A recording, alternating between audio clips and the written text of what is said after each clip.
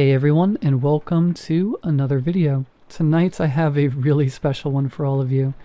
A few nights ago I was talking with one of my IRL friends, and we were just talking about old creepypastas.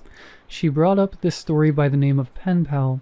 It was a lot of fun talking with somebody about this story. This story is very notorious for very good reason. It's very messed up. I wanted to revisit it because it wasn't as fresh in memory as I would like it to be, and I also do recall that my old narration of this, something went wrong with the audio and I just didn't want to re-record it, so I posted it as is, and the audio in that video is just, it's not up to a quality that I would like it to be. So I thought, if I'm going to be giving myself a refresher on this story, instead of just reading it like in my head before I go to bed or whatever, why don't I flick on the microphone and revisit it with all of you, since that's what we do here. If you have not heard this story before, this is, again, I cannot state enough, a very notorious story for very good reason. I hope you enjoy it. Anyways, if you do enjoy, please be sure to drop a like rating. Subscribing if you are new is also very much appreciated. If you would like for me to revisit more of these old creepypastas, or even narrate some that I haven't narrated before, feel free to leave some names of different stories down in the comments section, and maybe we will. Anyways, sit back, do whatever it is that you do to relax, and as always, I hope you all have a great night. Part 1. Footsteps. This is long, so I apologize for that. I've never had to tell this story with enough detail to actually explain it all the way, but it is true, and it happened when I was about 6 years old. In a quiet room, if you press your ear against a pillow, you can hear your heartbeat. As a kid, the muffled, rhythmic beats sounded like soft footsteps on a carpeted floor. So as a kid, almost every night, just as I was about to drift off to sleep, I could hear these footsteps and I would be ripped back to consciousness. Terrified. For my entire childhood I lived with my mother in a fairly nice neighborhood that was in a transitional phase. People of lower economic means were gradually moving in, and my mother and I were two of these people. We lived in the kind of house you see being transported in two places on the interstate, but my mom took good care of it. There were a lot of woods surrounding the neighborhood that I would play in and explore during the day, but at night, as things often do to a kid, they took on a more sinister feeling. This, coupled with the fact that, due to the nature of our house, there was a fairly large crawl space underneath, filled my mind with imaginary monsters and inescapable scenarios which would consume my thoughts when I was awoken by the footsteps. I told my mom about the footsteps, and she said that I was just imagining things. I persisted enough that she blasted my ears with water from a turkey baster once to placate me, since I thought that would help. Of course it didn't. Despite all the creepiness and footsteps, the only weird thing that ever happened was that, every now and then, I would wake up on the bottom bunk despite having gone to sleep on the top. But this wasn't really weird, since I'd sometimes get up to piss or get something to drink, and could remember just going back to sleep on the bottom bunk. I'm an only child, so it didn't matter. This would happen once or twice a week. But waking up on the bottom bunk wasn't too terrifying. But one night, I didn't wake up on the bottom bunk. I had heard the footsteps, but was too far gone to be woken up by them. And when I was awoken, it wasn't from the sound of footsteps or a nightmare, but because I was cold, really cold. When I opened my eyes, I saw stars. I was in the woods. I sat up immediately and tried to figure out what was going on. I thought I was dreaming, but that didn't seem right, though neither did me being in the woods. There was a deflated pool float right in front of me, one of those ones shaped like a shark. This only added to the surreal feeling, but after a while it seemed like I wasn't going to wake up because I wasn't asleep. I stood up to orient myself, but I didn't recognize these woods. I played in the woods by my house all the time, so I knew them really well. But if these weren't the same woods, then how could I get out? I took a step and felt a shooting pain in my foot, which knocked me back to where I had just been laying. I had stepped on a thorn. By the light of the moon, I could see that they were everywhere. I looked at my other foot, but it was fine. And as a matter of fact, so was the rest of me. I didn't have another scratch on me, and I wasn't even that dirty. I cried for a little bit and then stood back up. I didn't know which way to go, so I just picked a direction. I resisted the urge to call out since I wasn't sure I wanted to be founded by who or what might be out there. I walked for what seemed like hours. I tried to walk in a straight line and tried to course correct when I had to take detours. But I was a kid and I was afraid. There weren't any howls or screams, and only once did I hear any noise that scared me. It sounded like a crying baby. I think now that it was just a cat, but I panicked. I ran veering in different directions to avoid big thicks of bushes and collapsed trees, and I was paying close attention to where I stepped because by that point my feet were in pretty bad shape. I paid too much attention to where I was stepping, and not enough to where those steps were leading because not long after hearing the cry, I saw something that filled me with a kind of despair I haven't experienced since. It was the pool float. I was only 10 feet from where I had woken up. This wasn't magic or some supernatural space bending. I was lost. Up until that moment, I thought more about getting out of the woods than how I got in. But being back at the beginning caused my mind to swim. I wasn't even sure that these were my woods. I had only been hoping that they were. Had I run in a huge circle around that spot? Or did I just get turned around and start making my way back? How was I going to get out? At the time, I thought the North Star was just the brightest star, and so I looked and found the brightest one and followed it. Eventually things started to look more familiar, and when I saw the ditch, a dirt ditch my friends and I would have dirt-clawed wars in, I knew I had made it out. By that point I was walking really slowly because my feet hurt so much, but I was so happy to be so close to home that I broke into a light jog. When I actually saw the roof of my house over a neighboring, lower-set house, I let out a light sob and ran faster. I just wanted to be home. I had already decided that I wouldn't say anything because I had no idea what I could possibly say. I would get back in the house somehow, clean up and get in bed. My heart sunk as I rounded the corner and my house came fully into view. Every light in the house was on. I knew my mom was up, and I knew I would have to explain, or try to explain where I had been, and I couldn't even figure out where to start. My run became a jog, which became a walk. I saw her silhouette through the blinds, and although I was worried about how to explain things to her, that didn't matter to me at that point. I walked up the couple of steps to the porch and put my hand on the doorknob and turned. Right before I pushed it open, 2 arms wrapped around me and pulled me back. I screamed as loud as I could. "Mom, help me! Please, Mom!" The feeling of being so close to being safe, and then being physically pulled away from it, filled me with a kind of dread that is, even after all of these years, indescribable. The door I had been torn away from opened, and a flash of hope shot through my heart, but it wasn't my mom. It was a man, and he was enormous. I thrashed around and kicked at the shins of the person holding me while also trying to get away from the person who had just come out of my house. I was scared, but I was furious. Let me go. Where is she? Where's my mom? What did you do to her?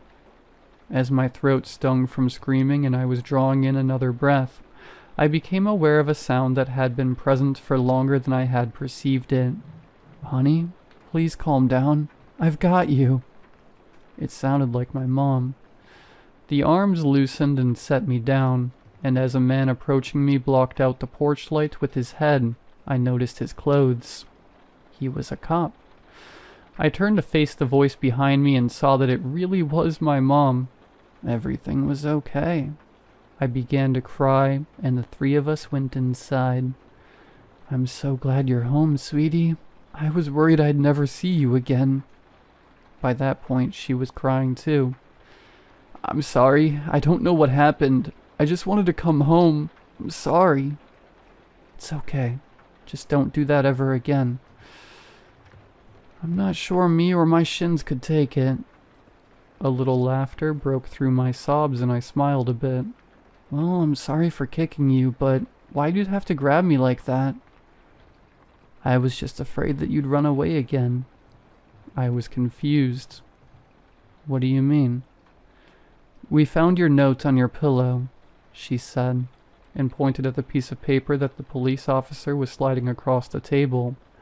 I picked up the note and read it. It was a running away letter. It said that I was unhappy and never wanted to see her or any of my friends again. The police officer exchanged a few words with my mom on the porch while I stared at the letter. I didn't remember writing a letter. I didn't remember anything about any of this.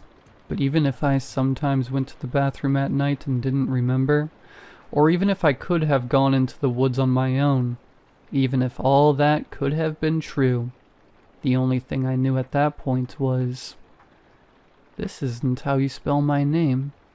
I didn't write this letter. Part 2. Balloons. A couple days ago I posted a story called Footsteps here on No Sleep. There were a number of questions that made me curious about certain details about my childhood, and so I spoke with my mother. Exacerbated by my questions, she said, "Why don't you just tell them about the goddamn balloons if they're so interested?"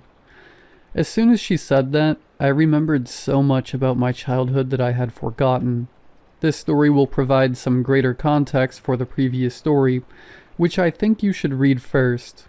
Though the order isn't of vital importance, reading that story first will put you in my place more effectively since I remembered the events of Footsteps first.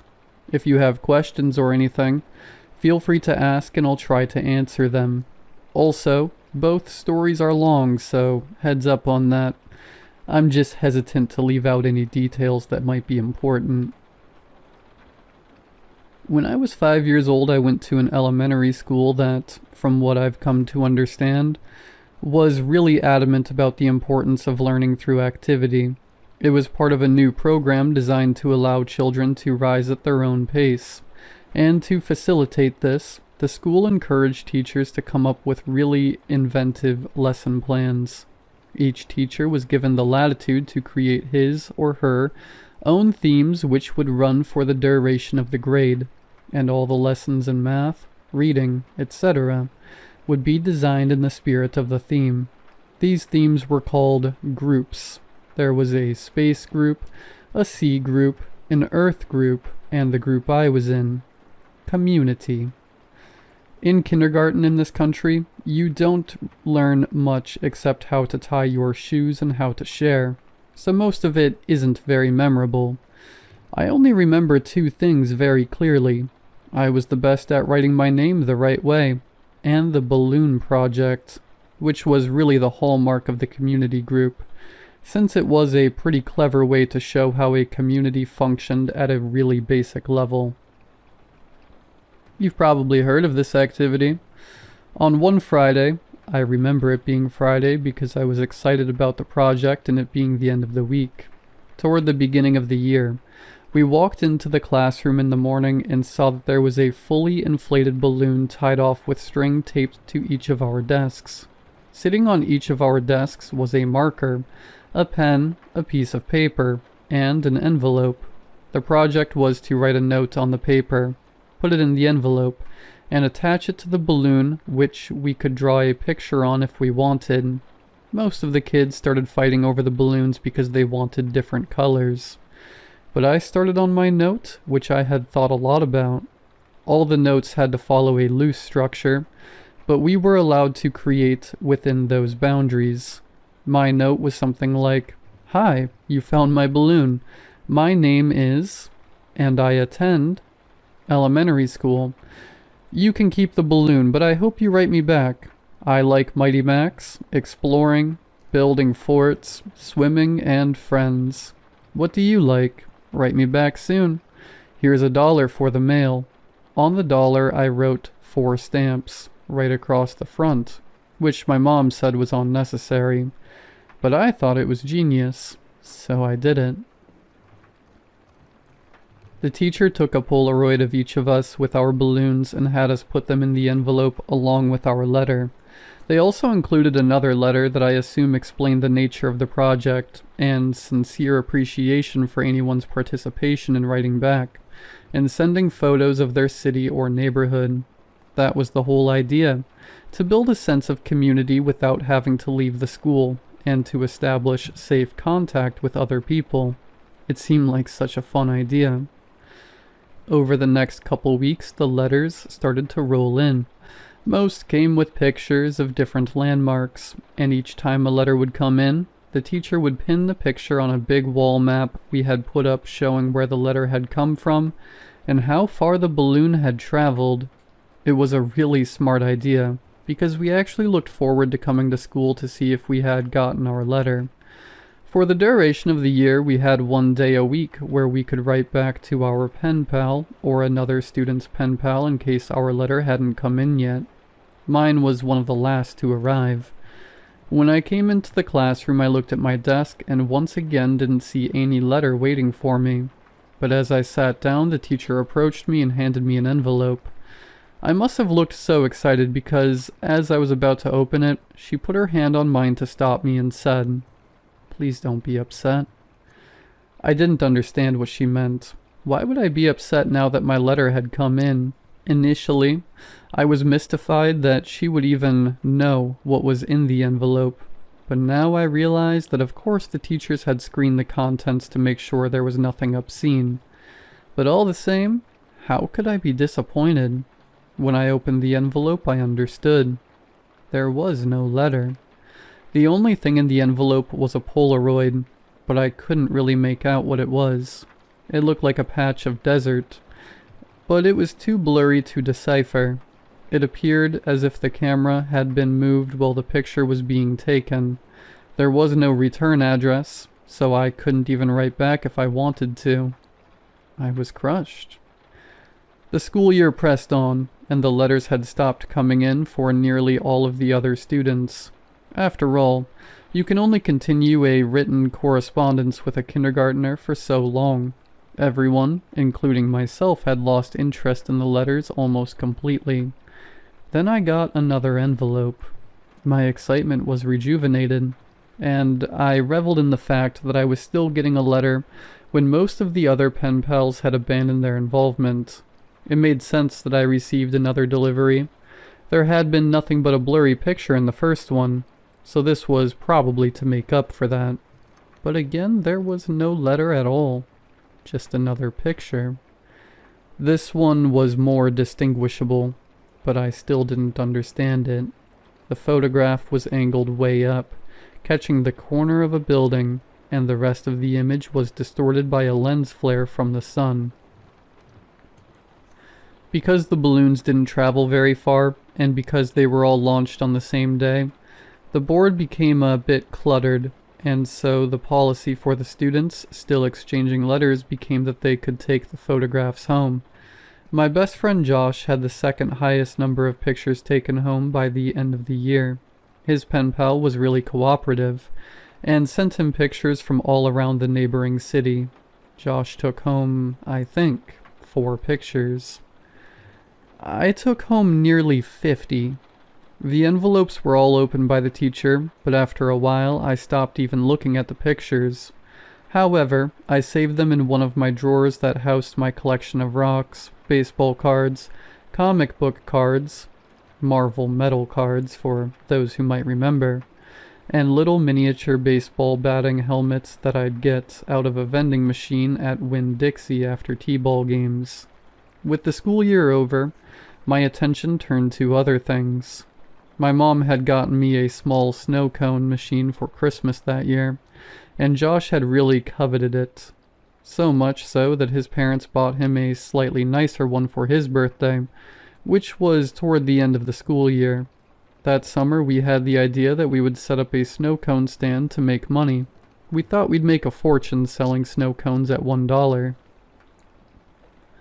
Josh lived in a different neighborhood, but we eventually decided that my neighborhood would be better because there were a lot of people who cared for their lawns. The yards in my neighborhood were slightly bigger. We did this for 5 weekends in a row until my mom told us that we had to stop. And I've only recently come to understand why she did that. On the 5th weekend, Josh and I were counting our money. Because we both had a machine, we each had a separate stack of money that we put together into one stack, and we then split it evenly. We had made a total of $16 that day, and as Josh paid out my fifth dollar, a feeling of profound surprise consumed me. The dollar said, 4 stamps. Josh noticed my shock and asked if he had miscounted. I told him about the dollar and he said, "That's so cool, man." As I thought about it, I came to agree. The idea that the dollar had made it right back to me after changing so many hands floored me. I rushed inside to tell my mom, but my excitement coupled with her being distracted by a phone call made my story incomprehensible, and she responded simply by saying, "Oh wow, that's neat." Frustrated, I ran back outside and told Josh I had something to show him. Back in my room, I opened the drawer and took out the stack of envelopes and showed him some of the pictures. I started with the first picture, and we went through about 10 before Josh lost interest and asked if I wanted to go play in the ditch. A dirt ditch down the street from my house, before his mom came to pick him up, so that's what we did. We had a dirt war for a while, but it was interrupted several times by rustling in the woods around us. There were raccoons and stray cats that lived in there, but this was making a little too much noise and we traded guesses at what it was in an attempt to scare each other. My last guess was that it was a mummy, but in the end, Josh kept insisting that it was a robot because of the sounds that we heard. Before we left, he got a little serious and looked me right in the eyes and said, "You heard it, didn't you? It sounded like a robot. You heard it too, right?" I had heard it, and since it sounded mechanical, I agreed that it was probably a robot. It's only now that I understand what we heard. When we got back, Josh's mom was waiting for him at the kitchen table with my mom. Josh told his mom about the robot. Our moms laughed and Josh went home. My mom and I ate dinner, and then I went to bed. I didn't stay in bed for long before I crept out and decided that, due to the day's events, I would revisit the envelopes since now the whole affair seemed much more interesting. I took the first envelope and set it on the floor and set the blurry desert Polaroid on top. I laid the second envelope right next to it and placed the oddly angled Polaroid of a building's top corner on top, and did this with each picture until they formed a grid that was about 5 by 10. I was always taught to be careful with things that I was collecting, even if I wasn't sure they were valuable. I noticed that the pictures gradually became more decipherable. There was a tree with a bird on it, a speed limit sign, power line, a group of people walking into some building, and then I saw something that vexed me so powerfully that I can now, as I write this, distinctly remember feeling dizzy and capable of only a single repeating thought. Why am I in this picture? In this photograph of the group of people entering the building, I saw myself holding hands with my mother in the back of the crowd of people. We were at the very edge of the photo, but it was undeniably us. And as my eyes swam over the sea of Polaroids, I became increasingly anxious. It was a really odd feeling. It wasn't fear. It was the feeling you get when you are in trouble. I'm not sure why I was flooded with that feeling, but there I sat, floundering in the distant sense that I had done something wrong, and this feeling only intensified as I looked at the rest of the photos after the one that had so powerfully struck me. I was in every photo. None of them were close shots. None of them were only of me. but I was in every single one of them. Off to the side, in the back, bottom of the frame. Some of them only had the tiniest parts of my face captured at the very edge of the photo, but nevertheless, I was there. I was always there. I didn't know what to do. Your mind works in funny ways as a kid, but there was a large part of me that was afraid of getting in trouble simply for still being up. Since I already had the looming feeling of having done something wrong, I decided that I would wait until tomorrow. The next day, my mom was off work and spent most of the morning cleaning up around the house. I watched cartoons, I imagine, and waited until I thought it was a good time to show her the Polaroids. When she went out to get the mail, I grabbed a couple of the pictures and put them on the table in front of me as I sat waiting for her to come back. When she returned, she was already opening the mail and threw some junk mail into the trash can, and I said, "Mom, can you come here for a second? I have these pictures. Just give me a minute, honey. I need to mark these on the calendar." After a minute or two, she came and stood behind me and asked me what I needed. I could hear her shuffling with the mail behind me, just as I looked at the Polaroids and told her about them. As I explained more and pointed to the pictures, her frequent uh-huhs and okays decreased, and she was suddenly completely quiet, and only making a little noise with the mail. The next noise I heard from her sounded as if she was trying to catch her breath in a room that had no air left in it. At last her struggling gasps were conquered, and she simply dropped the remaining mail on the table and ran to the kitchen to get the phone. "Mom, I'm sorry. I didn't know about these. Don't be mad at me." With the phone pressed to her ear, she was walking/running back and forth and shouting into it. I nervously fiddled with the mail sitting next to my Polaroids. The top envelope had something sticking out of it that I thoughtlessly and anxiously pulled on until it came out. It was another Polaroid. Confused, I thought that somehow one of my Polaroids had slipped into the stack when she threw the mail down. But when I turned it over and looked at it, I realized that I had not seen this one before. To my dismay, it was me, but this one was a much closer shot. I was surrounded by trees and was smiling, but it wasn't just me. I noticed Josh was there too. This was us from yesterday. I started yelling for my mom, who was still screaming into the phone. I repeatedly yelled for her until she finally responded with, "What?" And I could only think to ask, "Who are you calling?" "I'm talking to the police, honey." "But why?" "I'm sorry. I didn't mean to do anything." She answered me with a response that I never understood until I was forced to revisit these events from the earliest years of my life. She grabbed the envelope off the table, and the picture of Josh and I spun and slid, landing next to the other Polaroids in front of me. She held the envelope up to my eyes, but I could only look at her and watch all the color begin draining out of her face. With tears welling up in her eyes, she said that she had to call the police because there was no postmark. Part 3. Boxes.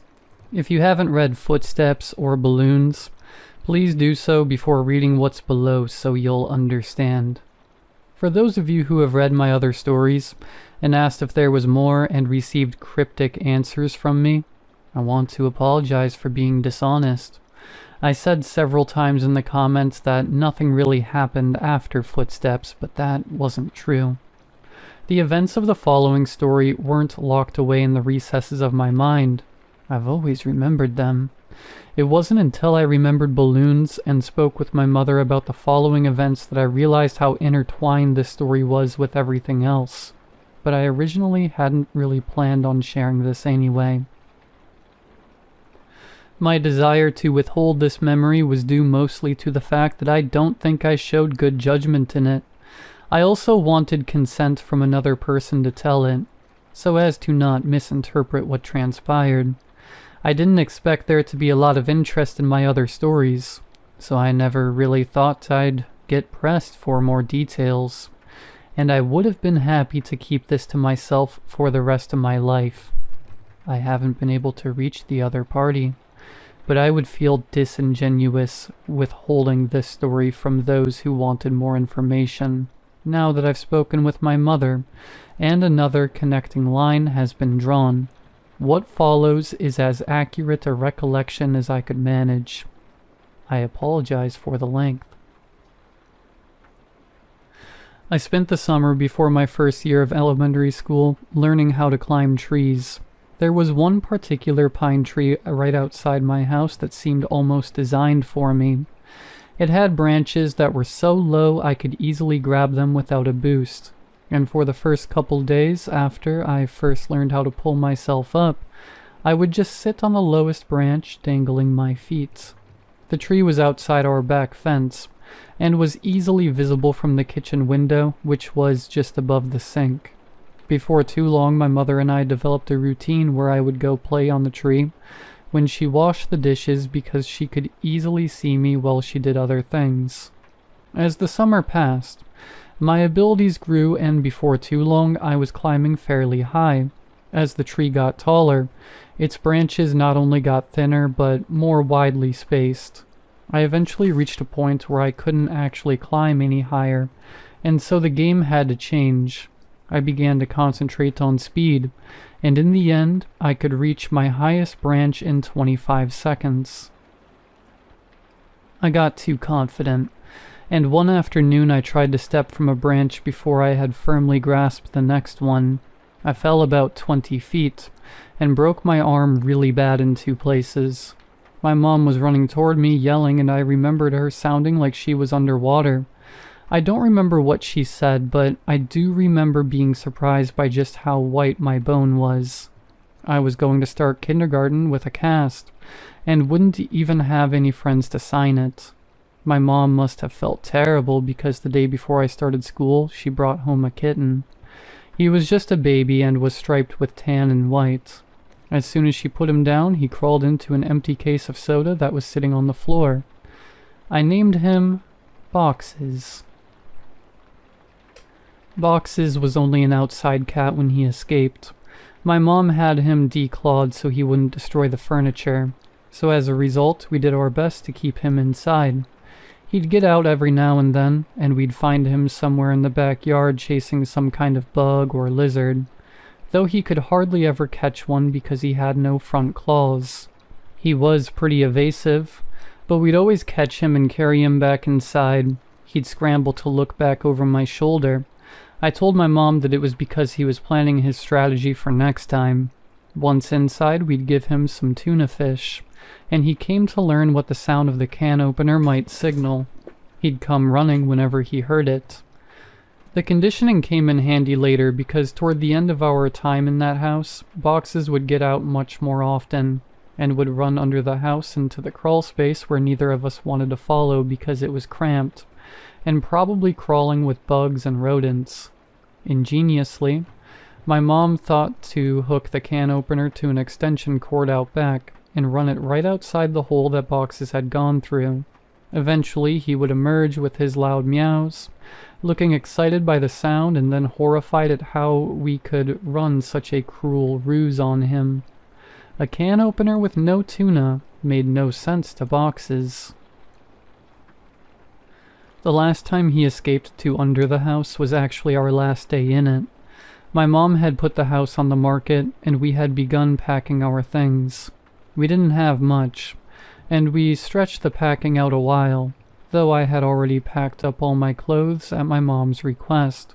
My mom could tell I was really sad about moving, and wanted the transition to be smooth for me, and I guess she thought that having my clothes in the box would reinforce the idea that we were moving, but things wouldn't change that much. When Boxes got out, as we were loading some things into the moving van, my mom cursed because she had already packed the can opener and wasn't sure where it was. I pretended to go look for it so I wouldn't have to go under the house, and my mom, probably completely aware of my little scam, moved one of the panels and crawled in. She came out with Boxes pretty quickly and seemed pretty unnerved. which made me feel even better about getting out of it. My mom made some phone calls while I packed a little more, and then she came into my room and told me that she had spoken to the realtor, and we were going to start moving into the house that day. She said it like it was excellent news, but I had thought we had more time in the house. She originally said that we weren't moving until the end of next week, and it was only Tuesday. What's more, we weren't completely finished packing.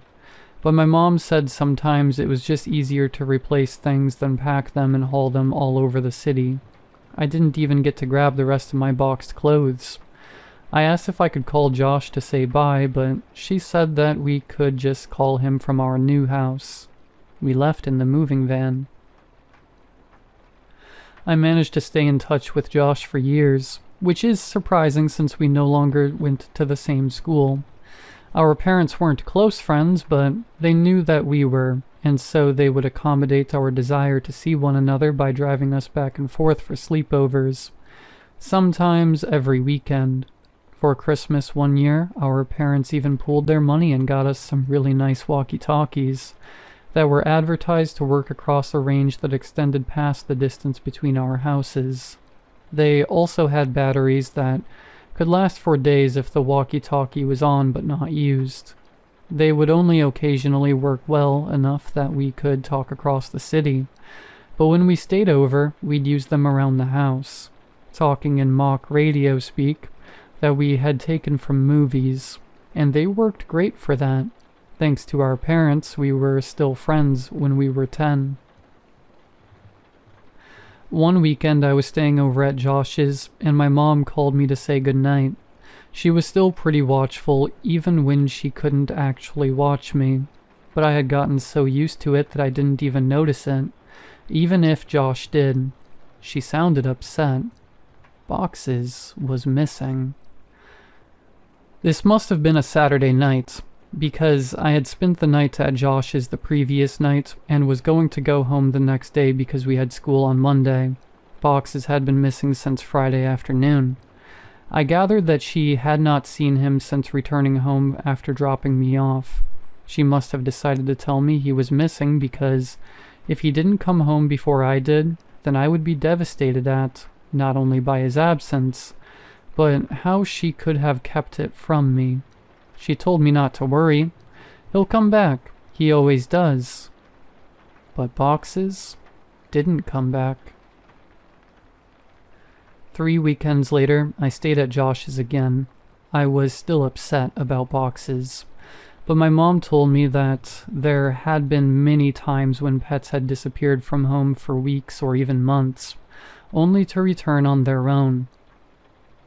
She said they always knew where home was, and would always try to come back. I was explaining this to Josh when a thought hit me so hard that I interrupted my own sentence to say it aloud. What if Boxes thought of the wrong home? Josh was confused. What? He lives with you. He knows where his home is. But he grew up somewhere else, Josh. He was raised in my old house a couple neighborhoods away. Maybe he still thinks of that place as home, like I do. Oh, I get it. Well, that'd be great. We'll tell my dad tomorrow and he'll take us over there so we can look. No, he won't, man. My mom said that we couldn't ever go back to that place because the new owners wouldn't want to be bothered. She said that she told your mom and dad the same thing. Josh persisted. Okay, then we'll just go out exploring tomorrow and make our way to your old house. No. If we get spotted, your dad will find out, and then so will my mom. We have to go there ourselves. We have to go there tonight. It didn't take that much convincing to get Josh on board since he was usually the one to come up with ideas like this. But we had never snuck out of his house before. It actually turned out to be incredibly easy. The window in his room opened to the backyard, and he had a latched wooden fence that wasn't locked. After those 2 minor hurdles, we slipped off into the night, flashlight and walkie-talkies in hand. There were 2 ways to get from Josh's house to my old house. We could walk on the street and make all the turns, or go through the woods, which would take about half the time. It would have taken about 2 hours to walk there, taking the street, but I suggested that we go that way anyway. I told him it was because I didn't want to get lost. Josh refused and said that if we were seen, they might recognize him and tell his dad. He threatened to go home if we didn't just take the shortcut, and I accepted it because I didn't want to go by myself. Josh didn't know about the last time I walked through these woods at night. The woods were much less creepy with a friend and a flashlight, and we were making pretty good time. I wasn't entirely sure where we were, but Josh seemed confident enough, and that bolstered my morale. We passed through a particularly thick patch of tangled trees when the strap on my walkie-talkie got caught on a branch. Josh had the flashlight, and so I was struggling to get the walkie-talkie when I heard Josh say, "Hey man, wanna go for a swim?"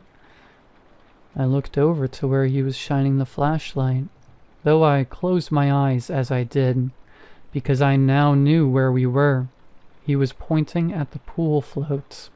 This was where I had woken up in these woods all those years ago. I felt a lump in my throat and the sting of fresh tears in my eyes as I continued to struggle with the walkie. Frustrated, I yanked on it hard enough to break it free, and I turned and walked to Josh, who had partially laid down on the pool float in a mock sunbathing pose. As I walked toward him, I stumbled and nearly fell into a fairly large hole that was sitting in the middle of this small clearing. But I regained my balance and stopped right at its edge. It was deep. I was surprised by the size of the hole, but more surprised by the fact that I didn't remember it.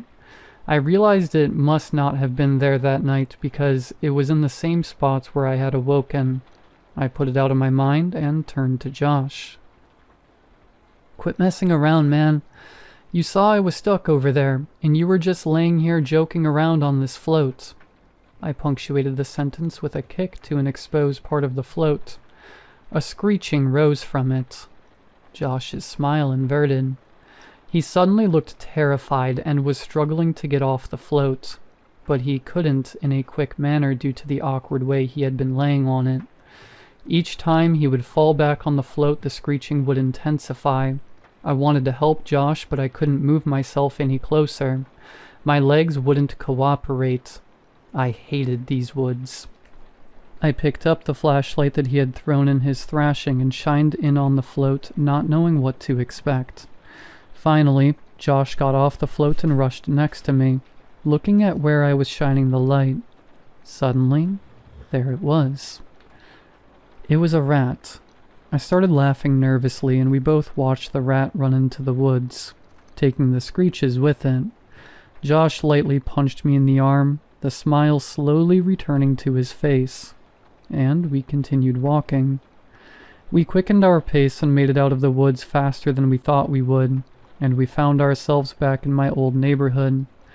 The last time I had rounded the bend ahead, I had seen my house fully illuminated, and all the memories of what transpired came flooding back.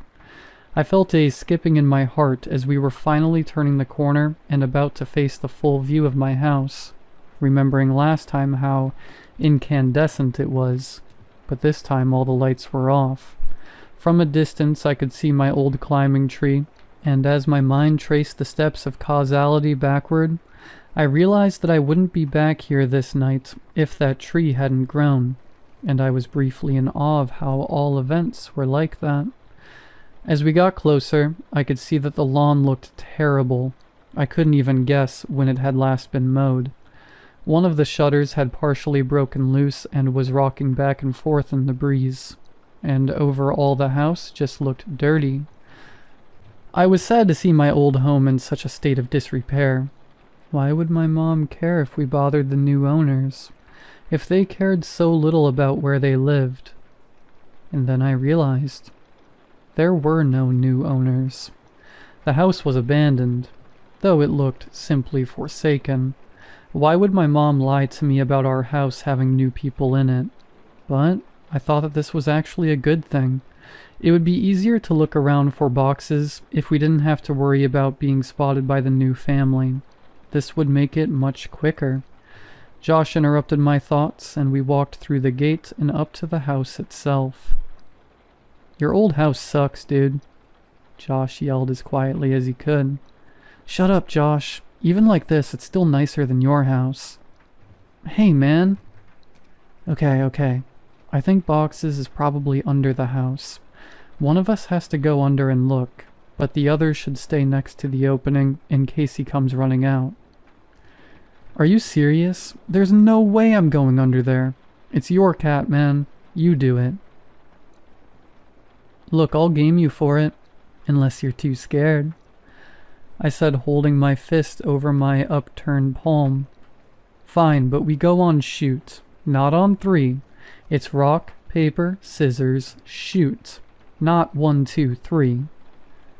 I know how to play the game, Josh. You're the one who always messes up, and it's 2 out of 3. I lost. I wiggled loose the panel that my mom would always move when she had to crawl under here for Boxes. She only had to do it a couple of times since the can opener trick usually worked. But when she had to do it, she hated it, especially that last time. And as I looked into the darkness of the crawl space, I had a greater appreciation for why. Before we moved, she said that it was actually better that Boxes ran under there, despite how hard it could be to get him out. It was less dangerous than him jumping over the fence and running around the neighborhood. All that was true, but I was still dreading doing this. I grabbed the flashlight and the walkie and began to crawl in. A powerful smell overtook me. It smelled like death. I turned on my walkie. Josh, are you there? This is Macho Man. Come back. Josh, cut it out. There's something wrong down here. What do you mean? It stinks. It smells like something died. Is it Boxes? I really hope not. I set down the walkie and moved the flashlight around as I crawled forward. Looking through the hole from the outside, you could see all the way back with the right lighting, but you had to be inside to see around the support blocks that held the house up. I'd say that there was about 40% of the area that you couldn't see unless you were actually in the crawl space. But even inside, I discovered that I could only see directly where the flashlight was pointing. I realized that this would make scouting around the place much more difficult. As I moved forward, the smell intensified. The fear was growing in me that Boxes had come here, and something had happened to him. I shined the flashlight around but couldn't see much of anything. I wrapped my fingers around a support block to pull myself forward, and as I did that, I felt something that made my hand recoil. Fur. My heart sank, and I prepared myself emotionally for what I was about to see. I crawled slowly so I could prolong what I knew was coming, and I inched my eyes and the flashlight past the block to see what was on the other side. I staggered back in horror. Jesus Christ! Escaped my trembling mouth. It was a hideous and twisted creature, badly decomposed. Its skin had rotted away on its face, so the teeth appeared to be enormous, and the smell was unbearable. What is it? Are you okay? Is it Boxes? I reached for the walkie. No, it's not Boxes. Well, what the hell is it then? I don't know. I shined the light on it again and looked at it with less fear in my vision. I chuckled. It's a raccoon. Well, keep looking. I'm gonna go into the house to see if he might have made it in here somehow. What? No, Josh, don't go in there. What if Boxes is down here and runs out? He can't. I put the board back. I looked and saw that he was telling the truth. Why'd you do that? Don't worry, man. You can move it easy. This makes more sense. If Boxes ran out and I missed him, then he'd be gone. If he's down there, then grab him tight, and I'll come move the board. And if he's not, then you come move it yourself while I look in the house. Some of his points were good, and I doubted he'd be able to get in anyway. Okay, but be careful and don't touch anything. There's a box of my old clothes still in boxes in my room. You can look in there to see if he crawled in one. And make sure to bring your walkie. Roger that, good buddy. I realized that it would be pitch black in there. The power would have been turned off since no one was paying the bill. With any luck, he'd be able to see from the streetlights that might cast some light inside. Otherwise, I'm not sure what he'd do. Before too long, I heard footsteps right over my head and felt old dirt raining down on me. Josh, is that you? Breaker, breaker, this is Macho Man coming back for the big tango foxtrot. The eagle has landed. What's your 20, Princess Jasmine? Over. Asshole. Macho Man, my 20 is in your bathroom looking at your stash of magazines. Looks like you've got a thing for dudes' butts. What's the report on that? Over. I could hear him laughing without the walkie, and I started laughing too. I heard the footsteps fade away a little as he was on his way to my room. Man, it's dark in here. Hey, are you sure you had boxes of clothes in here? I don't see any. Yeah, there should be a couple boxes in front of the closet. There aren't any boxes in here. Let me check to see if you maybe put the boxes in the closet before you left. I started thinking that maybe Mom had come back and gotten the clothes, and just given them away because I had outgrown a lot of them. But I remembered leaving the boxes there. I didn't even have time to close the last one up before we left. While I was waiting for Josh to tell me what he found, I kicked out my leg, which had started falling asleep because of the position I was in, and it hit something. I looked back and saw something really strange. It was a blanket, and all around it there were bowls. I crawled a little closer to it. The blanket smelled moldy, and most of the bowls were empty, but one had something that I recognized still in it. Cat food. It was a different kind than we gave to boxes, but I suddenly understood. My mom had set up a little place for boxes to encourage him to come here, instead of running around the neighborhood. That made a lot of sense. And it seemed even more likely that boxes would have come back to this place. That's so cool, Mom, I thought. I found your clothes. Oh, cool. Where were the boxes? Like I said, there are no boxes. Your clothes are in your closet. They're hanging up. I felt a chill. This was impossible. I had packed all my clothes, even though we weren't supposed to move for another 2 weeks when we left. I remember packing them and thinking that it was stupid for me to have to come get clothes out of the box and put them back in. I had packed them, but someone had hung them back up. Why, though? Josh needed to get out of there. That can't be right, Josh. They're supposed to be in boxes. Stop messing around and just come back outside. No joke, man. I'm looking at them. Maybe you just thought that you left them. Wow. You sure like to look at yourself, don't you? What? What do you mean? Your walls, man. Your walls are covered in Polaroids of yourself. There are hundreds of them. What, did you hire someone to... Silence. I checked my walkie to see if I had switched it off somehow. It was fine. I could hear footsteps but couldn't tell exactly where Josh was going. I waited for Josh to finish his sentence, thinking that his finger had just slipped off the button, but he didn't continue. He seemed to be stomping around the house now. I was just about to radio him when he came back. There's someone in the house. His voice was hushed and broken. I could hear he was on the verge of tears. I wanted to respond, but how loud was his walkie turned up? What if the other person heard it? I said nothing and just waited and listened. What I heard were footsteps. Heavy, dragging footsteps.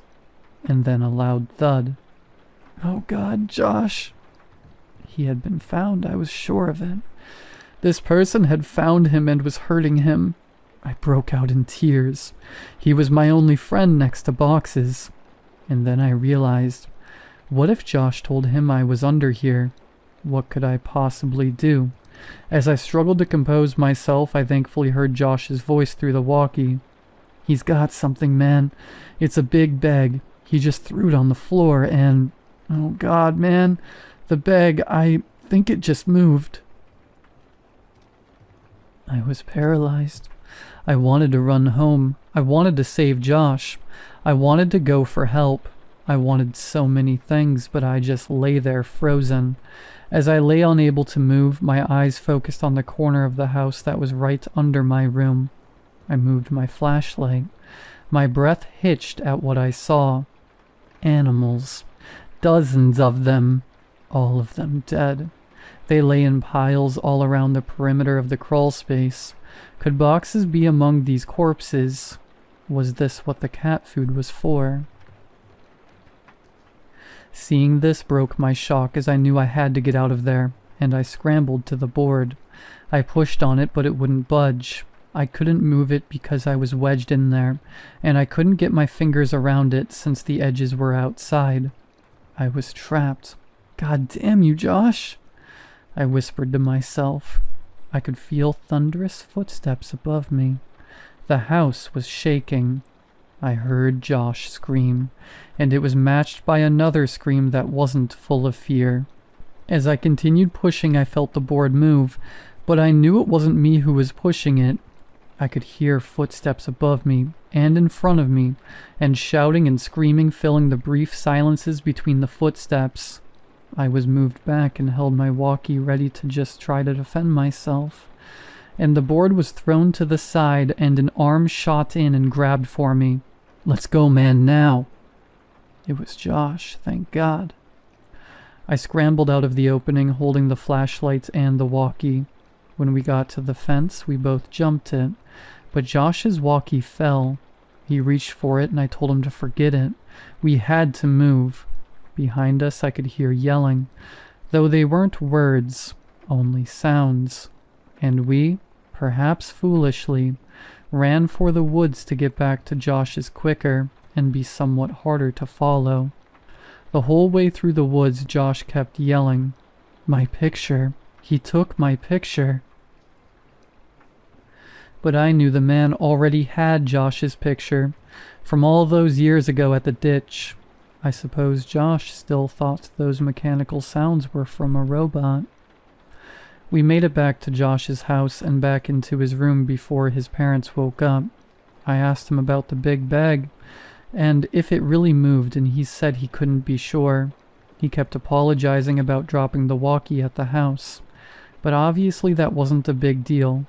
We didn't go to sleep and sat peering out the window waiting for him. I went home later that day as it was about 3 a.m. already. I told my mom the basics of this story a couple days ago. She broke down and was furious about the danger I put myself in. I asked her why she made all those things up about bothering the new owners to stop me from going. Why did she think the house was so dangerous? She became irate and hysterical. But she answered my question.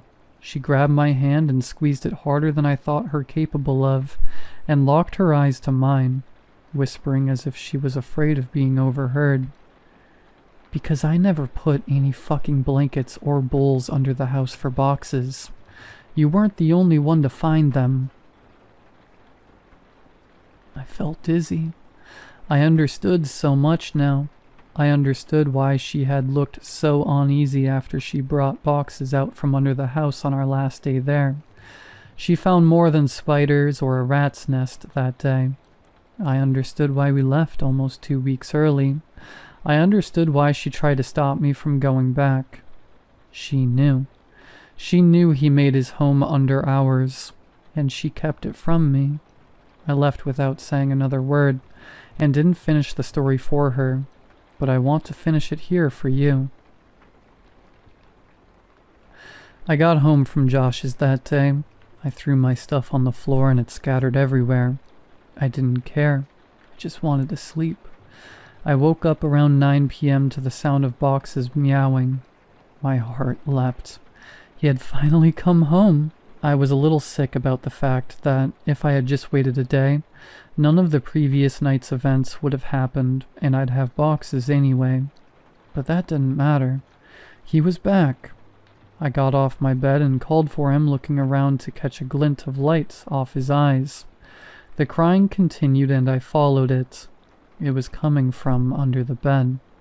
I laughed a little, thinking I had just crawled under a house looking for him, and how this was so much better. His meows were being muffled by a shirt, so I flung it aside and smiled, yelling, "Welcome home, Boxes!" His cries were coming from my walkie-talkie. Boxes never came home. Part 4. Maps. There was a comment in the last post that made me remember an event from my childhood that I always took as odd but never considered to be related to any of these stories. I know now that it is. It's funny how memories work. The details might all be present in your mind, though scattered and disarrayed, and then a single thought can stitch them back together almost instantly. I never thought of these events much because I was focused on the wrong details. I went back to my mom's house and went through my old childhood schoolwork, looking for something that I think is important. I couldn't find it, but I'll keep looking. Again, sorry for the length. Most old cities and the neighborhoods in them weren't planned with thought that the population would begin to grow exponentially, and it would have to be accommodated. The layout of the roads is generally originally in response to geographical restrictions and the necessity of connecting points of economic importance. Once the connecting roads are established, new businesses and roads are positioned strategically along the existing skeleton, and eventually, the paths carved into the earth are immortalized in asphalt, leaving room only for minor modifications, additions, and alterations, but never a dramatic change. My childhood neighborhood must have been old then. If straight lines move as the crow flies, then my neighborhood must have been built based on the travels of a snake. The first houses built must have been placed around the lake, and gradually the inhabitable area increased as new extensions were built off the original path. But these new extensions all ended abruptly at one point or another. There was only one entrance/exit for the entire neighborhood. Many of these extensions were limited by a tributary, which both fed and drank from the lake, and passed right by what I came to call, and have called in these stories, the ditch. Many of the original homes had enormous yards, but some of those original plots had been divided, leaving properties with smaller and smaller boundaries. An aerial view of my neighborhood would give one the impression that an enormous squid had once died in the woods, and some adventuring entrepreneur found the corpse and paved roads over its tentacles, only to withdraw his involvement and leave time, greed, and desperation to divide up the land among prospective homeowners, like an embarrassing attempt at the golden ratio. From my porch, you could see the old houses that surrounded the lake, but the house of Mrs. Maggie was my favorite. She was, as best as I can remember, around 80 years old. But despite that, she was one of the friendliest people I had ever met. She had a head of loose-set, white curls, and always wore light dresses with floral patterns. She would talk to me and Josh from her back porch when we were swimming in the lake, and she would always invite us in for snacks. She said that she was lonely because her husband Tom was always away on business, but Josh and I would always decline her invitation because, as nice as Mrs. Maggie was, there was still something a bit odd about her. Every now and then we would swim away, she would say, "Chris and John, you're welcome here any time," and we could hear her still yelling that when we were walking back into my house. Mrs. Maggie, like many of the older homeowners, had a sprinkler system that was on a timer, though at some point over the years her timer must have broken because the sprinklers would come on at various points during the day, and often even at night all year. Well, it never got cold enough to snow very much, Several times each winter, I would go outside in the morning to see Mrs. Maggie's yard transformed into a surreal, Arctic paradise by the frozen water. Every other yard stood sterilized and dry by the biting frosts of the winter's cold. But right there in the middle of the bleak reminder of the savagery of the season was an oasis of beautiful ice hanging like stalactites from every branch of every tree and every leaf of every bush. As the sun rose, it reflected off, and each piece of ice splintered the sun into a rainbow that would only be viewed briefly before it blinded you.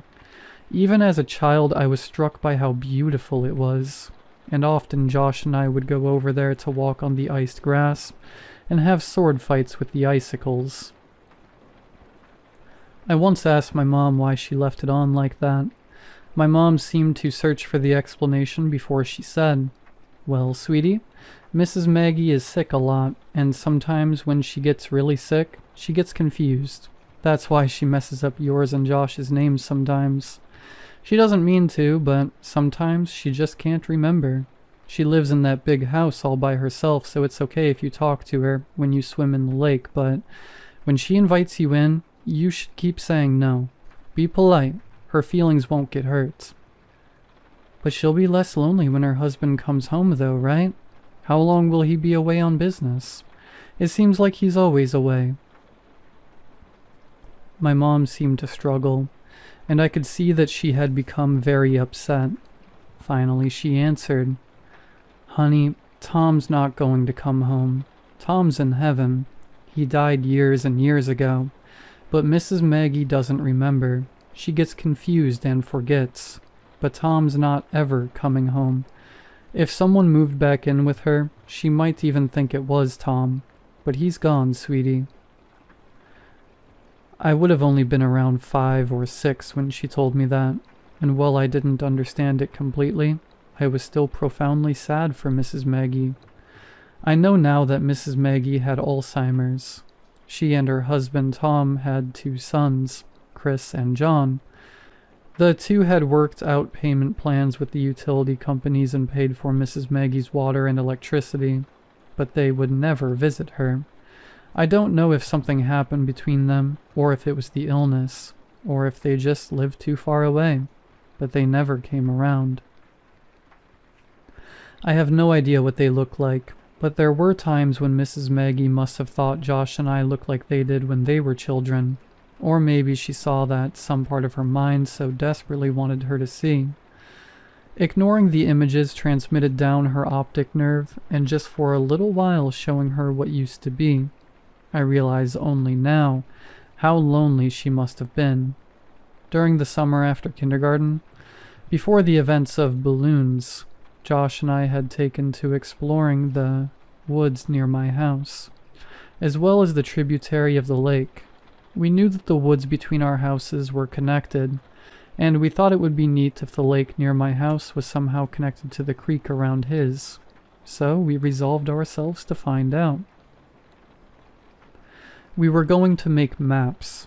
The plan was to make 2 separate maps and then combine them. We would make one map exploring the area around the creek near his house, and make another following the outflow from the lake. Originally, we were going to make one map, but we realized that wasn't possible since I had started drawing the map of my area so huge that the route from his house wouldn't have been to scale. We kept the map from the lake at my house, and the map from the creek at his house, and we would add to each when we stayed the night with each other. For the first couple weeks it went really well. We would walk through the woods along the water, and pause every couple minutes to add to the map, and it seemed like the 2 maps would come together any day. We had no equipment needed for the job, not even a compass, but we tried to make do. We had the idea to impale the earth with a stick when we had reached the end of a venture, so that if we came upon the stick from the other direction the next weekend, we would know we had joined the maps. We might have been the world's worst cartographers. Eventually, however, the woods became too thick near the water coming from the lake, and we were unable to proceed further. We lost interest in the whole project for a bit, and reduced our exploration significantly.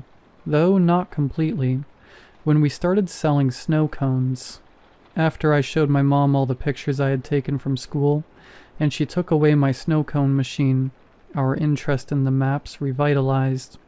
We had to come up with another plan. Although I didn't understand why, my mom had placed what I considered to be extremely severe restrictions on what I could do and where I could go, and I had to check in frequently if I went outside to play with Josh. This meant that we couldn't stay in the woods for hours and continue to look for new paths. We thought that we could just swim when we got to the cutoff in the woods, but that clearly wouldn't work since the map would get wet. We tried going faster when we were coming from Josh's house, but we eventually ran into the same problem. Then we had a brilliant idea. We'd build a raft. Due to the construction in the neighborhood, there was a large amount of scrap building material that the company would set in the ditch to keep it out of the road and off-site, since they no longer needed it for building. We originally conceived of a formidable ship complete with a mast and an anchor, but this quickly diminished into something more manageable. We set aside the wood and took several large pieces of styrofoam that were backed with foam board and tied them together with rope and kite string. We launched our vessel a little downwater from Mrs. Maggie and waved a farewell to her as she motioned us to come back her way, but there was no stopping us. The raft worked very well, and while we both behaved and spoke of it as if the functionality of the raft was a given, I know at least I was a little surprised. We each had a fairly long tree branch to use as a paddle, but we found it was easier to simply push against the land under the water than actually use them as intended. When the water became too deep, we'd simply lie on our stomachs and use our hands to paddle the water, which still worked, albeit less well. The first time we had to resort to that method of propulsion, I remember thinking that from far above it must have looked like a colossally fat man with tiny arms was out for a swim. It actually took us several trips to get the raft to the impossible patch of woods that marked the furthest we had made it. After we had come up with the idea of marking the ground with the stick, we had taken to running through the woods until we got to the stick and then, as carefully and precisely as we knew how, charting our course. This meant that the impasse was actually quite a bit away, so to sail from around my house all the way to the blockade in the woods was taking longer than expected. We'd sail for a bit and then dock the raft, and then next time we'd run through the woods to the raft and go a little farther. We continued this well into first grade. Josh and I were assigned to different groups that year, so since we didn't really see one another during the school day, our parents were more willing to let us hang out all weekend each week. What's more, Josh's dad had taken on a lengthy construction job that required him to work over the weekends, and his mother was on call, so this meant that Josh would stay at my house most every weekend for weeks on end. We should have been making excellent progress, but when we finally made it to the impasse and had the opportunity to explore past it, we couldn't find a place to dock the raft. The woods were simply too thick, and the water had eroded the land to the point that there was nearly a 2-foot rise of earth over the tributary, which exposed the twisting and damp roots of the trees above. We'd have to turn back every time and leave the raft at the same thick of trees that prompted us to build it in the first place. Even worse, winter had arrived, so we couldn't justify leaving the house in our swimsuits. We were getting nowhere. We always had to come home before we could gain much ground. On a Saturday, around 7 p.m., Josh and I were playing when one of my mom's co-workers knocked on our door. Her name was Samantha, and I remember her well now because I would propose to her a couple of years later when I was visiting my mom at work. My mom said that she had to go to work to fix a problem that had arisen, and that she'd be back in about 2 hours. Her car was being repaired, so she'd have to ride with Samantha, but I gathered that the problem was Samantha's fault, and discussing it in the car was why it would only take 2 hours.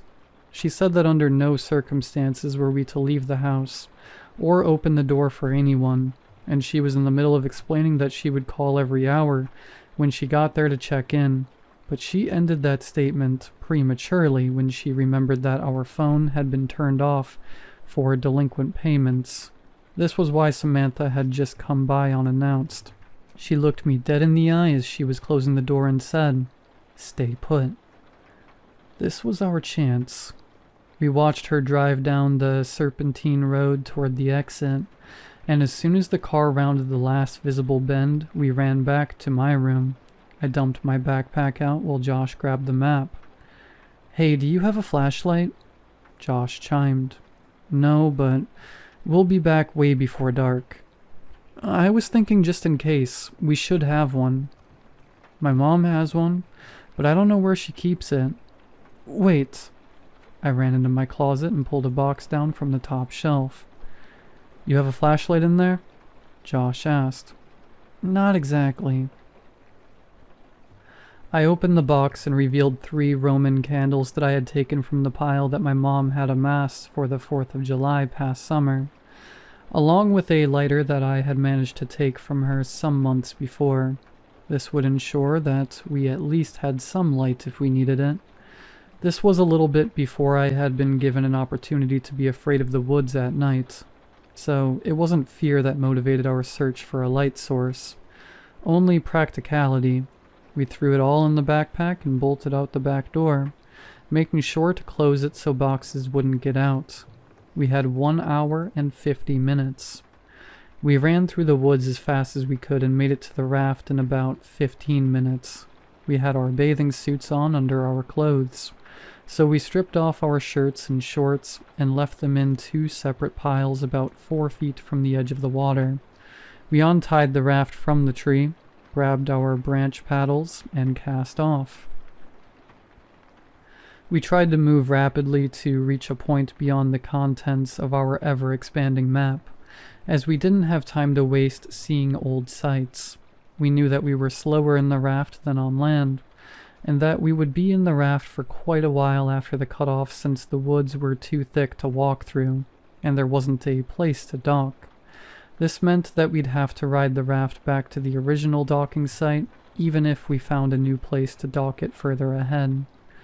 After we passed the last charted part of our map, the water began to get really deep, and eventually we could no longer touch the bottom with our tree branches, so we lay on our stomachs and paddled with our hands. It was getting darker, and, as a result, it was becoming harder to distinguish the trees from one another, and we were both becoming slightly unnerved. In the interest of making good time, we were paddling fast with our arms, but this caused a lot of noise as our hands rapidly confronted and then broke through the water's surface tension. During these periods, we could both hear the crunching of dead leaves and the snapping of fallen sticks in the woods to our right. As we would slow our pace and quiet our actions, the rustling in the woods would cease, and we began to wonder if it was really ever there at all. We didn't know what kinds of animals resided this far into the woods, but we did know that we didn't want to find out. As Josh amended the map that I was illuminating with the lighter, we were suddenly confronted with the fact that the sounds were not imagined. Rapidly and rhythmically we heard crunch, snap, crunch. It seemed to be moving slightly away from us, pushing through the woods just beyond our map. It had become too dark to see. We had misjudged how long the sun would linger. Nervously, I called out, "Hello?" There was a brief moment of breathless tension as we lay static in the water. This silence was suddenly broken by laughter. "Hello?" Josh cackled. "So what?" "Hello, Mr. Monster in the Woods. I know you're sneaking around, but maybe you'll answer to my hello? Hello?" I realized how stupid it was. Whatever animal it was, it wouldn't respond. I hadn't even realized I'd said it until afterwards, but if anything was actually there, I obviously wouldn't get a reply. Josh continued, "Hello?" in a high falsetto. "Hello?" I I countered with as deep a baritone as I could manage. "Hello there, mate." "Hello, beep boop." "Hello." We continued mocking each other, and were in the process of turning the raft around to head back when we heard, "Hello." It was whispered and forced, as if it were powered by the last breath in a pair of deflating lungs, and it didn't sound sickly. It had come from the spot just off the map, which now sat behind us since we had turned the raft around. I slowly shifted on the raft and faced the direction of the sound as I fumbled with the Roman candle. I wanted to see. "What are you doing?" Josh hissed, but I had already lit it. As the sparkling fuse sunk into the wrapper, I held it toward the sky. I had never actually shot one of these myself, and thought to just use it like a flare in the movies. A glowing, green orb rocketed out toward the stars and then quickly extinguished. I lowered my arm more towards the horizon. I could remember that there were several colors, but I couldn't remember how many times one of these fired before being depleted. A second ball of red light burst out and fizzled above the trees, but I still saw nothing. "Let's just go, man," Josh pressed, as he turned to face the direction back home and began paddling desperately. "Just one more." Lowering my arm directly at the woods in front of me, another red ball of fire was launched from the tube. It traveled straight ahead until it collided with a tree, briefly exploding the light in a much greater diameter. Still nothing. I dropped the firework in the water and watched as one more struggling fireball burst free only to quickly die, suffocated by the water. As we began paddling in the direction toward my house, we heard a loud, unconcealed rustling in the woods. The breaking of branches and the trampling of fallen leaves overpowered the sound of our splashing. It was running. In our panic, we jostled the raft too violently, and I felt one of the ropes under my chest loosen. "Josh, be careful!" But it was too late. Our raft was breaking. Before too long, it had completely fallen apart. We each held on to a separate piece of styrofoam, but the pieces weren't big enough to keep us completely afloat, and our legs dangled beneath us in the winter water. "Josh, quick!" I yelled as I pointed at the water right next to him. He scrambled, but it was too cold to move quickly, and we both watched as the map floated away. "I'm cold, man." Josh shuddered, dejectedly. "Let's get out of the water." We approached the shore, but each time we attempted to pull ourselves up, we'd hear the frantic rustling thundering toward us from the woods just above. Eventually we were too cold and weak to even try anymore. Steadily we kicked our legs and found ourselves nearing the dock site. We toppled off the debris and tried to pull it on land, but Josh's piece slipped away and floated in the direction of the lake. We took off our swimsuits and were desperate to get into dry clothes to shield us from the biting chill of the air. I slid my shorts, but there was something wrong. I turned to Josh. "Where's my shirt, man?" He shrugged and suggested, "Maybe it got knocked into the water and floated into the lake." I told Josh to go back to my house, and to say that we were playing hide and seek if my mom was home. I had to try to find my shirt. I ran behind the house and peered out over the water and scouted along the shoreline. It occurred to me that, with any luck, maybe I could find the map too. I was moving pretty fast because I needed to get home, and was about to give up when my concentration was interrupted by a sound coming from just behind me. "Hello." I whipped around. It was Mrs. Maggie. I had never seen her at night before, and in this poor light, she looked exceedingly frail. The usual warmth that wrapped her manner seemed to have been snuffed out by the chill. I couldn't remember ever seeing her without a smile, and so her face looked strange. "Hello, Mrs. Maggie." "Oh, hi, Chris." The warmth and smile had returned to her, even if her memories had not. "I couldn't see it was you in the dark there." Jokingly, I asked if she was going to invite me in for a snack, but she said maybe another time. I was too busy looking for my map and the shirt to really engage her, but she sounded happy, so I didn't feel bad. She said a couple other things, but I was too distracted to pay attention. I said goodnight and ran down her driveway toward my house. Behind me, I could hear her walking across the frozen yard, but I didn't turn around to wave. I had to get home.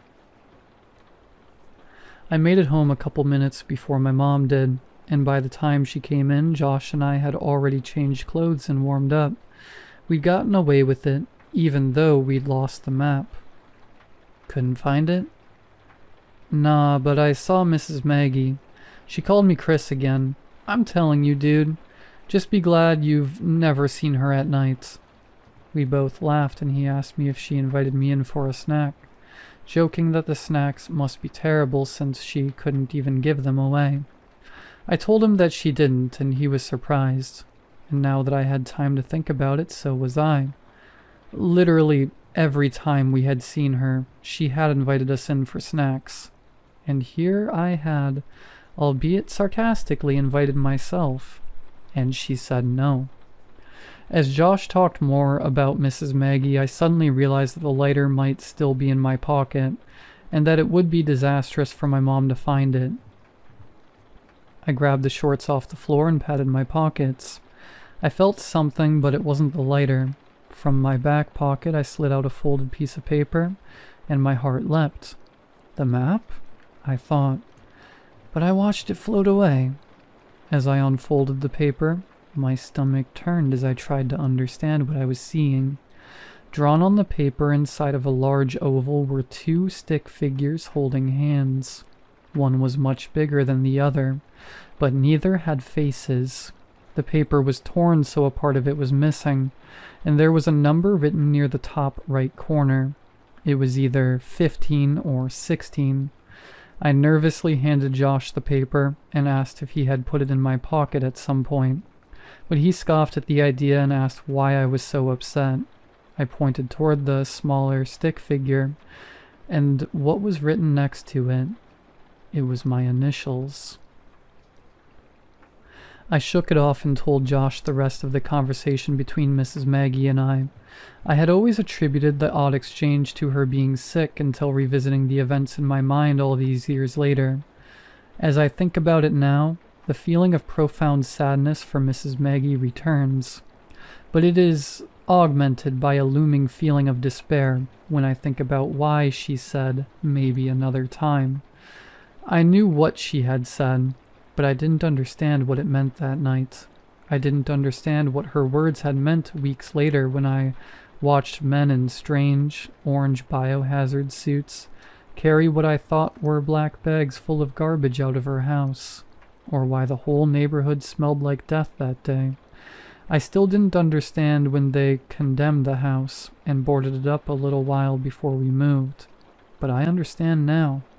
I understand why her last words to me were so important, even if neither she nor I realized it at the time.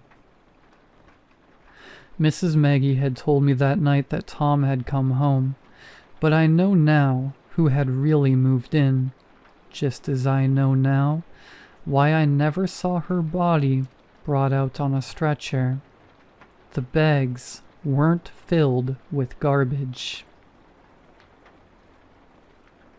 Part 5. Screens. I've intentionally withheld some details from a lot of my stories. I've let my hopes concerning the way things might influence my evaluation of the way they actually are. I don't think there's any point to that anymore.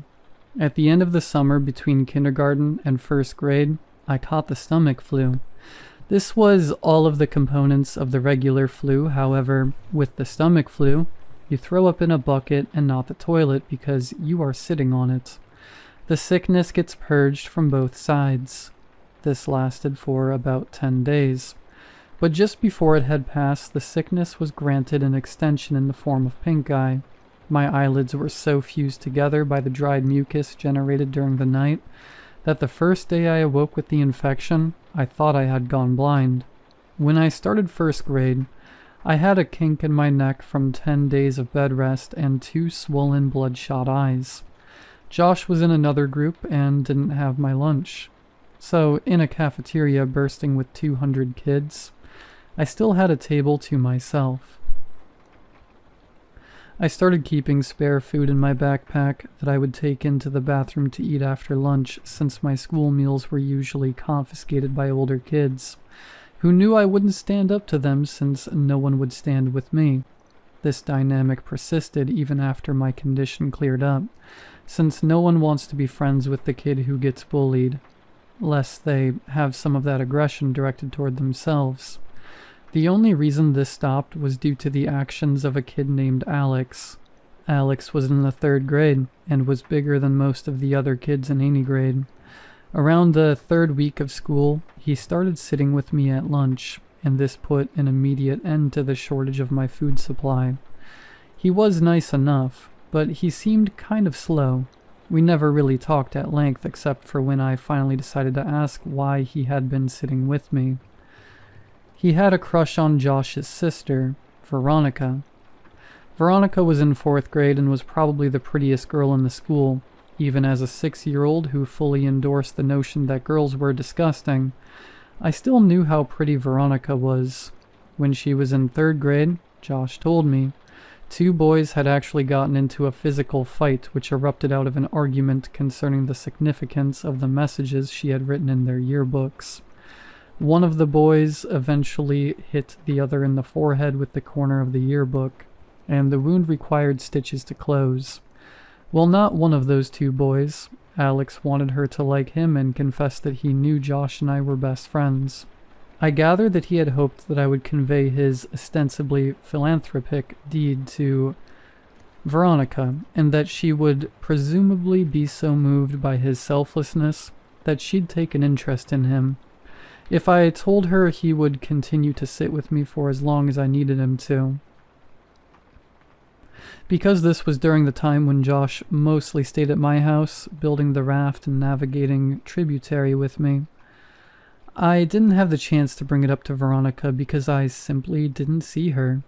I told Josh about it and made fun of Alex, but said that he would tell his sister since I wanted him to. I doubted that he would. Josh was annoyed that people seemed to be taken with his sister. I remember him calling her an ugly crow. I never said anything to Josh, but I remember wanting to say, even then, that she was pretty and would one day be beautiful. I was right. When I was 15, I was seeing a movie at a place my friends and I had come to call the Dirt Theater.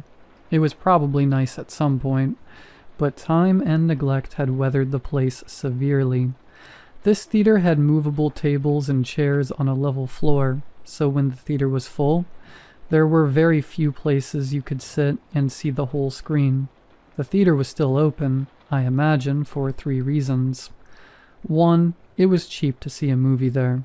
2, they showed a different cult movie twice a month at midnight. And 3, they sold beer to underage kids during the midnight showings.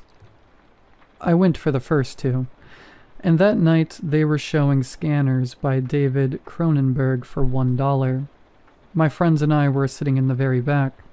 I wanted to sit closer to the front for a better view, but Ryan had driven us, so I relented. A couple minutes before the movie started, a group of girls walked in. They were all pretty attractive, but whatever beauty they might have had was eclipsed by the girl with the dirty blonde hair, even though I had only caught a glimpse of her profile. As she turned to move her seat, I caught a full view of her face, which gave me the feeling of butterflies in my stomach. It was Veronica. I hadn't seen her in a long time. Josh and I saw progressively less of one another after we snuck out to my old house that night when we were 10. And usually when I'd visit him, she'd be out with friends. While everyone stared at the screen, I stared at Veronica, only looking away when the feeling that I was being a creep overcame me. But that feeling would quickly subside and my eyes would return to her. She really was beautiful, just like I had thought she'd be when I was a kid. When the credits started to roll, my friends got up and left. There was only one exit, and they didn't want to be trapped waiting for the crowd to clear. I lingered in hopes of catching Veronica's attention. As she and her friends walked by, I took a chance. "Hey, Veronica." She turned toward me, looking a little startled. "Yeah?" I got out of my seat and stepped a little into the light coming in through the open door. "It's me, Josh's old friend from way back. How have you been?" "Oh my God, hey, it's been so long." She motioned to her friends that she'd be out in a second. "Yeah, a few years at least. Not since the last time I stayed over with Josh. How is he, anyway?" "Oh, that's right. I remember all you guys' games. Do you still play Ninja Turtles with your friends?" She laughed a little and I blushed. "No, I'm not a kid anymore. Me and my friends play X-Men now." I was really hoping she'd laugh. She did. "You're cute. Do you come to these movies every time?" I was still reeling from what she said. Does she really think I'm cute? Did she just mean I was funny? Does she think I'm attractive? I suddenly realized that she had asked me a question, and my mind grasped for what it was. "Yeah," I said much too loudly. "Yeah, I try to anyway.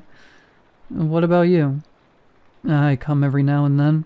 My boyfriend didn't like these movies, but we just broke up, so I plan on coming from now on." I was trying to be casual, but failed.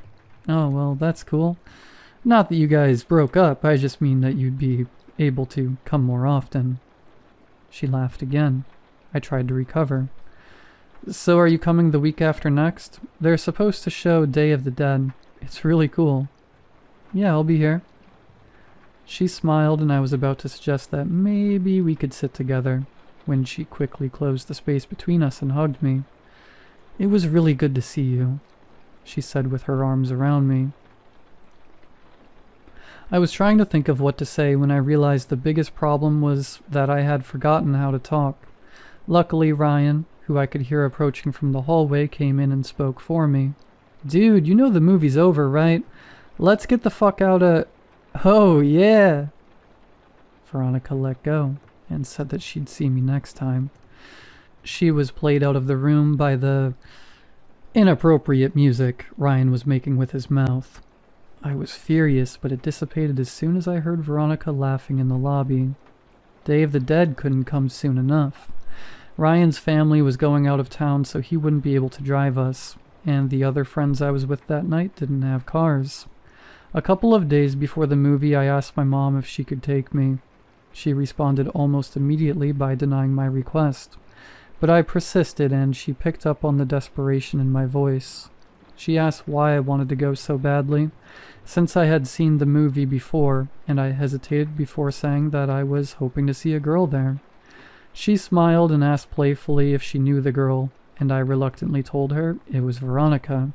The smile disappeared from her face, and she coldly said, "No." I decided that I would call Veronica to see if she could pick me up. I had no idea if she still lived at home, but it was worth a try. But then I realized that Josh might answer. I hadn't talked to him in almost 3 years, and if he answered, I obviously couldn't ask to talk to his sister. I felt guilty for calling to speak with Veronica and not Josh, but I dismissed that feeling quickly. Josh hadn't called me in years either. I picked up the phone and dialed the number that was still embedded in my muscle memory from having dialed it so often all those years ago. It rang several times before someone picked up. It wasn't Josh. I felt a mixture of both relief and disappointment. I realized in that second that I really missed Josh. I would call after this weekend and talk to him, but this was my only chance to see if Veronica could or would take me, so I asked for her. The person told me that I had dialed the wrong number. I repeated the number back to her, and she confirmed. She said they must have changed their number, and I agreed. I apologized for the disturbance and hung up. I was suddenly intensely sad because now I couldn't contact Josh even if I wanted to. I felt terrible for having been afraid that he might answer the phone. He had been my very best friend. I realized that the only way I could be put back in touch with him would be through Veronica, so now, not that I needed one, I had another reason to see her. I told my mom the day before the movie that I was no longer concerned with going, but was hoping she could drop me off at my friend Chris's house.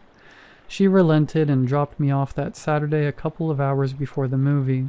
My plan was to walk from his house to the theater, since he only lived about a half-mile away. They went to church early on Sundays, so his parents would go to sleep early Saturday night, and Chris was fine with not coming with me since he had planned on chatting with this girl he met online. He said that the walk back to his house would be even lonelier after she laughed in my face when I tried to kiss her, and I told him not to electrocute himself when he tried to have sex with his computer. I left his house at 11:15. I tried to pace myself so I'd get there just a little before the movie. I was going by myself, and so I didn't want to just hang around there waiting. On the way to the theater, I figured that if Veronica showed up at all, it would be too lucky for us to arrive at the same time. So I debated whether I should wait outside or just go in. Both had their pros and cons. As I was grappling with these concerns, I noticed that the steady stream of streaking car lights that had been overtaking me had been replaced by a single, constant spotlight that refused to pass. The road wasn't illuminated by street lights, so I was walking in the grass with the road about 2 feet to my left. I stepped a little more to the right and craned my neck over my left shoulder to see what was behind me. A car had stopped about 10 feet behind me. All I could see were the violently bright headlights that were cutting through the otherwise Stygian surroundings. I thought that it might be one of Chris's parents. Maybe they had come to check in on us and seen that I was gone. It wouldn't have taken much pressing for Chris to confess. I took one step toward the car, and it broke its paws and started driving toward me at a slow pace. It passed me, and I saw that it wasn't Chris's parents' car, or any car that I recognized for that matter. I tried to see the driver, but it was too dark, and my pupils had shrunk when faced with the blinding lights from the car just moments before. They adjusted enough so that I could see a tremendous crack in the back window of the car as it drove away. I didn't think much of the whole affair. Some people find it fun to scare other people. I'd often hide around corners and jump out at my mom after all. I timed it right and got there about 10 minutes before the movie. I had decided to wait outside until around 11:57, since that would give me time to find her inside if she was already seated. As I was considering the possibility that she might not show, I saw her. She was alone, and she was beautiful. I waved to her and walked to close the distance. She smiled and asked if my friends were already inside. I said that they weren't, and realized that this must seem like I was trying to make this a date. She didn't seem bothered by that, nor was she bothered when I handed her the ticket I had already bought. She looked at me quizzically, and I said, "Don't worry, I'm rich." She laughed, and we went inside. I bought us 1 popcorn and 2 drinks, and spent most of the movie debating whether or not I should time reaching my hand into the popcorn bag when she reached in so they would touch. She seemed to enjoy the movie, and before I knew it, it was over. We didn't linger in the theater, and because this was a midnight show, we couldn't loiter in the lobby, so we walked outside. The parking lot of the theater was big because it connected with a mall that had gone out of business. Not wanting the night to be over just yet, I continued the conversation while casually walking toward the old mall. As we were about to round the corner and leave the theater out of sight, I looked back and saw that her car wasn't the only one left in the parking lot. The other one had a large crack in the back window. My immediate uneasiness turned to understanding. That makes a lot of sense. The driver of that car works here, and must have figured I was on my way to the movie. Injecting real horror into the life of a horror fan seemed like an obvious move. We walked around the mall and talked about the movie. I told her that I thought Day of the Dead was better than Dawn of the Dead, but she refused to agree. I told her of when I called her old number and about my dilemma about who would answer the phone. She didn't find it as funny as I now did. But she took my phone and put her number in it. She commented that it might be the worst cell phone she'd ever seen. Her evaluation wasn't rescinded when I told her I couldn't even receive pictures on it. I called her so she'd have my number, and she programmed it in. She told me that she was graduating, but she hadn't done well in school so far that year, so she wasn't sure if she'd even get into college. I told her to attach a picture of herself to the application, and they'd pay her to go there just so they could look at her. She didn't laugh at that one, and I thought she might be offended. She might have thought I was implying that she couldn't get in based on her intelligence. I nervously glanced at her, and she was just smiling, and even in this poor light, I could see that she was blushing. I wanted to hold her hand, but I didn't. As we walked down the final side of the mall back toward the theater, I asked her about Josh. She told me she didn't want to talk about it. I asked her if he was at least doing all right, and she just said, "I don't know." I figured Josh must have taken a wrong turn somewhere and started getting into trouble. I felt bad. I felt guilty. As we approached the parking lot, I noticed that the car with the cracked back window was gone and that her car was now the only one in the parking lot. She asked me if I needed a ride, and even though I really didn't, I said that I'd appreciate it. I had drunk my whole soda during the movie, and all the walking was putting pressure on my bladder. I knew that I could wait until I was back at Chris's, but I had decided that I was going to try to kiss her when she dropped me off, and I didn't want this biological nagging to rush me out of the car. This would be my first kiss. I could think of no ruse to conceal what I needed to do. The theater had long closed, so I only had one option. I told her that I was going to go behind the theater to piss, but that I'd be back in 2 shakes. It was obvious that I thought it was hilarious, and she seemed to laugh more at how funny I found it than at how funny it clearly was. On the way toward the theater, I stopped and turned toward her. I asked her if Josh had ever told her that kid named Alex had done something nice for me. She paused to think for a moment and said that he had. She inquired as to why I had asked, but I said it was nothing. Josh really was a good friend. When I went to go behind the theater, I realized that theater was a chain-link fence extending off and running parallel to the walls of the building. Where I stood, she could still see me, and the fence seemed to stretch on endlessly.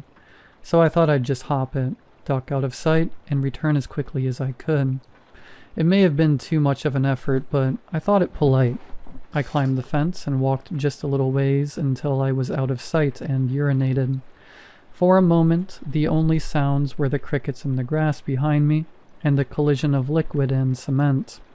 These sounds were overpowered by a noise that I can still hear when it is quiet, and there are no other noises to distract my ears.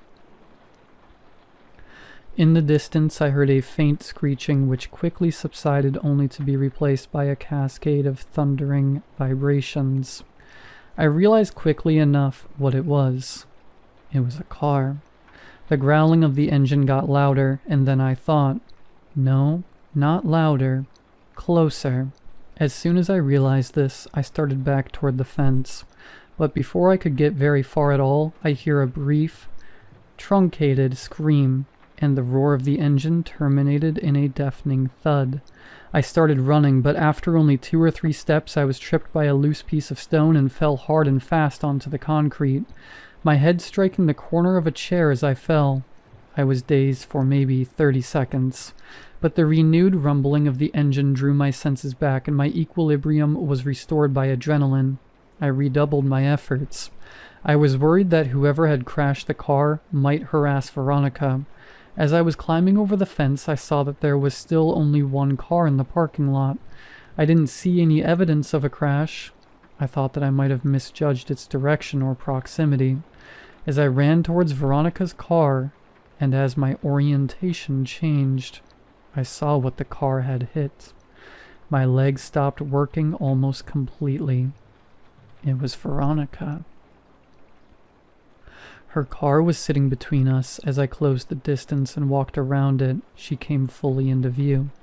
Her body was twisted and crumpled like a discarded figure meant to represent a catalog of things the human body cannot do.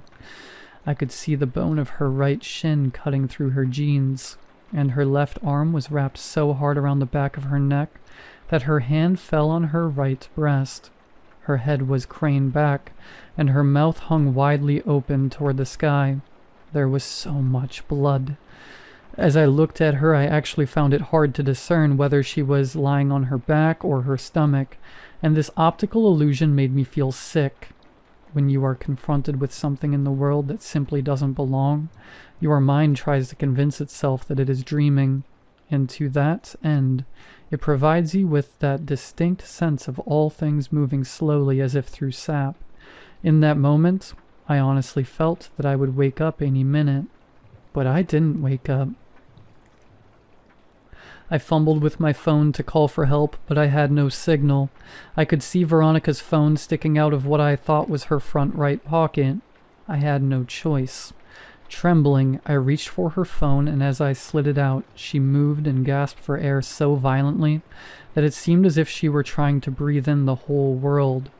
This startled me so much that I staggered back and fell onto the asphalt with her phone in my hand.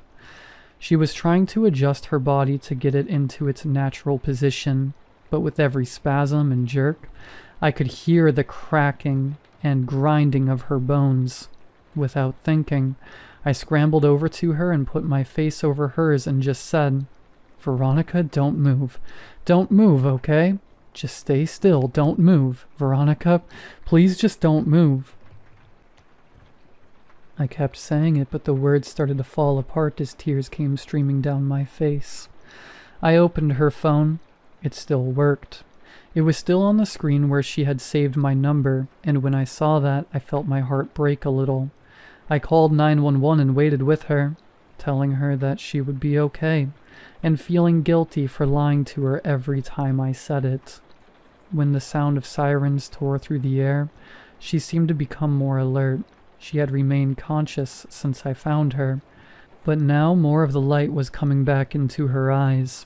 Her brain was still protecting her from pain, though it looked as if it was finally allowing her to become aware that something was terribly wrong with her. Her eyes rolled over to mine and her lips moved. She was struggling, but I heard her. Picture. My picture. He took it." I didn't understand. Picture. My picture. He took it." I didn't understand what she meant, so I said the only thing I could. "I'm so sorry, Veronica."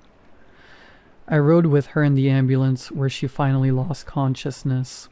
I waited in the room that they had reserved for her. I still had her phone, so I put it with her purse, and I called my mom from the hospital phone. It was about 4 a.m. I told her that I was fine, but that Veronica was not. She cursed at me and said she'd be right there, but I told her I wasn't leaving until Veronica was out of surgery. She said she'd come anyway. My mom and I didn't speak that much. I told her I was sorry for lying, and she said that we'd talk about that later. I think that had we talked more in that room, if I had just told her about boxes or the night with the raft, if she had just told me more of what she knew, I think that things would have changed. But we sat there in silence. She told me that she loved me and that I could call her whenever I wanted her to come get me. As my mom was leaving, Veronica's parents rushed in. Her dad and my mom exchanged a few words that appeared to be quite serious, while Veronica's mother talked to the person at the desk. Her mother was a nurse, but didn't work at the hospital. I'm sure that she had tried to get Veronica transferred, but her condition was prohibitive. While we waited, the police came in and talked to each of us. I told them what happened. They made some notes, and then they left. She came out of surgery, and 90% of her body was covered in a thick white cast. Her right arm was free, but the rest of her was bound like a cocoon. She was still under, but I remembered how I felt when I had my cast before kindergarten. I asked a nurse for a marker, but I couldn't think of anything to write. I slept in a chair in the corner and went home the next day. I came back every afternoon for several days. At some point, they had moved another patient into her room and set up a screen around Veronica's bed to act as a partition. She didn't seem to be feeling better. but she made more moments of lucidity. But even during these periods, we wouldn't really talk.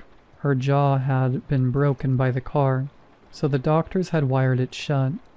I sat with her for a while, but there was nothing much I could say. I got up and walked over to her. I kissed her on the forehead, and she whispered through her clenched teeth, "Josh." This surprised me a little, but I looked at her and said, "Has he not come to see you?" "No." I found myself really irritated. Even if Josh had been getting into trouble, he should still come see his sister, I thought. I was about to express this when she said, "No, Josh, he ran away. I should have told you." I felt my blood turn to ice. When? When did this happen? "When he was 13. Did he leave a note or something?" "On his pillow." She started crying and I followed her, but I think now we were crying for different reasons, even if I didn't realize it. At this point, there were a lot of things I still didn't remember about my childhood, and there were a lot of connections I hadn't yet made. I told her I had to go, but that she could text me any time. I got a text from her the next day telling me not to come back. I asked why, and she said that she didn't want me to see her like that again. I agreed begrudgingly. We texted each other every day, though I kept this from my mom because I knew that she didn't like me talking to Veronica. Usually her texts were fairly short, and mostly only in responses to more lengthy texts that I would send her. I tried calling her only once. I was sure that she was screening her calls, but hoped I could hear her voice. She picked up but didn't say anything. I could hear how labored her breathing was. About a week after she told me not to come see her anymore, she sent me a text that simply read, "I love you." I was filled with so many different emotions, but I responded by expressing the most prevalent one. I replied, "I love you too." She said that she wanted to be with me, and that she couldn't wait until she could see me again. She told me that she had been released and was convalescing at her house. These exchanges carried on for several weeks, but every time I asked to come see her, she would say soon. I kept insisting, and the following week she said that she thought she might be able to make it to the next midnight movie. I couldn't believe it, but she insisted that she would try. I got a text from her the afternoon of the movie saying, "See you tonight." I got Ryan to drive me since Chris's parents had found out what had happened and said I wasn't welcome at their house anymore. I explained to Ryan that she might be in bad shape, but that I really cared about her, so to give us some space. He accepted that, and we headed down there. Veronica didn't show. I had saved a seat for her right next to me near the exit so she could get in and out easily, but 10 minutes into the movie a man slid into the chair. I whispered, "Excuse me, that seat is taken." But he didn't respond at all. He just stared ahead at the screen. I remember wanting to move because there was something wrong with the way he was breathing. I forfeited because I realized that she wasn't coming. I texted her the next day asking if she was all right, and I inquired as to why she didn't show the previous night. She responded with what would turn out to be the last message I'd received from her. She simply said, "See you again soon." She was delirious and I was worried about her. I sent her several replies reminding her about the movie and saying it was no big deal, but she just stopped replying. I grew increasingly upset over the next several days. I couldn't reach her at her home because I didn't know that number, and I wasn't even sure where they lived. My mood became increasingly depressed, and my mother, who had been really nice as of late, asked me if I was okay. I told her that I hadn't heard from Veronica in days, and I felt all the warmth leave her disposition. "What do you mean?" "She was supposed to meet me at the movies yesterday. I know it's only been like 3 weeks since she got hit, but she said she would try to come, and after that she just stopped talking to me altogether. She must hate me." She looked confused, and I could read on her face that she was trying to tell if my mind had simply broken. When she saw that it hadn't, her eyes began to water and she pulled me toward her, embracing me. She was beginning to sob, but it seemed too intense a reaction to my problem, and I had no reason to think that she particularly cared for Veronica. She drew in a shuddering breath and then said something that still makes me nauseous even now. She said, "Veronica's dead, sweetheart. Oh, God, I thought you knew. She died on the last day you visited her. Oh, baby, she died weeks ago." She had completely broken down, but I knew it wasn't because of Veronica. I broke the embrace and staggered backwards. My mind was swimming. This wasn't possible. I had just exchanged messages with her yesterday. I could only think to ask one question, and it was probably the most trivial I could ask. Then why was her phone still on? She continued sobbing. She didn't answer. I exploded. Why did it take them so long to shut off her goddamn phone? Her crying broke enough to mutter, "The pictures." I would come to find out that her parents thought that her phone had been lost in the accident, despite the fact that I had put it in her purse the night she was brought to the hospital. When they retrieved her belongings, the phone was not among them. They intended to contact the phone company at the end of the billing cycle to deactivate the line, but they received a call informing them of a massive impending charge for hundreds of pictures that had been sent from her phone. Pictures that were all sent to my phone, pictures that I never got because my phone couldn't receive them. They learned that they were all sent after the night she died. They deactivated the phone immediately. I tried not to think about the contents of those pictures, but I remember wondering for some reason whether I would have been in any of them. My mouth went dry, and I felt the painful sting of despair as I thought of the last message I received from her phone. "See you again soon." Part 6. Friends. On the first day of kindergarten, my mother had elected to drive me to school. We were both nervous, and she wanted to be there with me all the way up to the moment I walked into class. It took me a bit longer to get ready in the morning due to my still mending arm. The cast came up a couple inches past my elbow, which meant that I had to cover the entire arm with a specially designed latex bag when I showered. The bag was built to pull tight around the opening in order to seal out any water that might otherwise destroy the cast. I had gotten really adept at cinching the bag myself. That morning, however, perhaps due to my excitement or nervousness, I hadn't pulled the strap tight enough, and halfway through the shower I could feel water pooling inside the bag around my fingers. I jumped out and tore the latex shield away, but could feel that the previously rigid plaster had become soft after absorbing the water. Because there was no way to effectively clean the area between your body and a cast, the dead skin that would normally have fallen away merely sits there. When stirred by moisture like sweat, it emits an odor, and apparently this odor is proportionate to the amount of moisture introduced. Because soon after I began attempting to dry it, I was struck by the powerful stench of rot. As I continued to frantically rub it with the towel, it began to disintegrate. I was growing increasingly distressed. I had put as much effort as a child could into his very first day of school. I had sat with my mom picking out my clothes the night before. I had spent a great deal of time picking out my backpack, and I had become exceedingly excited to show everyone my lunchbox that had the Ninja Turtles on it. I had fallen into my mom's habit of calling these children I hadn't yet met my friends already, but as the condition of my cast worsened, I became deeply upset at the thought that surely I wouldn't be able to apply that label to anyone by the time this day was over. Defeated, I showed my mom. It took 30 minutes to get most of the moisture out while working to preserve the rest of the cast.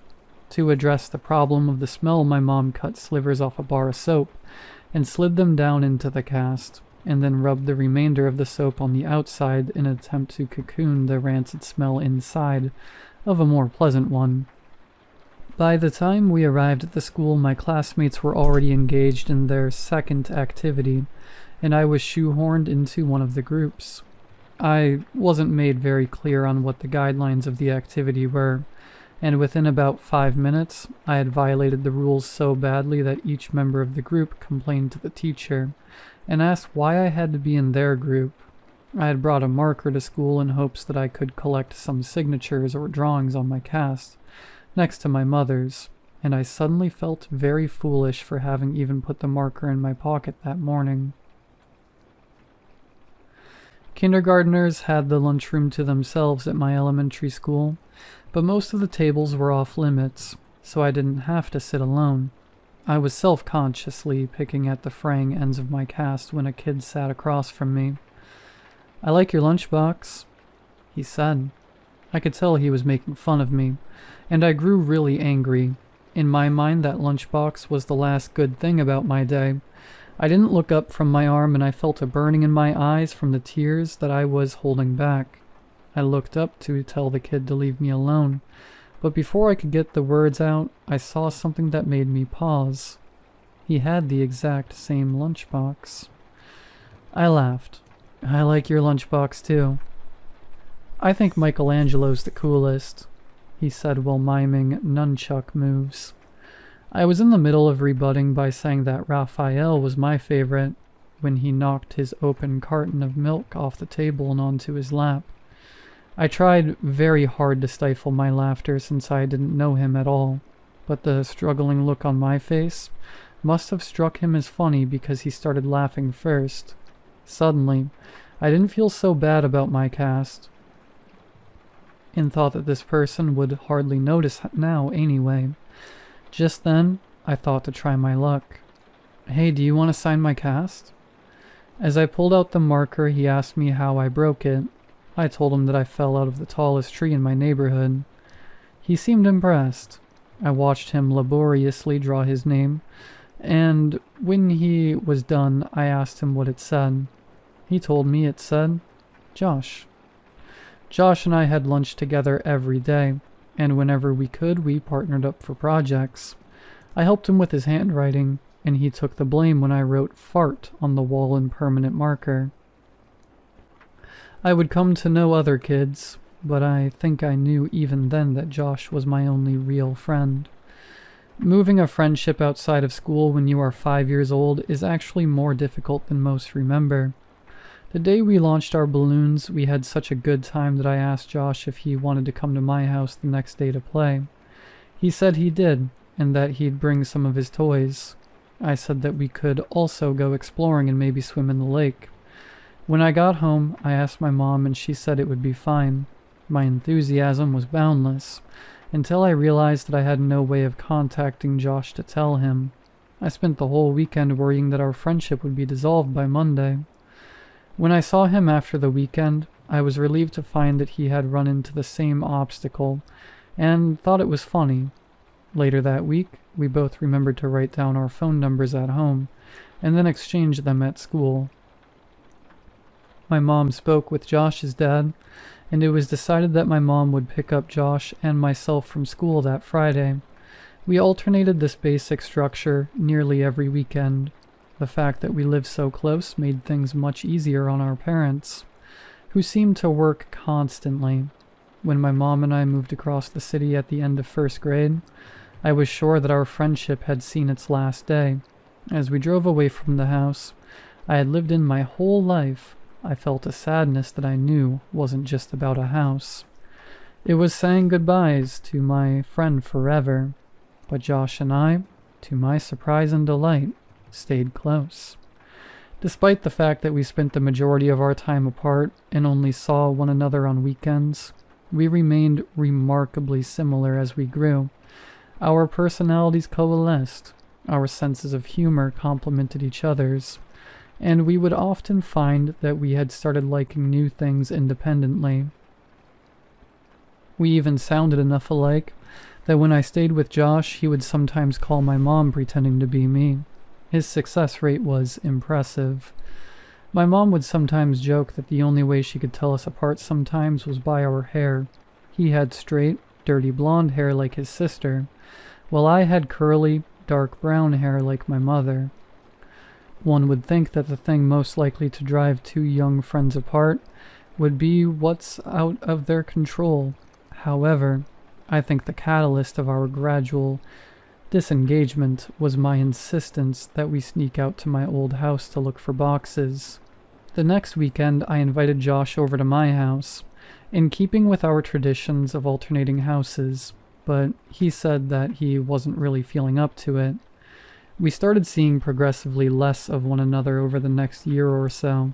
It had gone from once a week to once a month to once every couple months. For my 12th birthday, my mom threw a party for me. I hadn't made that many friends since we'd moved, so it wasn't a surprise party since my mom had no idea who to invite.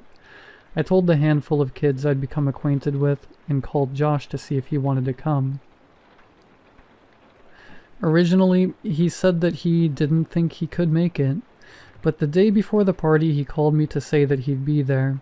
I was really excited because I hadn't seen him in several months. The party went pretty well. My biggest concern was that Josh and the other kids wouldn't get along, but they seemed to like each other well enough. Josh was surprisingly quiet. He hadn't brought me a gift and apologized for that, but I told him it wasn't a big deal. I was just glad that he was able to make it. I tried to start several conversations with him, but they seemed to keep reaching dead ends. I asked him what was wrong. I told him that I didn't get why things had become so awkward between us. They were never like that before. We used to hang out almost every weekend and talk on the phone every couple days. I asked him what happened to us. He looked up from staring at his shoes and just said, "You left." Just after he said that, my mom yelled in from the other room that it was time to open presents. I forced a smile and walked into the dining room as they sang "Happy Birthday." There were a couple of wrapped boxes and a lot of cards since most of my extended family lived out of state. Most of the gifts were silly and forgettable, but I remember that Brian gave me a Mighty Max toy shaped like a snake that I kept for years afterwards. My mom was insistent that I open all the cards that had been brought and thank each person who had given one, because several years before on Christmas I had torn through the wrapping paper and envelopes with such fervor that I had destroyed any possibility of discerning who had sent which gift, or what amount of money. We separated the ones that had been sent by mail and the ones that had been brought that day so my friends wouldn't have to sit through me opening cards from people they had never met. Most of the cards from my friends had a couple dollars in them, and the ones from my family members contained larger bills. One envelope didn't have my name written on it, but it was in the pile, so I opened it. The card had a generic floral pattern on its face, and seemed to be a card that had been received by someone else who was now recycling it for my birthday, because it was actually a little dingy. I actually appreciated the idea that it was a reused card, since I'd always thought that cards were silly. I angled it so that the money wouldn't fall to the floor when I opened it, but the only thing inside was the message that had come printed in the card. "I love you." Whoever had given me this card hadn't written anything in it, but they had circled the message in pencil a couple times. I chuckled a little and said, "Gee, thanks for the awesome card, Mom." She looked at me quizzically and then turned her attention to the card. She told me it wasn't from her and seemed amused as she showed my friends, looking at their faces trying to discern who had played the joke. None of the kids stepped forward, so my mom said, "Don't worry, sweetheart. At least you know now that two people love you." She followed that with an extremely prolonged and excruciating kiss on my forehead that transformed the group's bewilderment into hysteria. They were all laughing, so it could have been any of them, but Mike seemed to be laughing the hardest. To become a participant rather than a subject of the gag, I said to him that just because he had given me that card, he shouldn't think that I'd kiss him later. We all laughed, and as I looked at Josh, I saw that he was finally smiling. "Well, I think that gift might be the winner, but you have a couple more to open." My mom slid another present in front of me. I was still feeling the tremors of suppressed chuckles in my abdomen as I tore the colorful paper away. When I saw the gift, I had no need to suppress the laughter anymore. My smile dropped as I looked at what I'd been given. It was a pair of walkie-talkies. "Well, go on, show everyone." I held them up and everyone seemed to approve. But as I drew my attention to Josh, I could see that he had turned a sickly shade of white. We locked eyes for a moment, and then he turned and walked into the kitchen.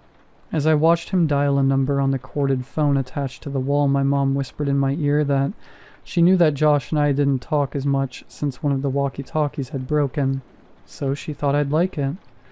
I was filled with an intense appreciation for my mom's thoughtfulness, but this feeling was easily overpowered by the emotions, resurrected by the returning memories I'd tried so hard to bury.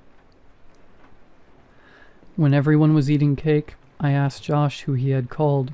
He told me he wasn't feeling well, so he called his dad to come get him. I understood that he wanted to leave, but I told him that I wished we could hang out more.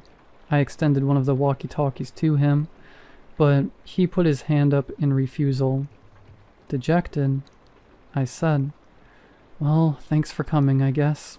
I hope I'll see you before my next birthday." "I'm sorry. I'll try to call you more often. I really will," he said. The conversation stagnated as we waited by my door for his dad. I looked at his face. Josh seemed genuinely remorseful that he hadn't made more of an effort. His mood seemed suddenly bolstered by an idea that had struck him. He told me that he knew what he'd get me for my birthday. It would take a while, but he thought that I would really like it. I told him it wasn't a big deal, but he insisted. He seemed in better spirits and apologized for being such a drag at my party. He said that he was tired, that he hadn't been sleeping well. I asked him why that was as he opened the door in response to his dad's honking in the driveway. He turned back toward me and waved goodbye as he answered my question. "I think I've been sleepwalking." That was the last time I saw my friend, and a couple months later, he was gone. Over the past several weeks, the relationship between my mother and I has grown increasingly strained due to my attempts to learn the details of my childhood. It's often the case that one cannot know the breaking point of a thing until that thing fractures. And after the last conversation with my mother, I imagine that we will spend the rest of our lives attempting to repair what had taken a lifetime to build. She had put so much energy into keeping me safe, both physically and psychologically, but I think that the walls meant to insulate me from harm were also protecting her emotional stability. As the truth came pouring out the last time we spoke, I could hear a trembling in her voice that I think was a reverberation of the collapse of her world. I don't imagine my mother and I will talk very much anymore, and while there are still things I don't understand, I think I know enough. After Josh disappeared, his parents had done all they could to find him. From the very first day, the police had suggested that they contact all of Josh's friends' parents to see if he was with them. They did this, of course, but no one had seen him or had any idea of where he might be. The police had been unable to turn over any new information about Josh's whereabouts, despite the fact that they had received several anonymous phone calls from a woman urging them to compare this case with the stalking case that had been opened about 6 years before. If Josh's mother's grip on the world loosened when her son vanished, it broke when Veronica died. She had seen many people die at the hospital, but there is no amount of desensitization that can fortify a person against the death of her own child. She would visit Veronica twice a day since she was recuperating at a different hospital, once before her shift and once afterward. On the day Veronica died, her mother was late leaving work, and by the time she arrived at her daughter's hospital, Veronica had already passed.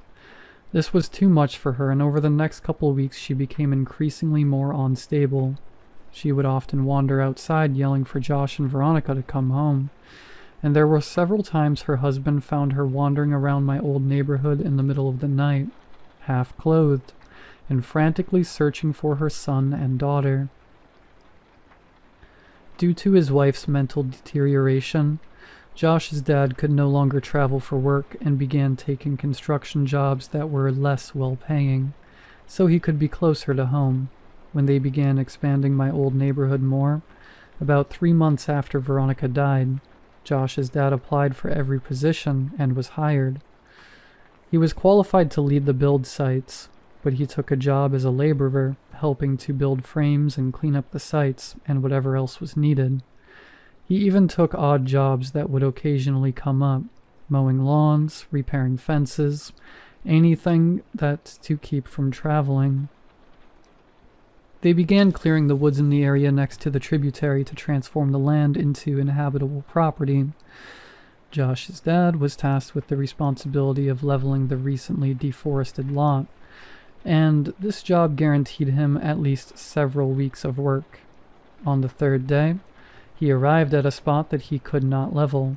Each time he'd drive over it, it would remain lower than all the surrounding land. Frustrated, he got off the machine to survey the area. He was tempted to simply pack more dirt into the depression, but he knew that would only be an aesthetic and temporary solution. He had worked construction for years, and knew that root systems from large trees that had been recently cut down would often decompose, leaving weaknesses in the soil that would manifest as weaknesses in the foundations above. He weighed his options and elected to dig a little with a shovel in case the problem was shallow enough to fix without needing a machine that would have to be brought over from another site.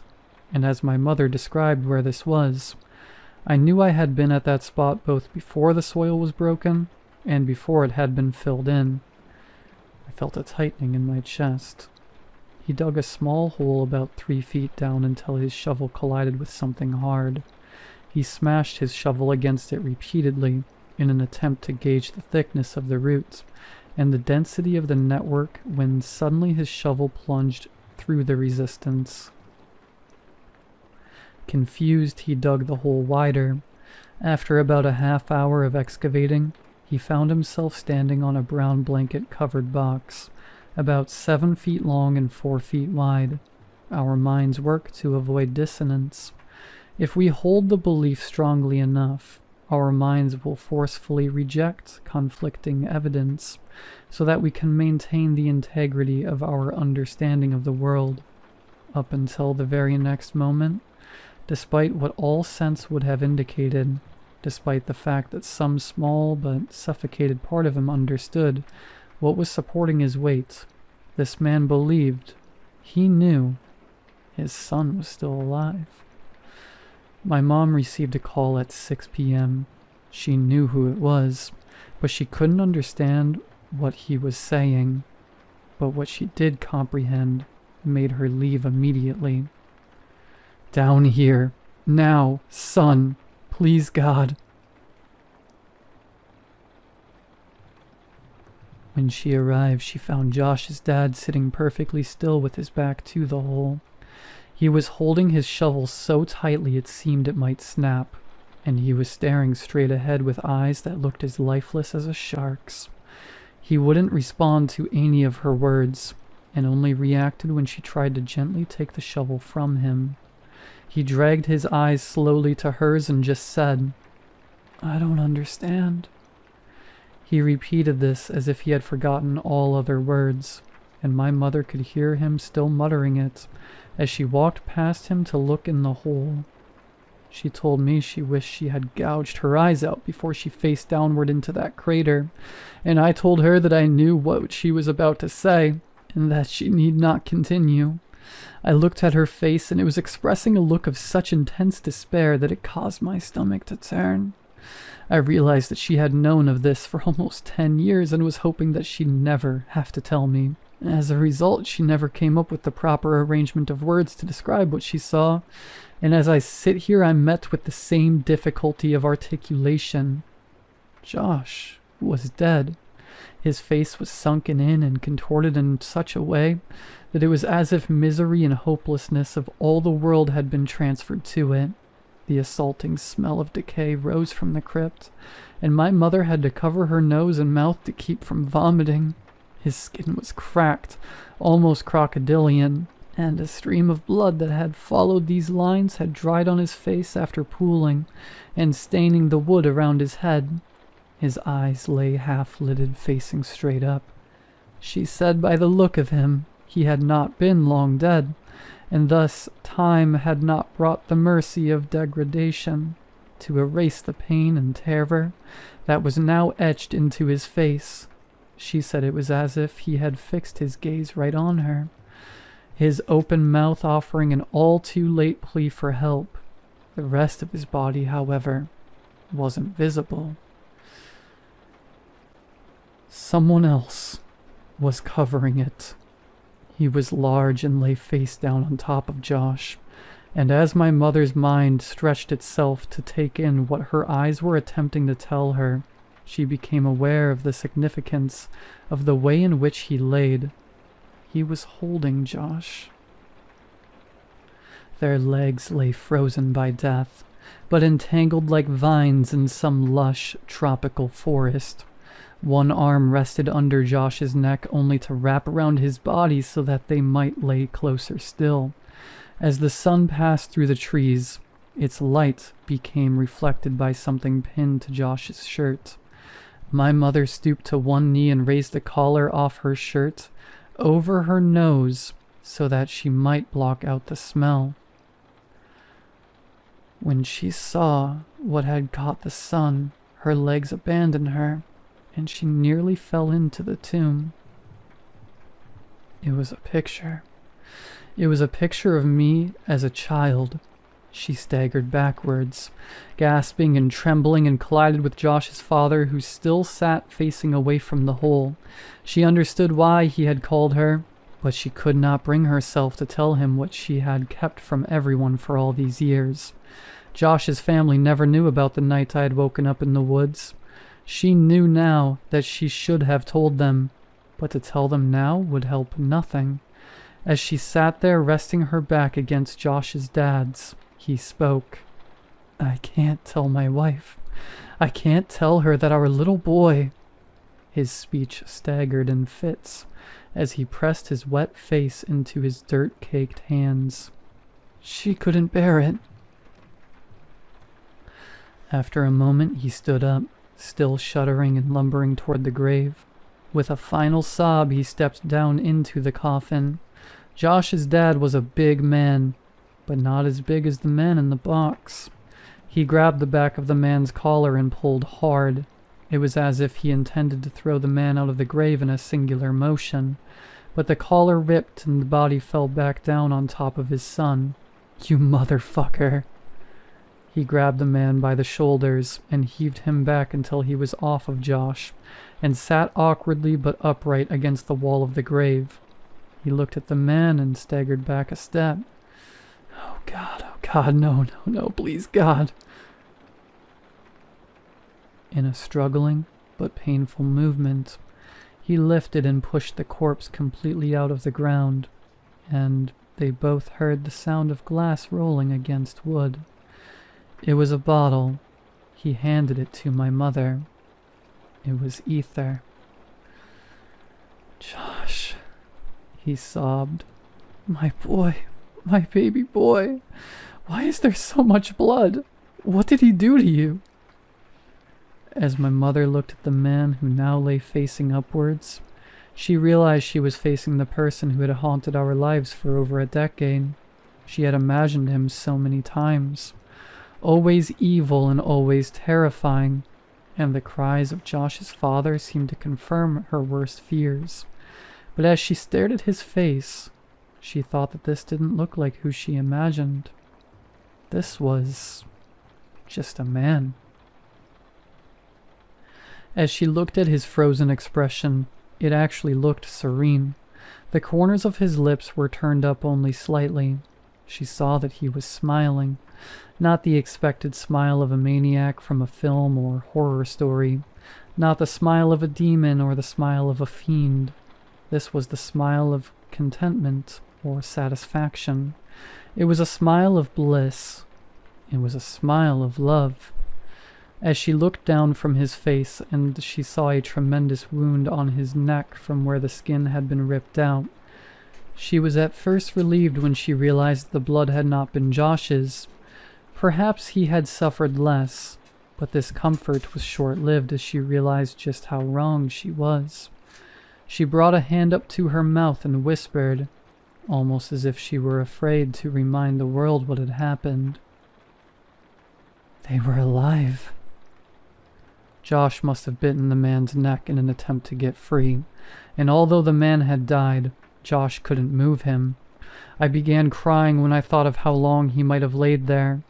She looked through the man's pockets for some kind of identification, but she only found a piece of paper.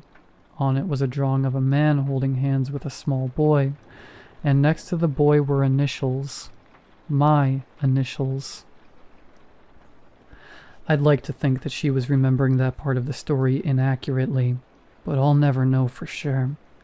As Josh's father carried his son out of the grave, my mom slid the piece of paper into her pocket. He kept muttering that his son's hair had been dyed. She saw that it had. It was now dark brown, and she noticed that he was dressed oddly. His clothes were far too small for him. After Josh's dad delicately laid his body on the soft dirt, he began gently pressing his hands against his son's pants to feel his pockets. He heard a crinkle. Carefully, he retrieved a folded piece of paper from Josh's pocket. He looked at it but was vexed. Absently, he handed it to my mother, but she didn't recognize it either. I asked her what it was.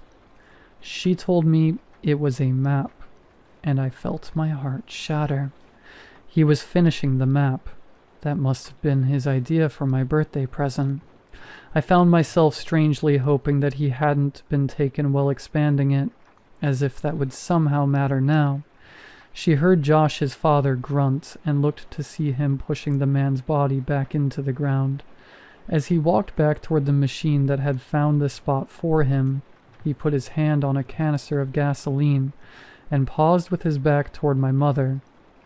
"You should go." "I'm so sorry." "It's not your fault. I did this. You can't think like that. There was nothing." He interjected flatly, almost with no emotion at all. "About a month ago, a guy approached me as I was cleaning up the site on the new development a block over. He asked me if I wanted to make some extra money, and because my wife's not working right now, I accepted. He told me that some kids had dug a bunch of holes on his property, and he offered me $100 to fill them in. He said that he wanted to take some pictures for the insurance company first, but if I came back after 5 p.m. the next day, that would be fine. I thought this guy was a sucker, since I knew clearing that lot was coming up, so someone would have had to do it anyway. But I needed the money, so I agreed. I didn't think he even had $100. So he put the bill in my hand and I did the job the next day. I've been so exhausted that I didn't even think about it after it was done.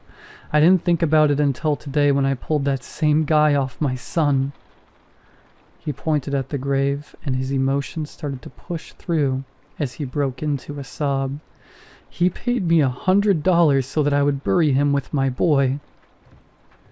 It was as if saying it aloud forced him to accept what had happened, and he collapsed onto the ground in tears. My mother could think of nothing to say, and stood there in silence for what felt like a lifetime. She finally asked what he would do about Josh. "His final resting place won't be here with this monster."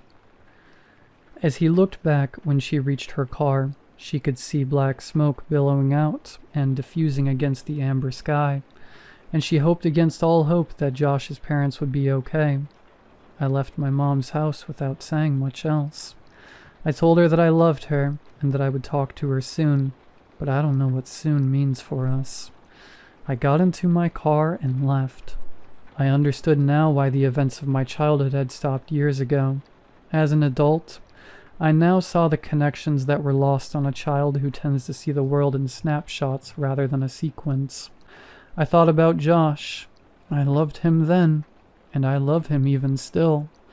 I miss him more now that I know I'll never see him again, and I find myself wishing that I had hugged him the last time I saw him. I thought about Josh's parents. how much they had lost and how quickly that loss had come. They don't know about my connection to any of this, but I could never look them in the eyes now. I thought about Veronica. I had only really come to know her later in my life, but for those brief few weeks I think I had really loved her. I thought about my mother. She had tried so hard to protect me and was stronger than I would ever be. I tried not to think about the man and what he had done with Josh for more than 2 years. Mostly I just thought about Josh. Sometimes I wish that he never sat across from me that day in kindergarten, that I'd never known what it was like to have a real friend. Sometimes I like to dream that he's in a better place, but that's only a dream, and I know that. The world is a cruel place made crueler still by man.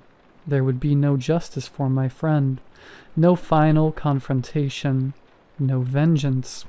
It had been over for almost a decade for everyone but me now. I miss you, Josh. I'm sorry you chose me, but I'll always cherish my memories of you.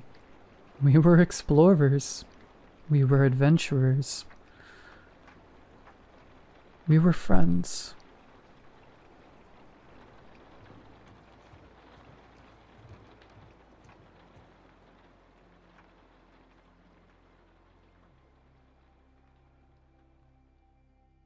Hey everyone, and welcome to another video.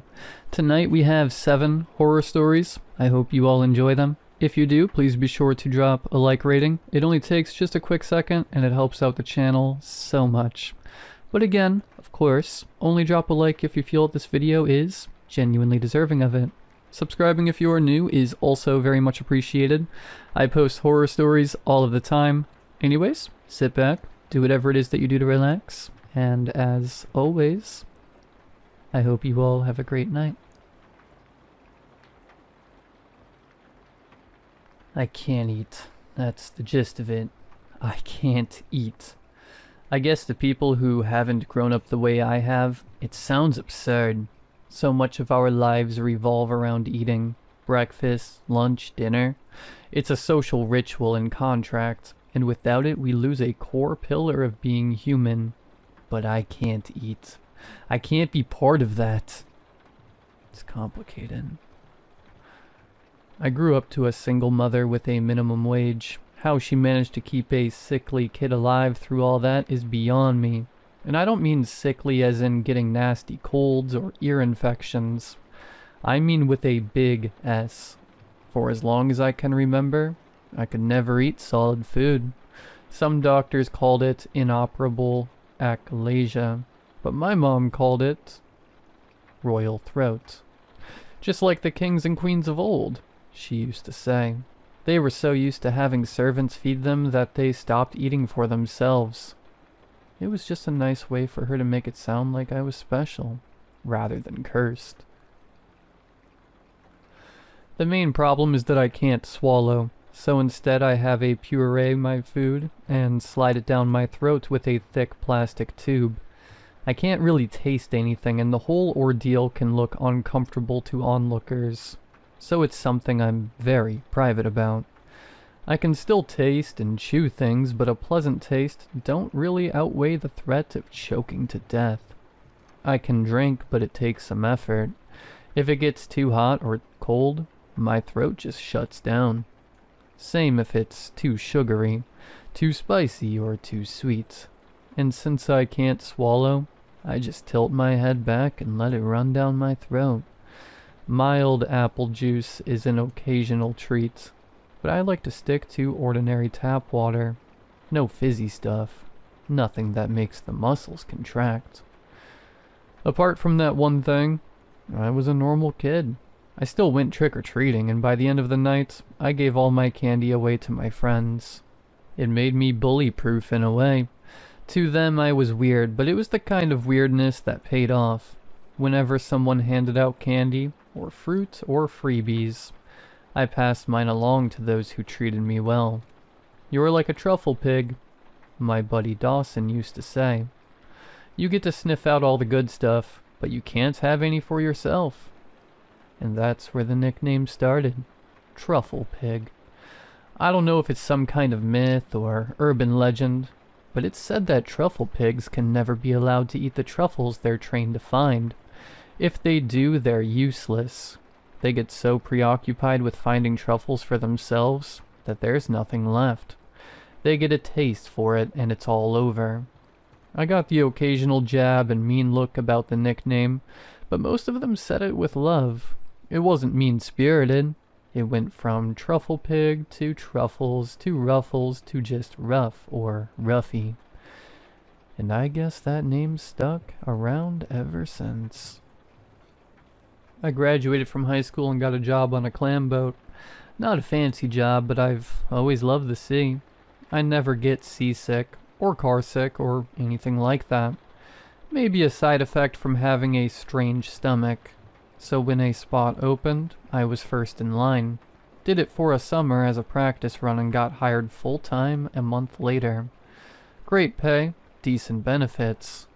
We usually worked on smaller vessels, inshore boats, smaller yields that could turn a surprising profit at the local seafood markets. Whatever we could get our hands on, we could sell at a huge markup. There wasn't a single Christmas where I didn't go home with a bonus. I'd end up being the designated driver whenever I went it out with the guys. They'd sometimes forget about my deal and bring me a beer or a scotch, and they'd end up getting an extra one. I'd stare at that bowl of spicy peanuts in the middle of the table and wonder what it'd be like to pig out on them, stuff my face full and go to town, to feel the crunch in my teeth, resonating in my jaw. But that'd send me straight to the hospital, or the morgue. A yellow building just down the street. Truffle pig. Look, but don't taste. Mom passed when I was 27. It wasn't sudden or dramatic. It was the result of a lengthy battle coming to an end. I held a speech at her wake, divided her possessions among her living relatives, packed all her things in brand new cardboard from the tool shop, picking apart a careful knick-knack ecosystem where everything has a place, leaving only pale walls and dust bunnies. It's kind of funny though.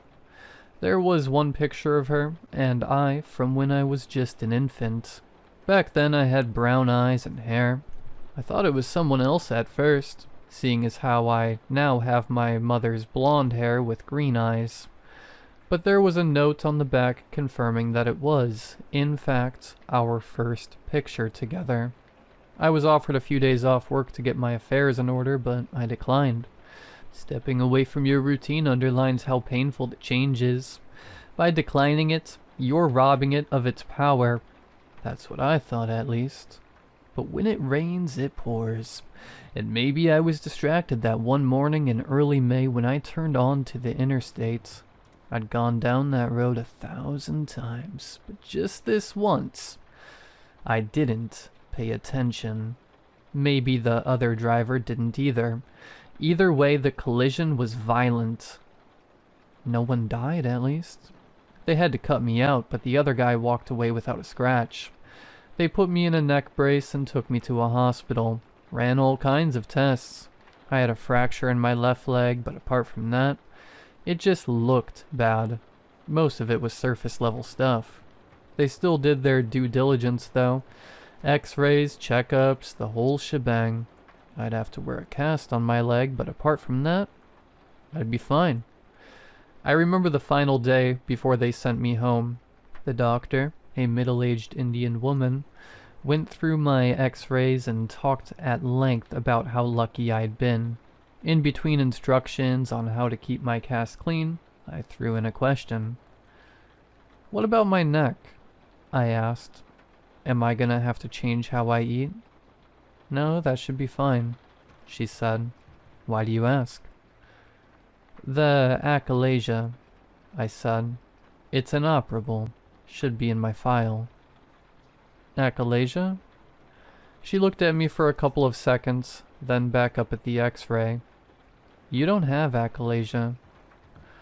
I went over it with her again and again. I told her I'd been diagnosed as an infant, that it had stuck with me all my life, that my throat was atrophied, and that I could only have pureed food pushed down my throat with a tube.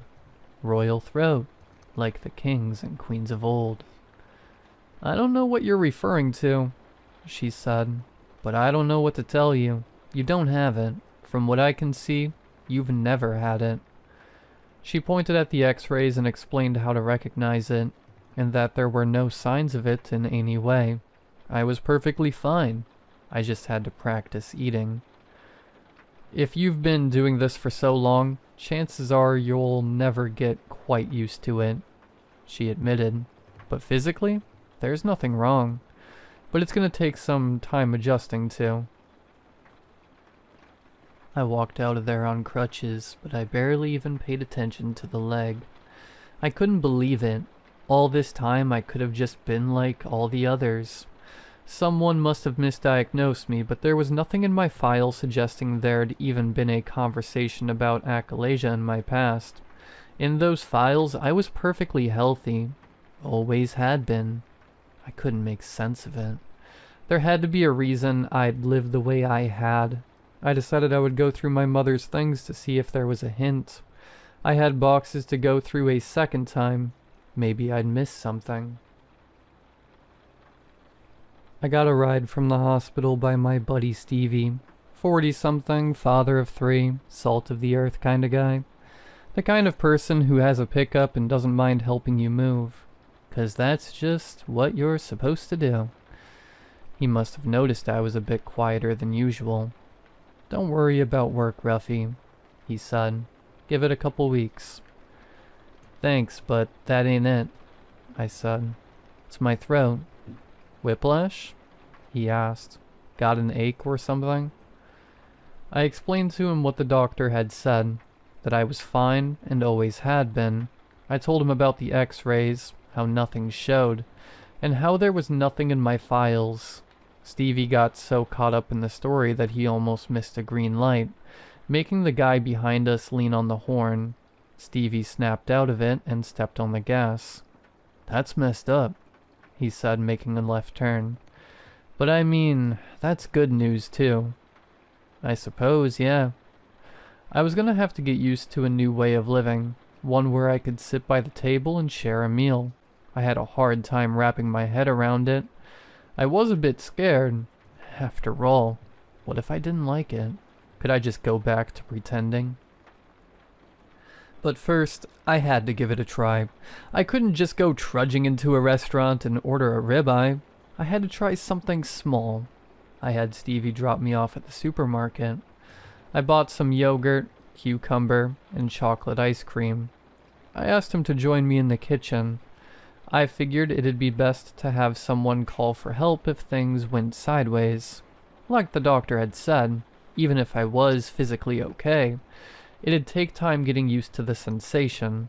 There aren't exactly any tutorials on how to eat. It's supposed to come naturally to us. It's not something you learn.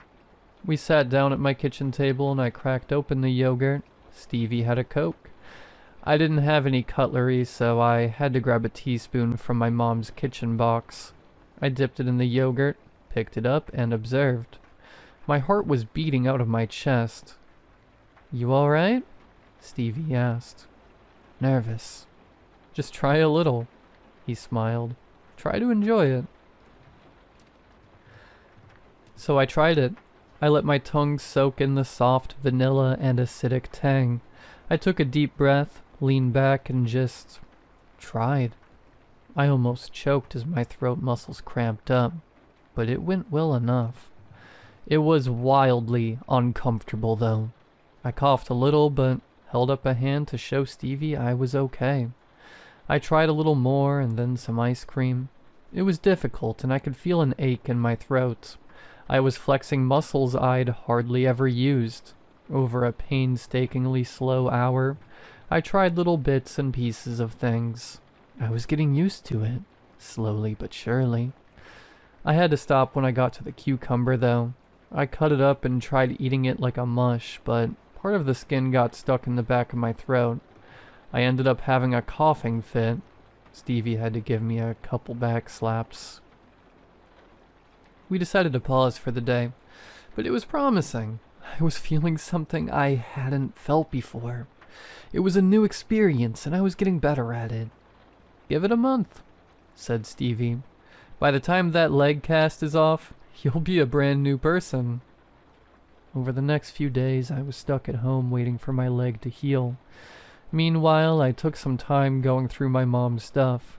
Everything from old phone books to photo albums. There were a lot of baby pictures, but they weren't in a particular order. In most of them I had blonde hair and green eyes, but there were a couple where it was still a clear brown. I could see a couple of things change in my mom, too. Her hair getting longer, the marks under her eyes growing deeper. But there were other things, too. There was this one picture where she was breastfeeding me, and another shortly after where she used a bottle.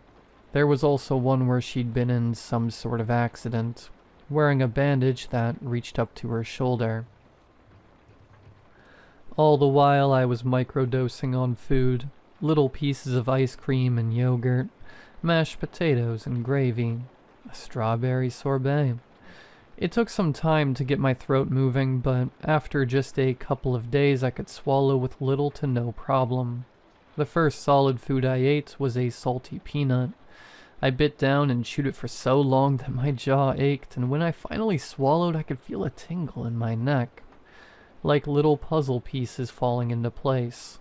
I was so relieved I could cry. I ended up eating a whole bag, letting a rerun of Friends echo in the background. But all I could hear was the sweet crunch of peanuts breaking against my perfect enamel. It was such a filling sensation. Flavor, texture, mouthfeel. And with it all, the realization that I had so much more to experience. It was euphoric. I wanted to save the first time I had a big dinner for a special occasion with my work friends. Not just Stevie, but the whole crew. My cast was still healing, so I had some issues getting around, but that wasn't gonna stop me from having a fantastic night. A proper steak dinner, a shrimp cocktail, garlic bread. I didn't hold back. I think my colleagues could feel the change in the air, as they all got equally excited to order. We had some drinks, made some jokes, and left all the pretense at the door. Just guys being guys. As soon as I dug into my shrimp cocktail, I could feel something.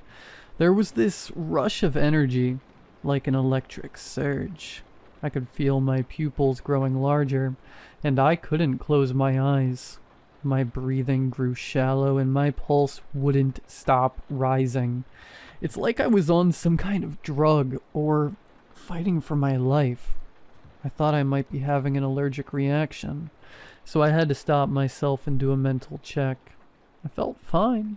I was fine. Great, actually. The moment my steak arrived, the others raised a glass. "To good food," Stevie said, "and good friends." The others echoed the sentiment, but before they got to good friends, I'd sunk my teeth into the steak. I could feel the juices soaking into my teeth. It's difficult to describe the sensation. It's like I didn't just eat a steak. I could hear the bovine death cry in the back of my head. I could feel myself growling as a predator, sinking my teeth in like a prowling tiger.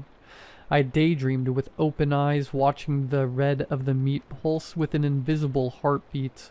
And somewhere in the distance, I could hear Stevie say something, but I couldn't make out the words. I bit down hard and tore away. My teeth ached as if they were pushing themselves out of my mouth, reaching for more meat. And with every passing second, the restaurant faded away, until something cold splashed across my face. I was lying on the floor. My work friends were standing in a circle around me. One of the waiters called an ambulance. My hands were covered in grease. I'd grabbed the steak right off the plate with my bare hands. There were bite marks on my forearm, deep ones, still bleeding. I had to get my arm stitched up. According to Stevie, I'd gone completely feral. I'd torn that steak up, reached across to Luke's pork chop and grabbed that too. When I couldn't immediately grab more meat, I'd fallen to the floor, biting my own arm like I was trying to subdue a prey animal. They'd never seen anything like it. Some kind of episode, Stevie said. We're worried about you. Doctors didn't know what to make of it. Some kind of chemical imbalance from a sudden shift in diet, combined with stress and physical recovery. It didn't help that I'd been drinking. Not much, mind you, but enough for it to affect me. They couldn't point to a single instigating factor, and instead prescribed me a kind of anti-anxiety medication. They were just throwing darts at the wall at that point. Coming home, I noticed something peculiar. There was a crack in the side of my cast. I'd just been at the hospital, and it had been fine, so it must have happened recently. I thought about going back there, but I flexed my leg a little, and it felt fine, and in a couple of minutes the whole cast peeled off. My leg was healed. Now, I'm no doctor, but I couldn't feel anything wrong with it. I could put pressure on it, walk, flex my foot. Not even a hint of pain. The only thing I could point out as being unusual was a strange skin growth on the left side of my thigh. At first I thought it was a long strand of hair, but it was too thick and covered in skin. Touching it didn't hurt, so I just broke it off and held it up. I got a little spot of blood from it, but nothing major.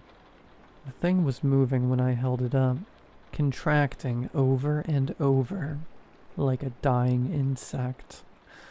Or like the leg of a shrimp. I got a call from my boss the following morning. They insisted I took some time off, in accordance with my doctor. They were eager to have me back, but I had clearly not adapted to the new circumstances. It was a very diplomatic way of saying I was making people uncomfortable, and that they needed some time before they could forget that mental image of me gnawing on myself like a wild animal. But that just gave me more time to experience things on my own. I made a long list of things I was going to eat. Pork, chicken, turkey, maybe something a bit more unusual like alligator. At least 3 kinds of fish, crab, and every kind of fruit I could find at the supermarket. Then again, fruit didn't excite me as much. There was just something about biting into meat that was way more satisfying.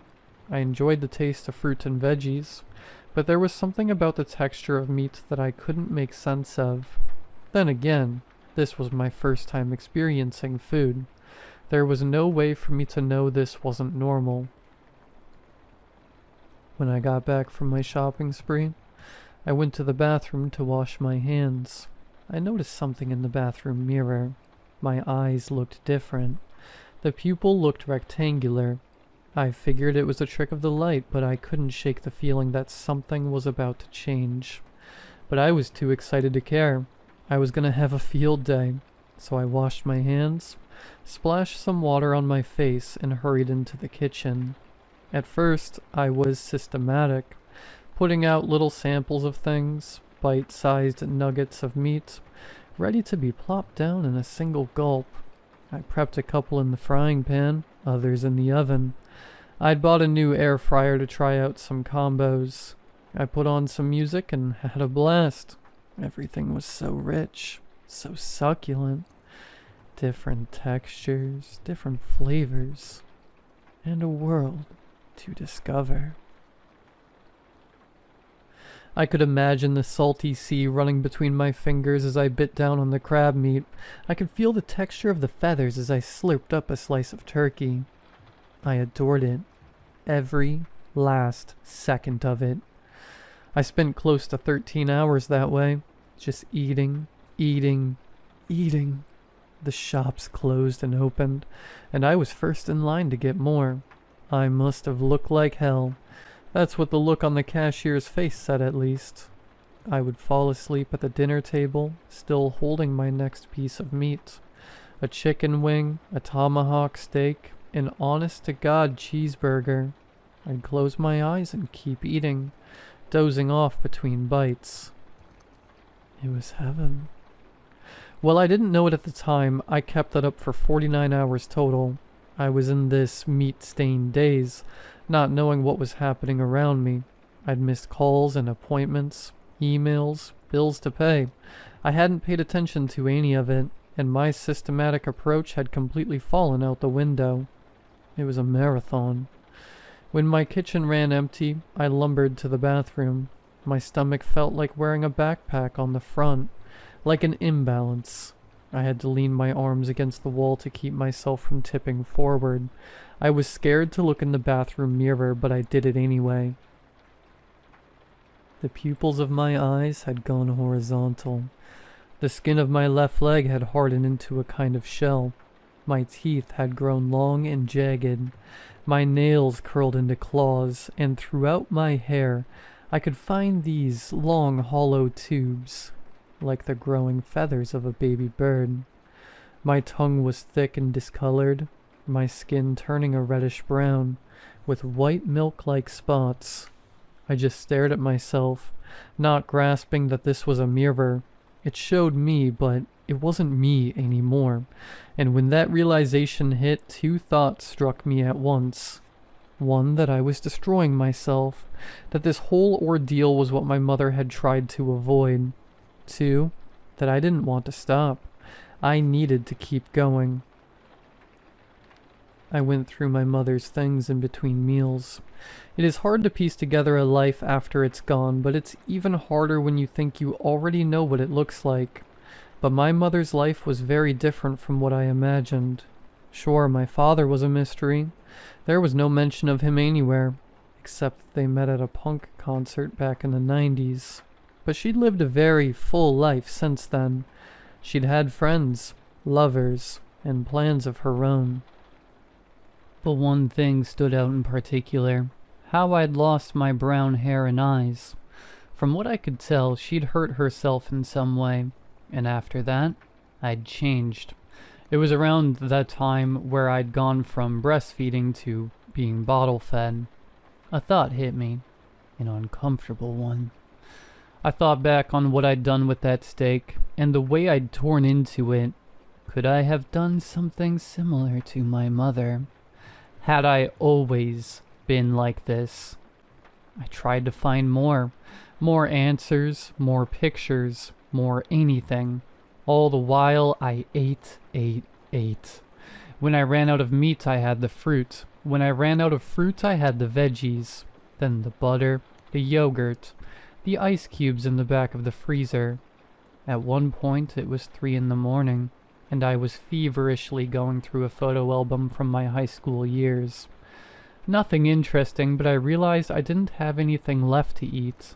And yet, I was still chewing, looking down. I had started pulling out the buttons from the remote control and crunched them up like they were plastic cashews. I didn't care. I just had to eat. I gnawed on anything and everything. The leg of the kitchen table, the copper wire going to my bedside lamp. I smashed a wine glass on my cutting board and ground it up into something resembling salt and ate that too. I didn't feel a thing. It was just more texture. Wonderful, filling texture. I was in a daze. And the next time I looked myself in the mirror, I could barely comprehend it. When change happens rapidly and naturally, it is hard to notice. You don't really see it until you slow down long enough to care. If you've been running a marathon, you don't stop halfway through to weigh yourself. You wait until you're done. It was the same for me. I didn't realize the changes until I'd slowed down long enough to reflect on them. I wasn't human anymore. My hands had turned into this amalgamation of hoof and claw. My back was bent over with a fish-like ridge running along my spine. My eyes had 3 different colors, and one of them were coming out of the socket. If I concentrated, I could move it in and out, like the eye stalk of a crab. A couple of my teeth had turned to glass and ceramic. I could spot copper cables running under parts of my right bicep. Anything and everything I'd consumed with gusto had integrated into me, one way or another. I couldn't call for help. My fingerprint didn't register on my phone lock. I couldn't make words in my mouth to speak. I'd turned into a flesh prison. You are what you eat. I'd lose track of time. One day I'd have a tail dragging after me. Another I'd have a wing instead of an arm. My whole body was bubbling, like a boiling cauldron, shifting with every bite.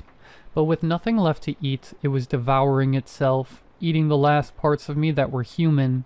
I'd awakened a process that couldn't be stopped, and it would turn on itself instead of letting me starve. There was no one to call for help. I could barely close the blinds to my windows. I spent most of the time in the shower, drinking water straight from a busted pipe. I'd spend hours there, drinking, watching myself mutate. I could even affect it, in a way. Another finger, I'd think, and there'd be another finger. But it was getting harder to think, to comprehend, to put thoughts together in a way that made sense. Perhaps more things changed than I realized. After all, the brain is as much an organ as the heart, the throat, and the tongue. I'd lose long periods of time to a hazy blur. I remember snatching a bird off the windowsill and eating it whole, like popping a grape. I'd walk around gnawing on the curtains like they were long strands of spaghetti. But in a way, I knew I was losing myself. Whenever I had a moment of clarity, I could feel my heart sink into that empty pit in my stomach. I'm going away, I'd think. I'm losing myself. So with every fiber of my being, I grabbed a piece of paper, bit my finger and wrote in blood, "Stay human." It's difficult to describe the mind of an animal. A part of you disappears. You don't think about inconvenience or what ifs. You think about your next meal, where to sleep and where to get water. You don't care if you knock over a lamp or pull out a cable. It's just noise. I remember watching that paper, knowing it said something, but the symbols didn't mean anything. It turned from words to scribbles. At one point I mistook them for droppings and started to look for mice. Didn't find any. I didn't consider myself lost. I didn't consider anything. And for days I lumbered back and forth, turning my home into a nest. Then at some point the symbols made sense. A rare moment of clarity. Stay human. I knew it was temporary. A matter of minutes, maybe an hour. I had to think of a plan. Something. Anything that would make me stay human. Everything pointed to me taking on the properties of what I ate. So if I wanted to make myself human, there was only one solution. One grotesque, unthinkable solution. Now, I could find something tasteful in everything I ate. Anything from glass to copper to wood and bone. But having to eat human meat to find myself, that was a line too far. But what choice did I have? I made a plan. It was a long shot, but it was the only one I could think of. I could feel myself slipping, so I tried to remember 3 things. The color of the building I had to go to, the direction I had to move, and that there was meat there. Color, direction, meat. I repeated it like a mantra. I remember standing by the front door, pressing my head against the wood. I could hear someone taking their sweet time to lock up and leave in the hallway outside. "Please just go," I prayed. "You have to go." By the time they were gone, so was my mind. All that remained was color, direction, and meat. I made it outside. I followed the direction, looking for the color. A yellow building just down the street. I would run through the dense woods on all fours, thundering like a hoofed gorilla. I could feel my body changing to sustain the momentum, my arms growing heavy. I had to force myself to keep going, to stay focused on the task at hand. There were so many distractions. Cars in the distance, voices, bright lights casting shadows of potential prey. But I followed the direction in my mind, and I saw the building with the color, and I knew there'd be meat. I didn't even notice the locked door. I walked straight through it like it was made of paper. There was no guard there, thankfully. If I'd had the mind to read, I would have noticed the sign of County Morgue. I would know what the smell from the metal boxes meant. But in the mind of an animal, you don't care about the name of your prey. You don't give meaning to your actions. You just take what you want and make it your own. So that's what I did. I'm not going to go into detail. I can't. I remember every bite, but I can't bring myself to put it into words. A man who died from a heart attack. An older woman who'd broken her neck. I pulled them out and did what animals do. Meat, bone, organ. Later, the papers would say it was a bear. They weren't entirely wrong, I suppose. I lumbered home, dragging my bloated stomach through the woods. I'd feel my senses returning to me, a mind becoming human. But with that realization came understanding in what I'd done, and the searing emotional pain that ensued. I lay there among the berry bushes and the blue sunflowers outside my apartment complex, hoping no one would see me, as I waited for an opportunity to go home. But honestly, at that moment, I think I rather would have died. So here we are, back at the start. Can't eat. My hair has grown out into a mix of black and gray, a combination of the two people missing from the morgue. My face still looks like my own. I guess that part was still buried somewhere deep in me. I'm a little taller and a little heavier, but my colleagues have chalked that up to a change in diet. I've gone back to an all-puree lifestyle. That same old bottle pushing straight into my gut. I can't allow myself to be lost to sensation again. I treat myself to some fruit every now and then, and the occasional drink, but I don't eat full meals. I don't want to tempt fate any more than I already have. I'm back at my job, and I think I'm doing all right. People are looking at me like they always have. No one questions that I've gone back to what works for me. They could see for themselves that something didn't quite sit right when I started eating. They didn't want to see that roughie again, and that's fine with me. Of course I want to know more, but the only person who could tell me for sure has passed on. There are no more leads, no more signs. The only thing I could find was a curiosity among my mom's old letters. I'd missed it once because it was stuck in her collection of birthday cards. But there was a handwritten note from an anonymous sender. I told you not to breastfeed him. No name, no signature, just messy handwriting on a crumpled up piece of yellow paper. All in all, life goes on. I know I'll never really be like everyone else, but I think that's okay. I can pretend for as long as I need to. Maybe it's okay to be a tainted truffle pig, as long as I don't go looking for something to eat. But if I'm honest, sometimes I wonder, if I gave in fully and let myself run loose, if I consumed anything and everything, what would that make me? If I put it all into a single package, what would I become? Truffle pig, truffle pig. Look, but don't taste.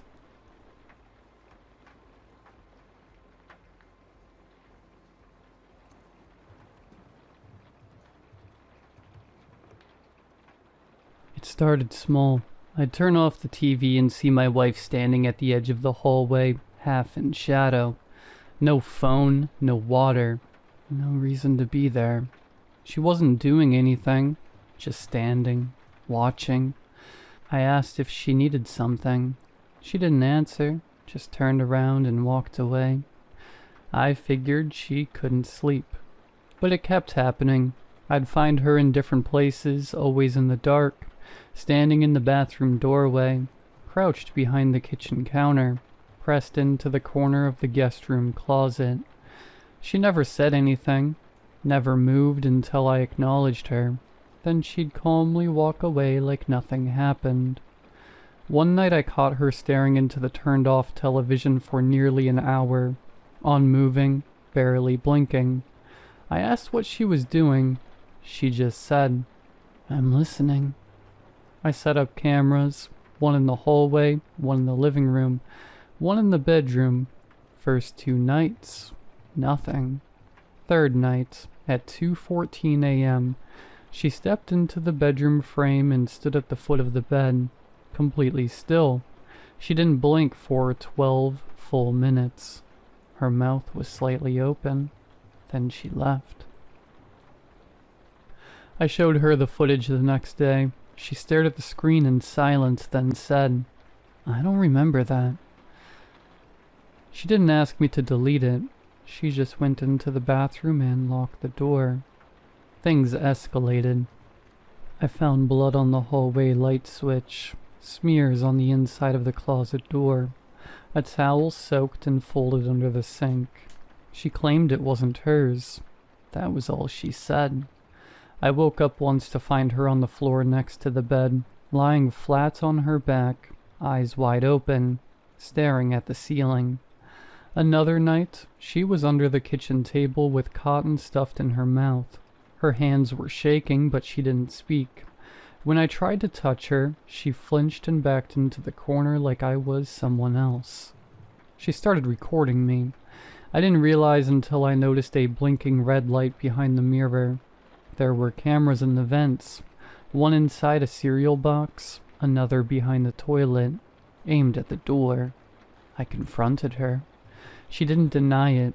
She said, "You weren't looking. Someone has to." I left for 3 days.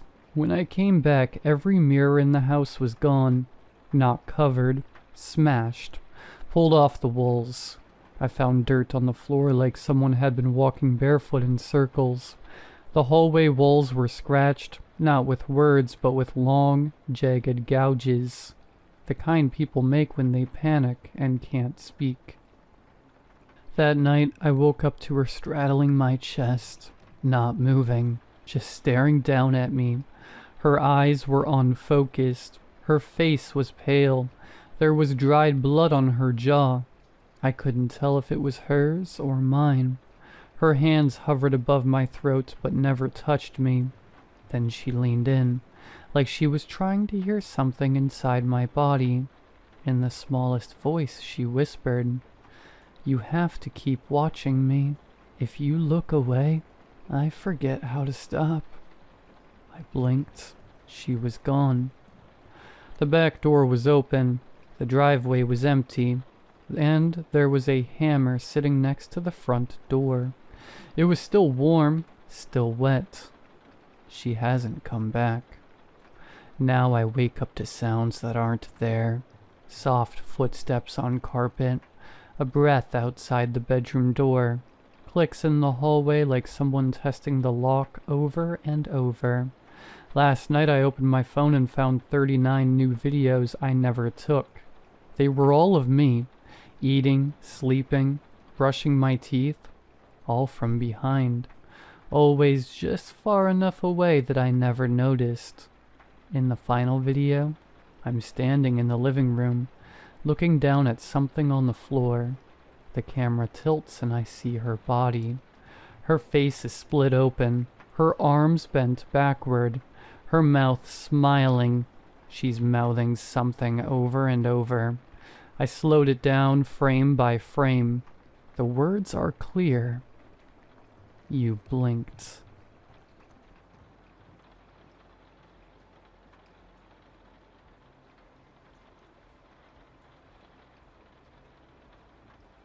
Airports make my skin crawl.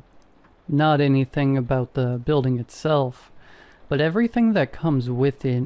The constant squeaking of shoes against newly polished tile, the sound of crying babies, and the murmured apologies of their parents. And the smell, too.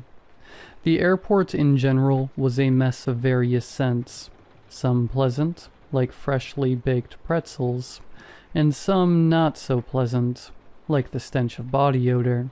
It was a sensory nightmare, and I avoided it whenever I could.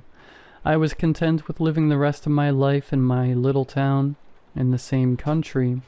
However, fate had other plans. One of my friends, Julian, told my mom he was heading across the country for school. She saw it as the perfect opportunity to get me out of the house. I applied thinking my grades were too low to matter. But since God hates me, I got in. The plan was set. Julian would have already arrived at New York before I even left, meaning he would pick me up the moment my flight landed. Before I knew it, the day arrived and Mom was dropping me off at the airport. "It's time to grow up, Marin," Mom said, placing a hand on my shoulder. After one final hug and goodbye, she left, leaving me utterly alone, gazing up at the sterile edifice towering over me. Before I entered, the smell of sanitation spray and coffee wafted through the automatic doors. I checked my watch. 3:30 a.m. With a sigh, I entered the airport, my suitcase rolling behind me. I weaved through families, businessmen, and employees alike until I finally reached a respite, a large screen with some dated software, displaying flight times. Scanning the list, I found mine. Gate 5, 5 a.m., New York. I was granted a short amount of relief that was instantly dashed when I saw the flight below mine. Everything matched. Same gate, same flight, same time. Except for one thing. NWE, York. I frowned, squinting in the dim light. I couldn't be right. I knew the airport was old, but surely they wouldn't miss such an obvious mistake, right? It was something so trivial, but it bothered me to no end. I hobbled over to a worker and alerted her of the error. She just blinked twice before snorting. "First time?" she asked, and I nodded sheepishly. "Yeah, I thought so. Don't worry, I'm sure it's just a glitch. Nothing for you to worry about." Her tone was nonchalant, and I felt myself relax just a little bit. She was right. What was I worrying about? The technology looked like it was made in the 90s, and the airport was built in the 50s, and I was worried about a simple misspell. It was just the nerves talking, and yet, despite repeating the same mantra in my head countless times, I couldn't get rid of the feeling of dread looming over me. I sat at the terminal for around 20 minutes, just watching the people around me and thinking about nothing. Eventually, the PA system came on, and the automated voice announced my flight's boarding time. Now boarding Group A for Flight 5B to JFK International, departing from Gate 5. I looked up and saw a large gathering of people at a gate nearby. The crowd moved as one, shuffling forward like a line of ants. I grabbed my bag, took a deep breath, and walked into the mob. There was a woman who was taking the tickets. She wore the traditional uniform for most workers at the airport and wore a stoic expression. "Ticket?" she said, holding out a hand. I handed her mine, and she checked it. Her eyebrows furrowed for a moment. My heart stopped. Were there problems with my ticket? Was she going to ask me to step aside? She checked the screen again, then at me, before nodding once and stamping my ticket. I breathed a sigh of relief. The line progressed slowly until finally I was on the plane. It was not what I was expecting. I've heard many stories from my friends about airplanes being noisy, with people chatting away, or the sound of children playing with toys. It was dead silent. Not in a peaceful way, though. It was a foreboding silence, like the kind you'd expect from a funeral home. I was sat beside an older woman who, from what I could tell by my peripheral vision, was staring directly at the back of the seat in front of her. I know this doesn't sound weird, but when I say staring ahead, I mean she didn't move at all, not even to blink. The entire time. And it wasn't just her. It was everyone on the plane, too. I couldn't see much because the seats were in the way, but I could tell that they were all just sitting there not moving a muscle. Out of fear of drawing attention, I sat just as stiffly, my shoulders hunched. My other neighbor, a businessman, settled into his seat with a sigh. He took out his laptop and opened it, the screen lighting up the area around us in an unnatural glow. Now being able to compare what a normal person looked like on the plane to everyone else, the oddities of the others were even more apparent. As I redirected my attention back to my surroundings, my heart stopped. The older woman was now glaring at the businessman. Her gaze was intense, as if she were trying to burn holes in the side of his head. The passengers in front had also turned around and were watching him work. My breath quickened as I glanced around the cabin.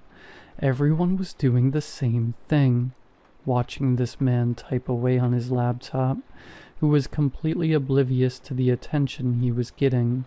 When he lifted his head to stretch and saw the dozens of eyes staring at him, his face paled. He didn't say anything, but I could see the panic in his eyes. He shifted in his chair, head darting from one passenger to another, before finally settling on me. I could see the question in his gaze, the silent plea for help, but I had no answers. I didn't know the rules, but at that moment I knew he had broken one. I just shrank in my seat, clamping my eyes shut. I didn't dare open them again, not even when the man's typing had stopped. All I could hear was the soft hum of the engine, nothing that indicated there was anything living or breathing on this plane. When I did open my eyes, the seat to my left was empty, not even an indent of where he sat. Now, I wasn't really the superstitious type, nor was I the type to believe in the supernatural or paranormal, but I also couldn't deny what had just happened before my eyes. Whatever the explanation was, something was seriously wrong. My mind was racing with questions, but I couldn't focus on any of them. All I could do was try to keep calm and remain still, careful not to let my breath get too loud or uneven, as it seemed like the smallest disturbance could draw unwanted attention to myself. Suddenly the screens that were embedded into each seat turned on, and I just barely managed to fight off the urge to gasp. However, I did flinch, prompting my neighbor to turn her head ever so slightly towards me. I froze, stared straight forward, and waited until she had returned her gaze back to the screen. Once she had done so, I let out the breath I was holding in. A safety video started playing, which was strange since we had already taken off, but this was far from the strangest thing about the plane, so I didn't question it. It was a rather standard video, the type that you would see on any other commercial airline, with gray animated characters showing how to fasten the seatbelt. I followed along with the animation and strapped myself in. Click.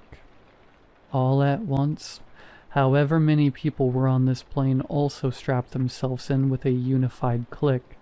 I was off by a few milliseconds, but either those things didn't notice, or were too distracted by the few stragglers who were off by several seconds.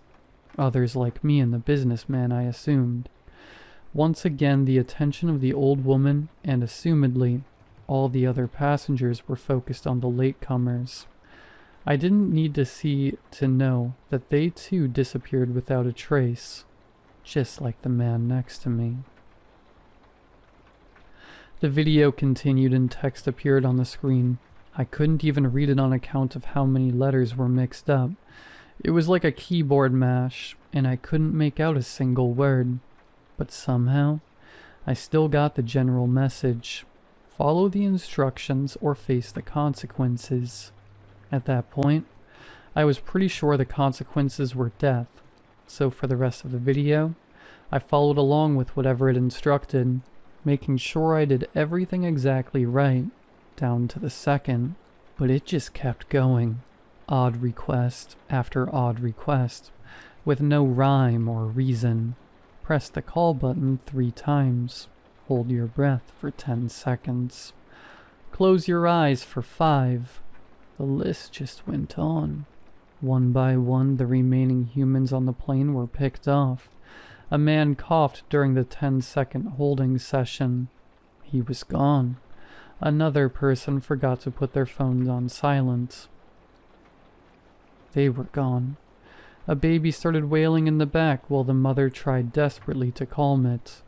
I shut my eyes and willed the tears forming in them to stay, the lump in my throat to go down, and my heart to stop its rapid thumping. No rhythm that might set me apart. The crying ceased instantly. They were gone. Soon I was the only human left on the plane. I like to think that maybe someone else was as good as me at following the instructions, and maybe they made it through unscathed, but I had no way of knowing. After around an hour, the video finally ended, leaving me with nothing but the faint droning of the plane's engine.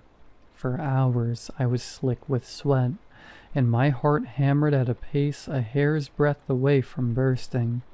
My lungs ached, desperate for a deep breath, and my muscles burned from tensing up. But I dared not move. The plane was just supposed to travel across the country, maybe an hour or two, but the flight had long passed that. Fear subsided, replaced with a numbing, all-consuming sense of monotony. The boredom was unbearable, so I tried to distract myself by counting the number of breaths I took, or how many times the lights above my head flickered. It was the only way to keep me sane. That boredom gave way to exhaustion, gradually wearing down my body until I felt like I could barely keep myself upright. My eyelids became heavy, and it became harder to focus on anything around me. I couldn't even tell if I was still on the same plane or not. Everything was starting to blur together. I concluded that, if I were to die, then having it happen in my sleep wouldn't be the worst thing in the world. So with that thought in mind, I let my eyes close and cast myself into the void of unconsciousness. Ladies and gentlemen, we'd like to thank you for choosing as your preferred airline.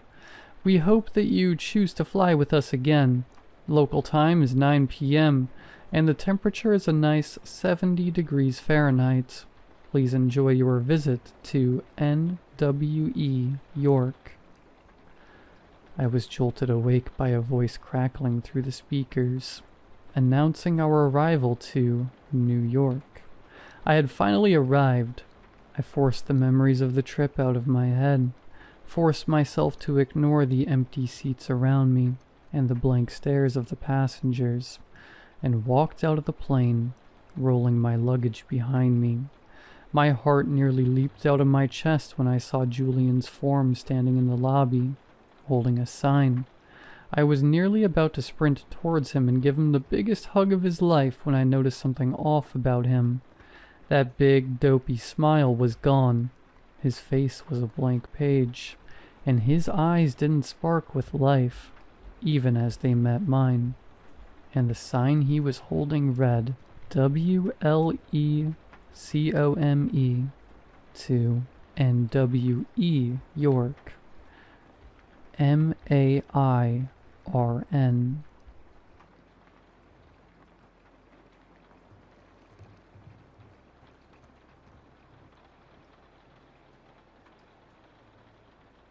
It was a peaceful Friday morning, 4 a.m. I had awakened to my husband getting out of bed per usual. I just rolled over and fell back asleep for another hour. My alarm blared through my phone and I got out of bed, made breakfast and woke the twins, Millie and Milo. They ate, got dressed, fed the dog, and I took them to school. Everything was normal, then went to work. At 1:50 I picked the kids up, told Milo to stop kicking the back of my seat as he giggled about how much fun he had at school, while Millie gasped and laughed at his special effects he added when describing it. We got home and I cut up strawberries for the kids as they did their homework. 6:30 rolled around and I waited for my husband Leo to walk through the door, but he didn't. Probably was running late. Milo watched TV as Millie drew pictures from the show they watched. As it got late, I worried where he was. "Mommy, where's Daddy?" Millie asked with her big hazel eyes staring up at me. "Work," I answered as I ruffled her hair. "Anyway, it's 8. Time for bed." "No," she shrieked, trying to run as I picked her up. "Milo, run!" She giggled as I tickled her. I made my way to the couch as Milo perked up. Not the tickle monster of bedtime," he yelled. I scooped him up too and carried them up to their rooms. "Bedtime, you two. PJs on and teeth brushed," I instructed. Our Rottweiler Bacon jumped up the stairs and wagged his tail as I walked over and pat his head. As I descended the stairs, Bacon trotted behind, still wagging his tail and panting. "Mom, I'm ready for my bedtime hugs," Milo called 15 minutes later. I sighed and got up from the couch and went to his room while I heard Millie still brushing her teeth in the bathroom. Milo sat up in his bed with space sheets as he clutched onto an alien plush I had gotten him. "Mom, I have a question," he said with a grin on his face that let me know he had a plan. "What's up, my astronaut?" "Can me and Millie have a new and later bedtime?" Milo asked with the charming smile from his father. "Since me and her are big kids now." "You asked the same thing yesterday." I rolled my eyes and smiled. "You're 7. Maybe soon, bud. Now bedtime." I kissed his forehead and shut the light off before exiting. Mom, look, my teeth are all clean," Millie exclaimed as she ran up to me. "I'm like a shark." "I see. Well, come here. It's time for the little shark to sleep." I picked her up and booped her nose as I carried her to her bed. She thrashed in my arms, giggling as she flailed her arms around. I sat her down on her bed and pulled the blanket up onto her. "Mom, when's Dad coming back? He reads me my ocean books," Millie asked, crossing her arms. Soon. Now bedtime." I kissed her forehead and again turned out the light and left. I went downstairs and sat on the couch to watch some random movie.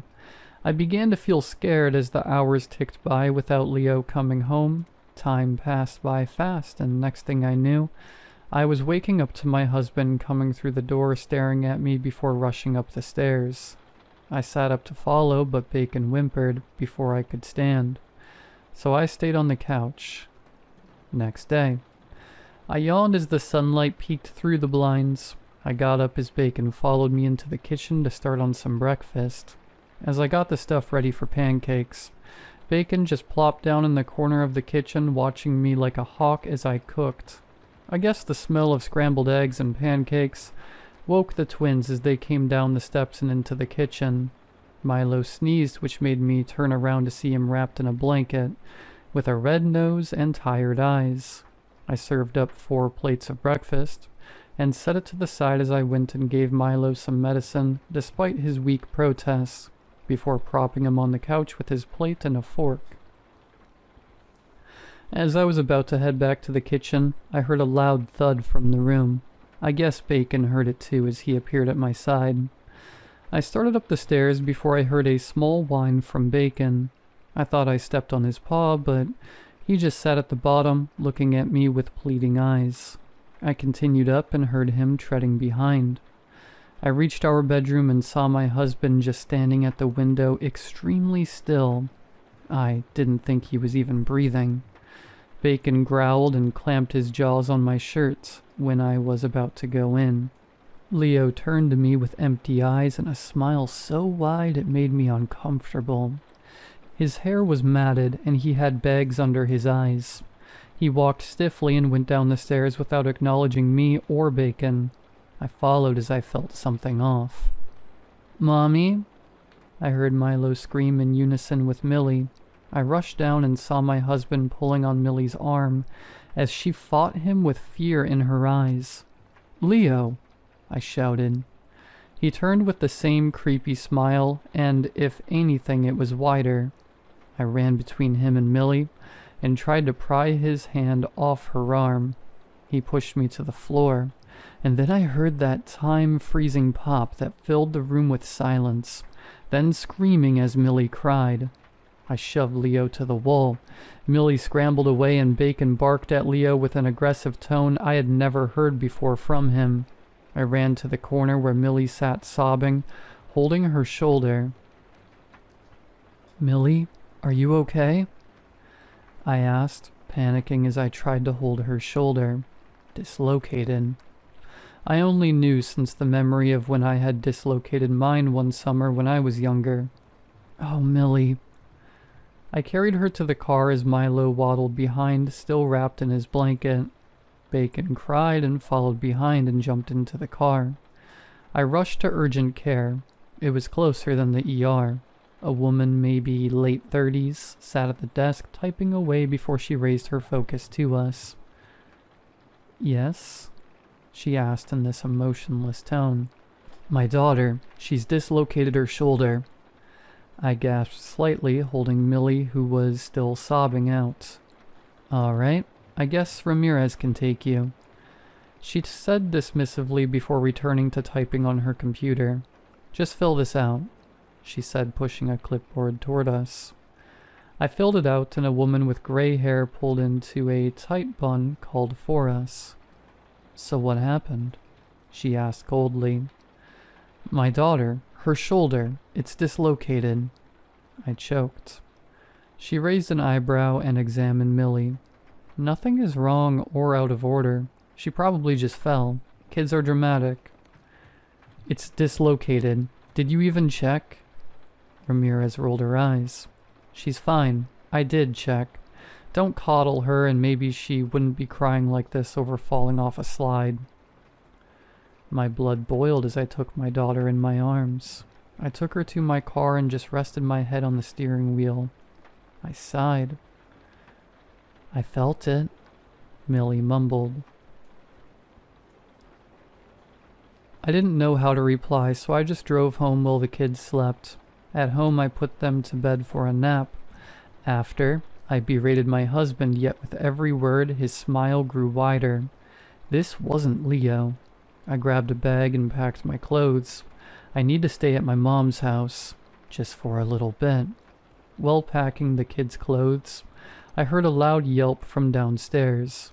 Bacon came limping up the stairs and to my side trembling. A loud shriek boomed through the house as Bacon whimpered and pressed against my leg. I immediately threw the bag around my shoulder and grabbed the kids who carried their backpacks. As I crept down the stairs, I saw Leo on the floor, lying face down with a black goo spreading around his back. Bacon followed slowly. I opened the door slowly, carefully trying not to make a sound. Me and my kids, Bacon included, slipped into the dark night and speed-walked to the car. I put the twins in the car and told them to lay low just in case. I slipped Bacon into the trunk, and I guess he understood as he buried himself beneath the bags. I started the car and got in, but as I was about to close my door, I heard a deafening scream that didn't sound human, and saw my husband in the rearview mirror with his eyes fully white and blood and that strange black liquid dripping from his mouth, which was curled into a smile that I was sure would split his face in some way. He just stood by the door as I sped away. I drove and am at a rest stop as I am typing this. My kids crawled into the trunk and slept with Bacon. I'm just glad they're safe.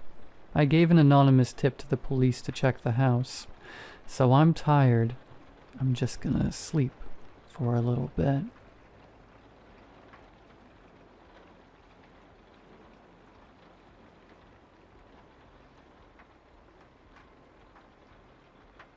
It started as a stupid accident.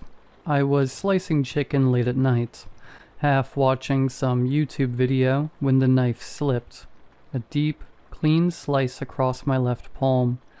I remember the sound before the pain, a sickening shk through skin and tendon. I swore, dropped the knife, and clutched my hand. Blood poured out fast. I wrapped it in a towel, called urgent care, and drove myself with one hand. They stitched it up, 10 tight black threads, and the doctor said it would heal fine. Come back in a week. Keep it clean. That was 3 weeks ago. It still hasn't closed. Worse, it's wider now. I kept it clean, washed it carefully, applied antibiotic cream, but every time I unwrapped the bandage, the wound looked wrong. Not infected, just open, like the skin had forgotten how to grow. I went back to urgent care. A different doctor this time. He looked at the wound, frowned. Strange. Did you reopen it? No, I said. It just won't close. He restitched it tighter this time and gave me stronger antibiotics. I followed every instruction. 5 days later, I woke up to my bed sheets sticky with blood. The stitches had burst. The wound looked hungry, the skin on either side pulling apart, like it wanted to gape open. The meat inside looked darker, not infected, different, like something was moving just below the surface. I didn't go back.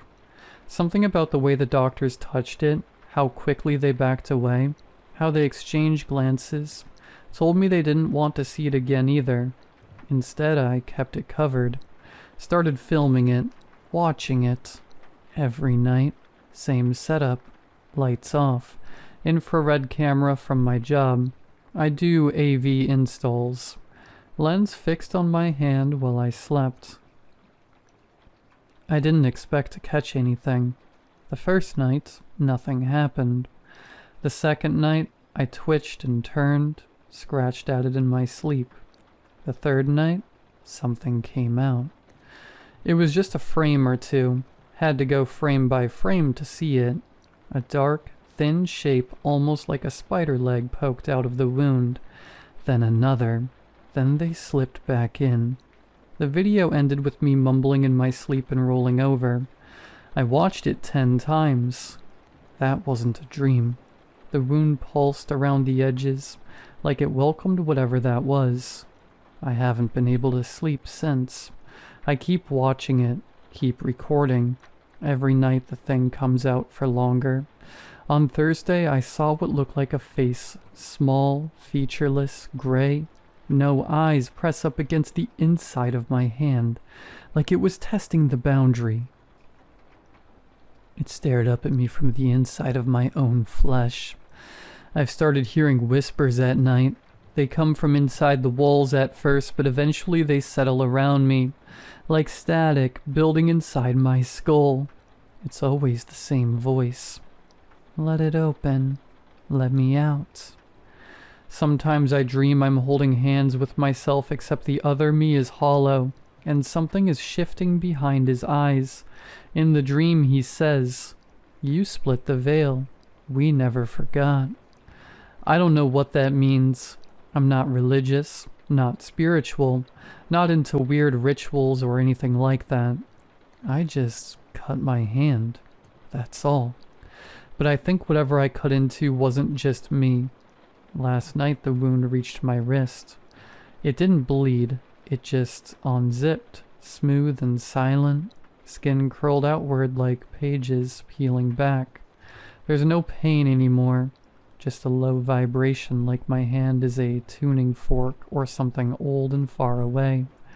I saw bones, mine, but they were moving, rearranging, making room. For what, I don't know.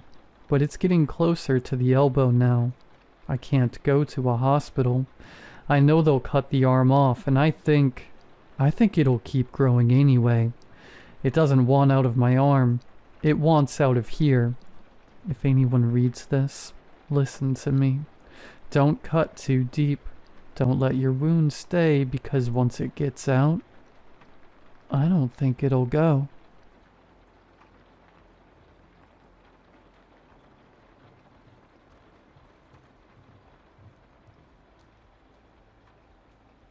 It all started in 5th grade when I was 11 years old. It was a pretty normal Monday afternoon after school. My older brother and I were raised by a single mother, so she was often working late into the evenings. We lived in rural northeast Tennessee, and our backyard bordered the Cherokee National Forest. It's a valley community deep in the mountains, and there's not much to do there that doesn't involve the outdoors. A creek ran through our yard, and my brother and I would follow the creek up the mountain. If you followed it long enough, probably about 1.5 miles, you came to the source, which was a natural spring coming right out of the rock. There was a little waterfall that fed into a big swimming hole that we would frequently visit to swim in the crystal clear water. Many days were spent splashing around, or turning over rocks and catching crawdads, frogs, and snakes. On this particular day, we decided to climb to the top of the waterfall, where the mouth of the spring was. We didn't normally go up there because we were afraid of falling, but I guess we were just extra adventurous that day.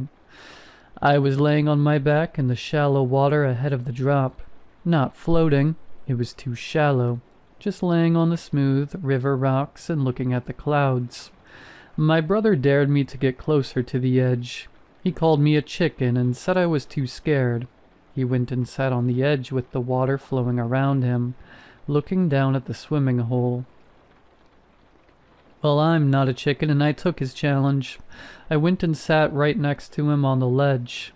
I knew my brother was pretty mean, and I also knew he was probably going to pretend to push me to scare me.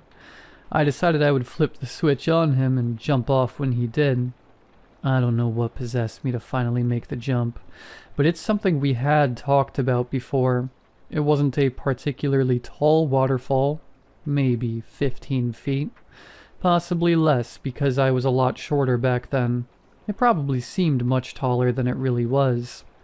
The water, likewise, wasn't some rushing river rapids, just a calm little creek. Like I suspected, he gave me a light, playful little shove, and without thinking I let myself slip off. I knew the swimming hole was very deep. We'd never been able to reach the bottom by swimming down, and we'd done all manner of things to try and gauge the depth. We had tied a rock to a rope and thrown it in, but the rope completely disappeared in the water. I don't know exactly how long the rope was, but it had to have been at least 20 to 30 feet. So, I wasn't worried about hitting any rocks or breaking my bones at the bottom. I dove in plenty of times from the ground, and I'm a good swimmer. While I was falling, I felt so alive. I laughed and screamed as I fell, and it felt like some of the rides at Dollywood, where we'd gone on vacation to before. I hit the cold water and felt myself plummet. I went farther down than I'd ever gone before, and just as I began to swim back up to the top, I felt a force pulling on my legs. It was suction, and I started getting pulled back down. Immediately I knew what was happening. I'd heard stories of this before. There is another swimming hole similar to this called the Blue Hole in nearby Carter County. There are underwater caves that have sucked in swimmers, who dove too deeply that drowned and whose bodies were never recovered. It had never occurred to me before that there could be underwater caves here too, so when I felt myself getting sucked down, I panicked. I let out a scream, which is the worst thing I could have done, and watched my precious oxygen rise through the blue-green waters and massive air bubbles. I breathed in water and began choking, all while seeing the light at the top get farther and farther away. Then blackness. I was pulled into the cave, and I felt myself get smashed around algae-covered rocks. The cave grew so narrow that I could feel it squeezing my sides, and I knew that I was going to die. I remember my whole life flashing in front of my eyes like in the movies. I thought about my mom and became very sad that she would never find me. I thought about my brother, who's probably going to blame himself for my death even though it was my decision to jump. I think that I died. Or at least, I lost consciousness. Because the next thing I remember, I was waking up on the sand, coughing up and puking creek water. My brother had saved me. Apparently he jumped in after me but couldn't find me. He says I was underwater for at least 5 minutes, until I suddenly resurfaced looking blue and cold. He said he thought I was dead, and he pulled me out and pressed on my chest and belly until I spit up water. I was shaking uncontrollably, and I was very cold despite the warm weather. It was September, but here in the south, we were still shaking off the 100-degree heat of August. My brother was leaning over me asking if I'm okay. I couldn't really talk because my throat and lungs were burning, but there was something off about him that I couldn't place. He looked me in the eyes, and that's when it hit me. His eyes were green, but they'd always been brown before. I know they were brown because I had green eyes like our mother, and she always said he had our father's eyes, who passed away when I was an infant. I was pretty weirded out by that, but in my current state it was the least of my concern. Wordlessly I got up and started walking downhill back towards our house, my brother following close behind me. He was begging me not to tell our mom that he pushed me, and even though I wanted to tell him this was my fault, that I decided to jump, I just couldn't find the energy to speak. I was dead tired, and I had this awful, squirmy feeling in my belly that made me want to cry. As we got closer and closer to the house, my eyes started watering up, and I started feeling very sad. Like, hopelessly sad. Sad in a way an 11-year-old boy rarely ever feels. I also felt very afraid, like something really bad was about to happen. When we got to the little clearing we used to enter the woods, I saw my mom's car parked in the gravel driveway and I began bawling. I took off running. I don't know why. My body was acting entirely on its own at that point. All I know is that I was screaming and crying like a toddler and running as fast as I could towards the house. To put it frankly, I had a bad day and now I wanted my mommy.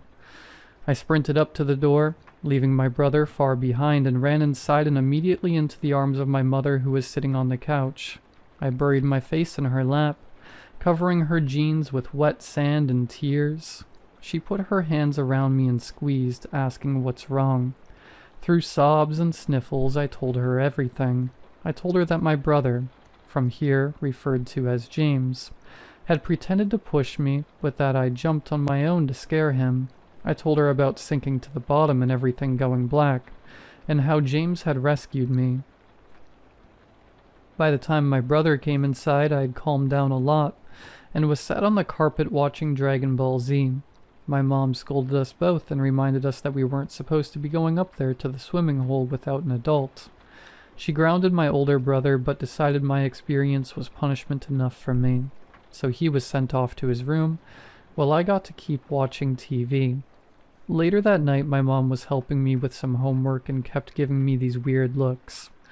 I asked her what was wrong, and finally she said, "Your eyes are green." She said it like it was a question. I said, "Duh, Mom, they've always been green."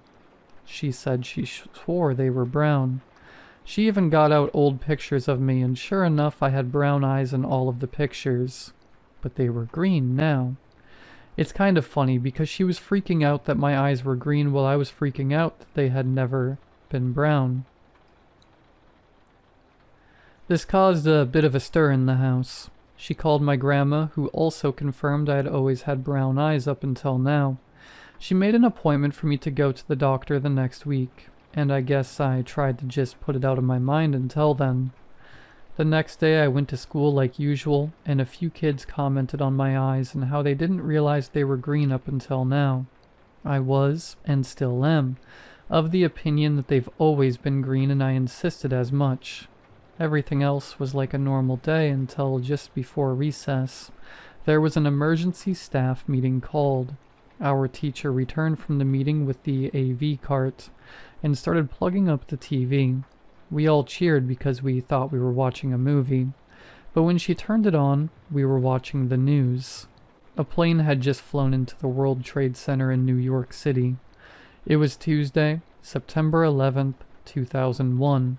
I remember very vividly when the second plane hit on live TV. I remember the collective gasp of 25th graders seeing mass murder for the first time. I don't think that I fully understood really what was going on, because initially they were reporting it as an accident, but after the second plane, it was clear that this was an actual attack. Right away I thought, it must be the Soviets. To my knowledge, up to that point, the Soviet Union was still around and the Cold War was still raging. I even asked the teacher if she thought it was the Soviets, and she gave me a weird look and told the Soviet Union was gone, and had been gone since before I was born. I told her she was wrong. I distinctly remember learning about the Soviet Union in social studies class, and that it was still our country's greatest enemy. She shut me down pretty quickly, and I checked my social studies book, which confirmed what she said. The Soviets were gone. Now I can chalk that up to my dumb little kid brain just mixing things up. But what I'm positive I didn't mix up was the movie Rambo 3. I loved all 80s action movies growing up. RoboCop, Terminator, Aliens, and yes, Rambo. I'd seen them all, and I knew that Rambo 3 was my favorite. It involved Rambo going into space and destroying a Soviet space station that was able to launch nukes from orbit. But when I watched it now, it was about Rambo in Afghanistan, fighting the Soviets there. I thought that Afghanistan was actually part of the Soviet Union. I swore I remembered hearing about them taking it over in the 90s.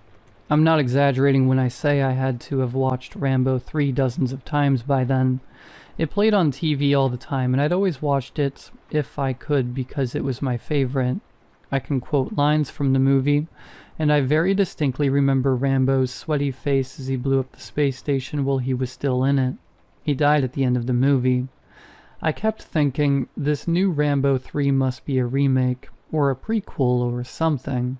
We didn't have the internet back then, so I couldn't just look it up, but I do remember asking about it at Blockbuster's Video, and the guy there having no idea what I was talking about.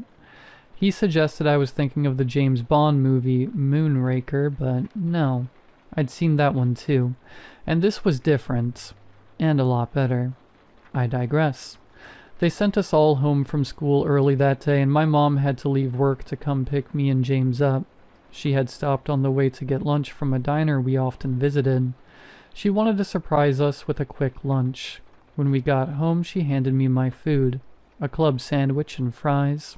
She called it my favorite, and was clearly expecting to see me get excited when I saw it.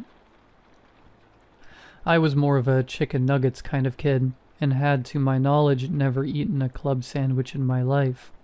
I told her I'd never had it before, and she told me to stop being silly because it's what I got every time. I tried it, and hated it. The toast was too dark, and cut the roof of my mouth. The fries were good, though. On TV, every single channel was showing news footage of the attack. James was still grounded, so going outside and finding something to do with him was off the table. I ended up just laying in my bed playing Pokemon Red on my Game Boy until I drifted off to sleep. I dreamed of pitch black cold water, and I felt like I was drowning again. I woke up, but I couldn't move.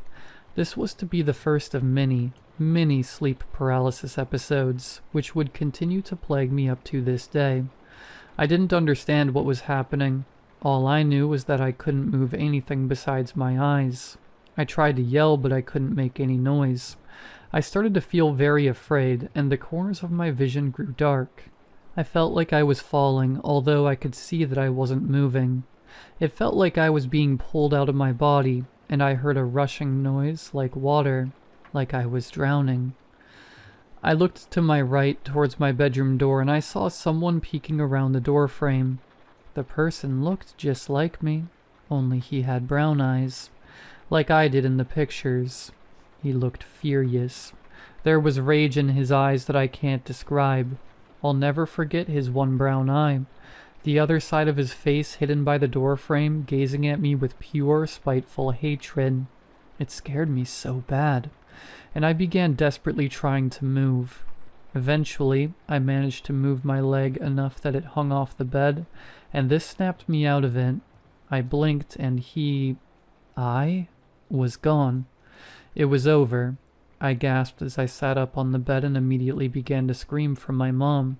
I probably sound like a huge baby, having cried for my mommy twice in this story already. But give me a break. I was 11. Mom consoled me and assured me it was just a nightmare. I slept with her that night because I was too afraid to be alone. I know I wasn't asleep. It would be years later, when we got the internet, after dozens of episodes, that I finally learned what sleep paralysis was. After that day, life just kind of went on like usual. I went to the doctor and my mom asked about my eyes. He told her that they probably just look brown in the old pictures due to the light or the camera, because there's no way my eyes would have just changed color like that out of the blue. My mom brought up that on my birth certificate it says that I have brown eyes. Doctor couldn't explain that, and I honestly don't think he even believed her. My mom never truly accepted this, but decided to let the matter rest. After all, there was nothing to be done about it anyway. We all just took it as one of those weird things that nobody can explain. Fast forward a few years to my freshman year of high school. Over the years I had pretty regular sleep paralysis episodes, but I still didn't fully understand it.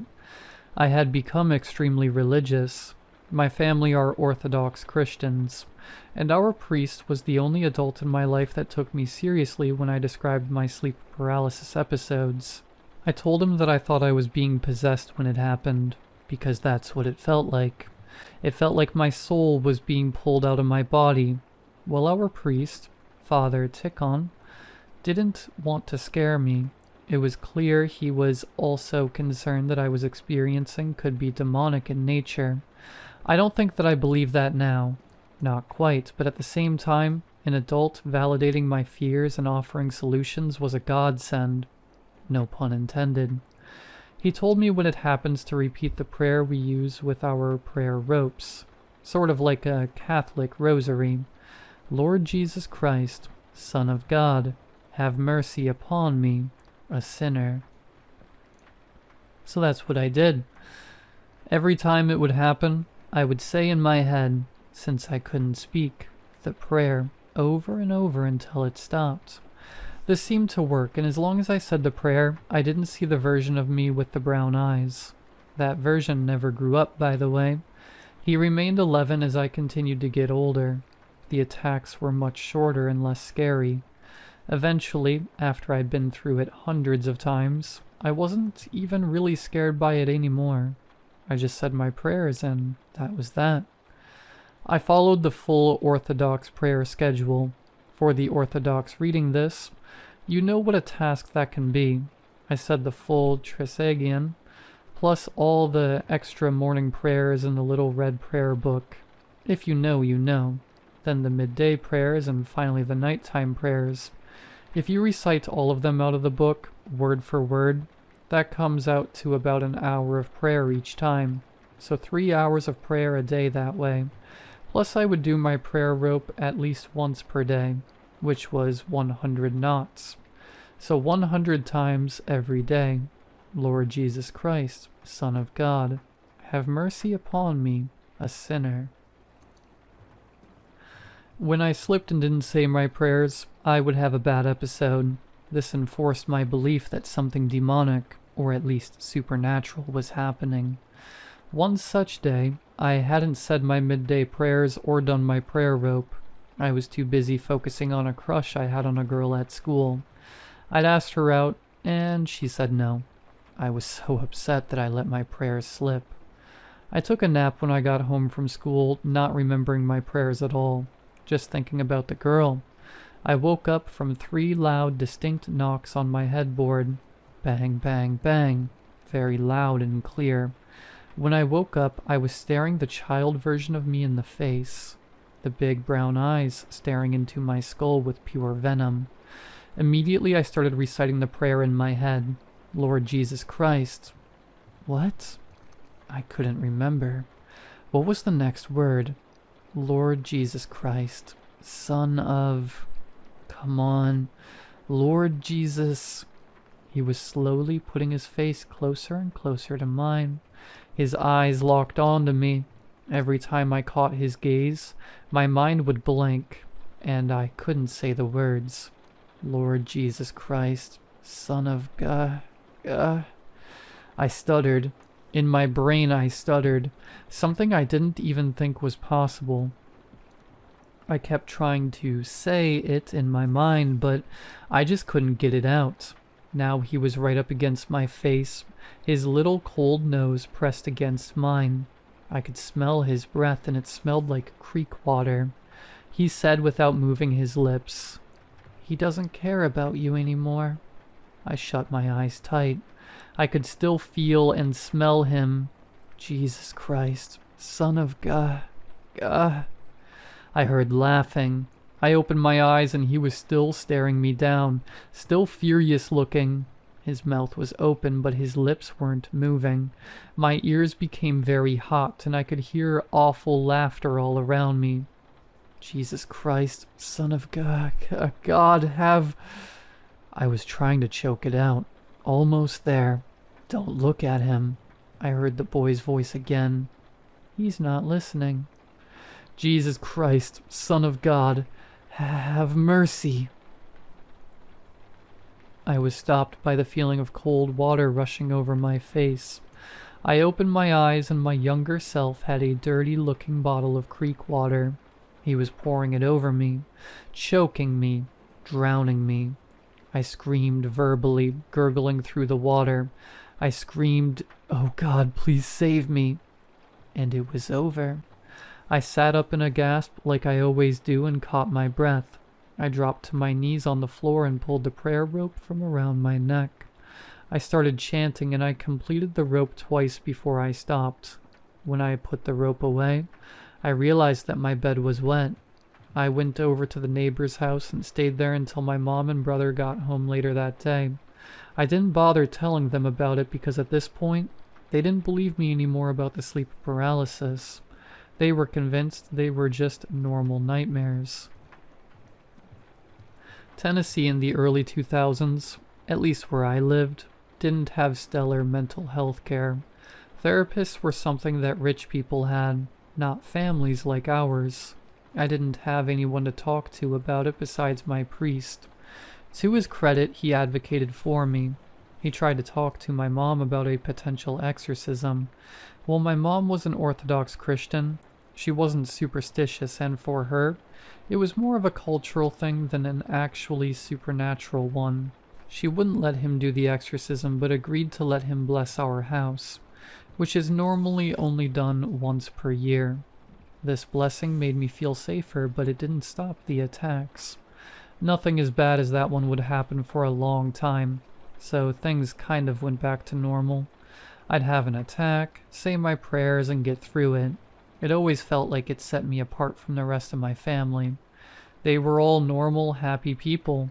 Meanwhile, 2 to 3 times a week, I believed I was embroiled in spiritual warfare with my very soul. It continued like that for another 2 years, until when I was a junior I discovered something that stopped the attacks even better than religion. Drugs. I tried smoking pot for the first time with my friends and one of their older brothers. I loved it immediately. I felt so free and light and happy and giggly and hungry. That night when I slept, I didn't dream. No nightmares, no sleep paralysis, nothing. I hadn't slept like that in years, not since the incident at the swimming hole. By now, we didn't live in the sticks anymore. We'd moved into town and were living in a government housing project.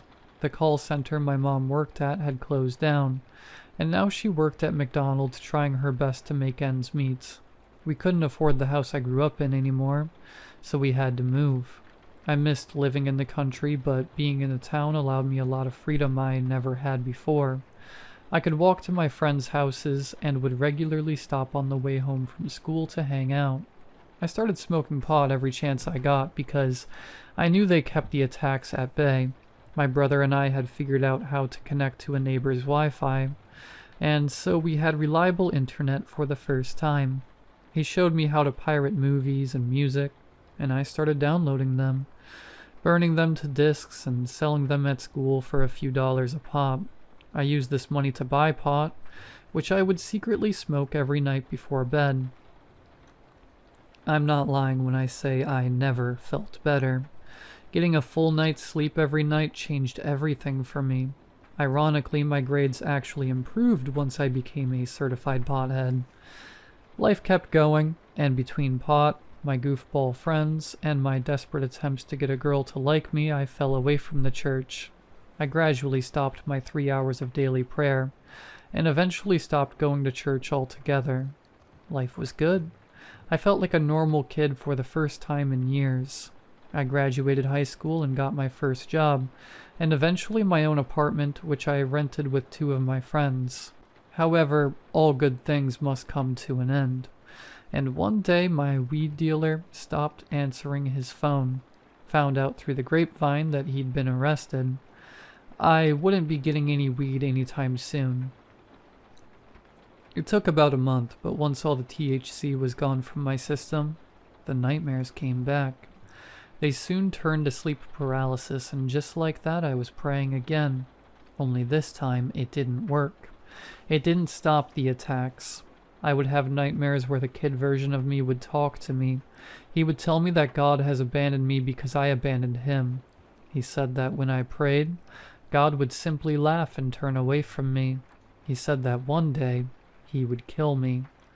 I believe him because it still happens.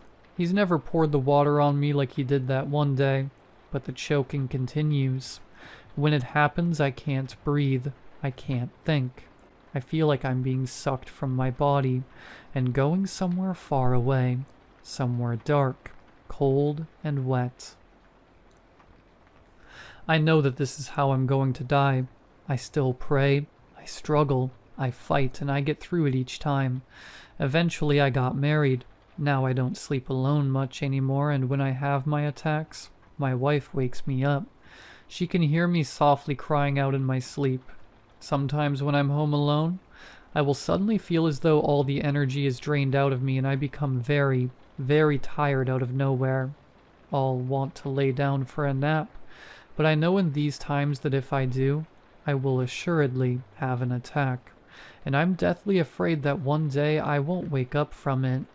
Sometimes I accidentally fall asleep on the couch, and each time it gets harder and harder to get myself out of it. He visits me every time. He wants me dead. More than dead. He wants my actual soul to be destroyed. I believe that he wants my soul gone, so that he can inhabit my body and pick up where he left off. I believe that when I drowned that day, I entered an alternate universe and took his place, and he wants his life back. I don't know what will happen if he ever succeeds. I don't know what he will do to my wife or my friends. I hope I never have to find out. I have a plan. This weekend, I'm going to go back to my childhood home. I'm going to follow the creek up the mountain, and I'm going to jump off that waterfall again. I'm either going to die, or I'm going to wake back up where I belong, with my brother and his brown eyes. And maybe when I do, the brown-eyed version of me will wake up to see his brother's green eyes, looking back at him.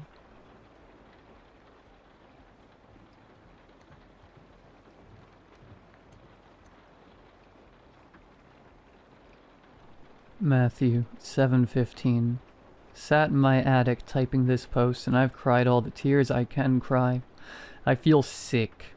I feel terrified. He's downstairs right now, crawling around the house on all fours. I need advice. I need help.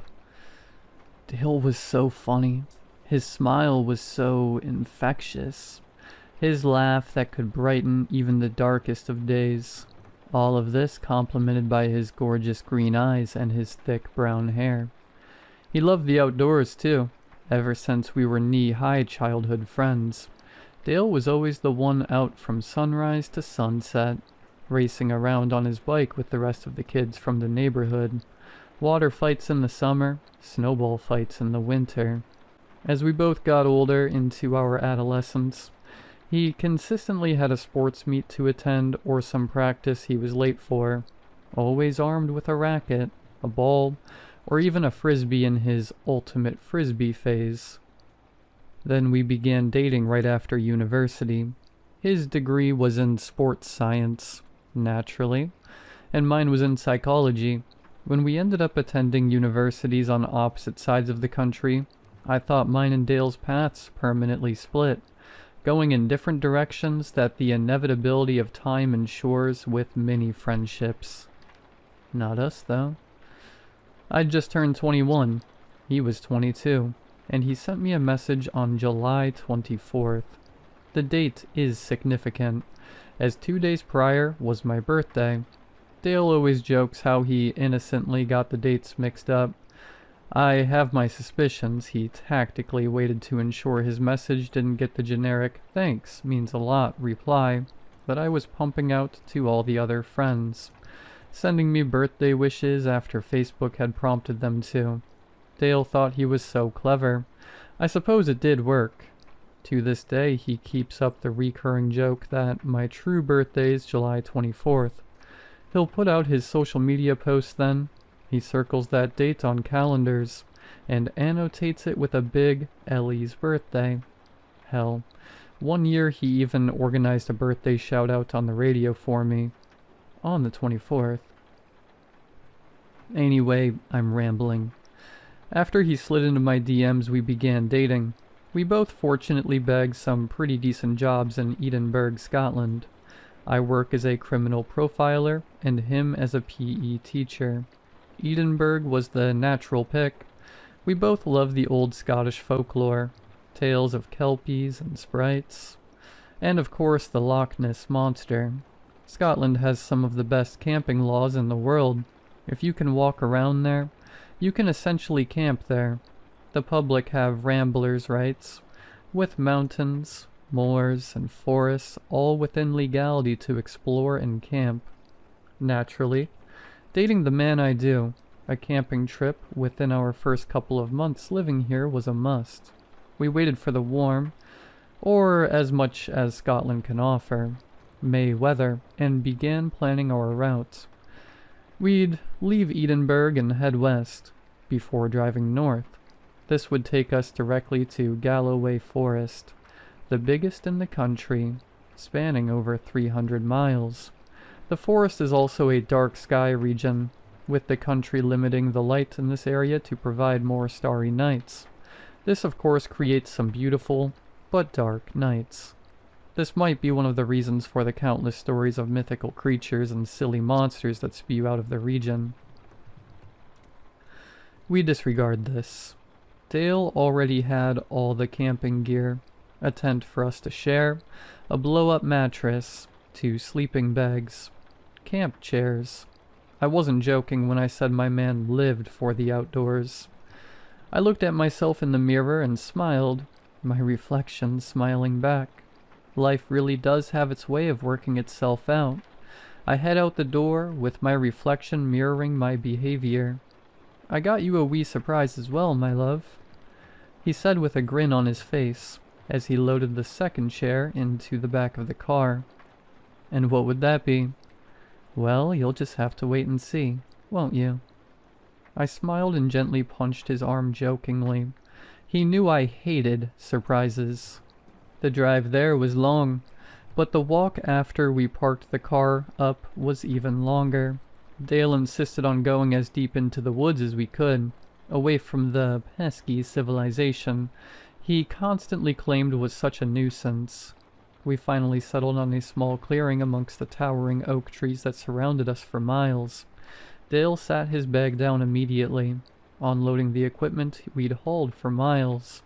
I also took a seat, but purely to admire the scenery, the peace, the silence. The silence that was broken by a deafening scream. The scream ripped through the air like a knife through butter, the acoustics of the forest making it seem endless, echoing around, making its point of origin or its proximity to us undeterminable. The only sound I could compare it to would be nails on a chalkboard, but with the volume of a sonic boom. I stood up from my perch on the floor immediately, looking at Dale in horror. I could see the slight panic on his face too, a juxtaposition of his typical calmness in stressful situations. "Babe, what was that?" I asked him with a mix of fear and anger. He paused, his eyes still scanning around the trees surrounding us hopelessly. I'm sure maybe a fox, or something." "A fox?"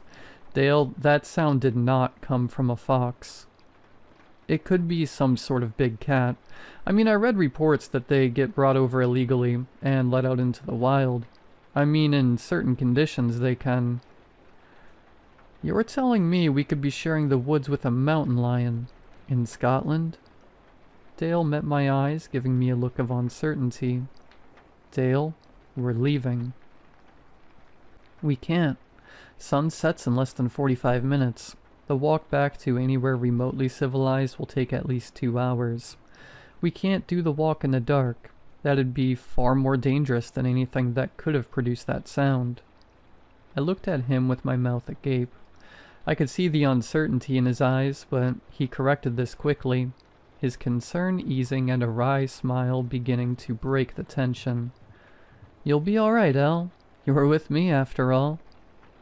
I couldn't help but giggle. We soon forgot about the scream. After we set up the tent and got a small fire going, it soon began to get dark. We took this as our sign to crack open the bottle of wine we'd brought with us. Dale pulled the red from his bag along with 2 wine glasses. He filled them up and handed me mine.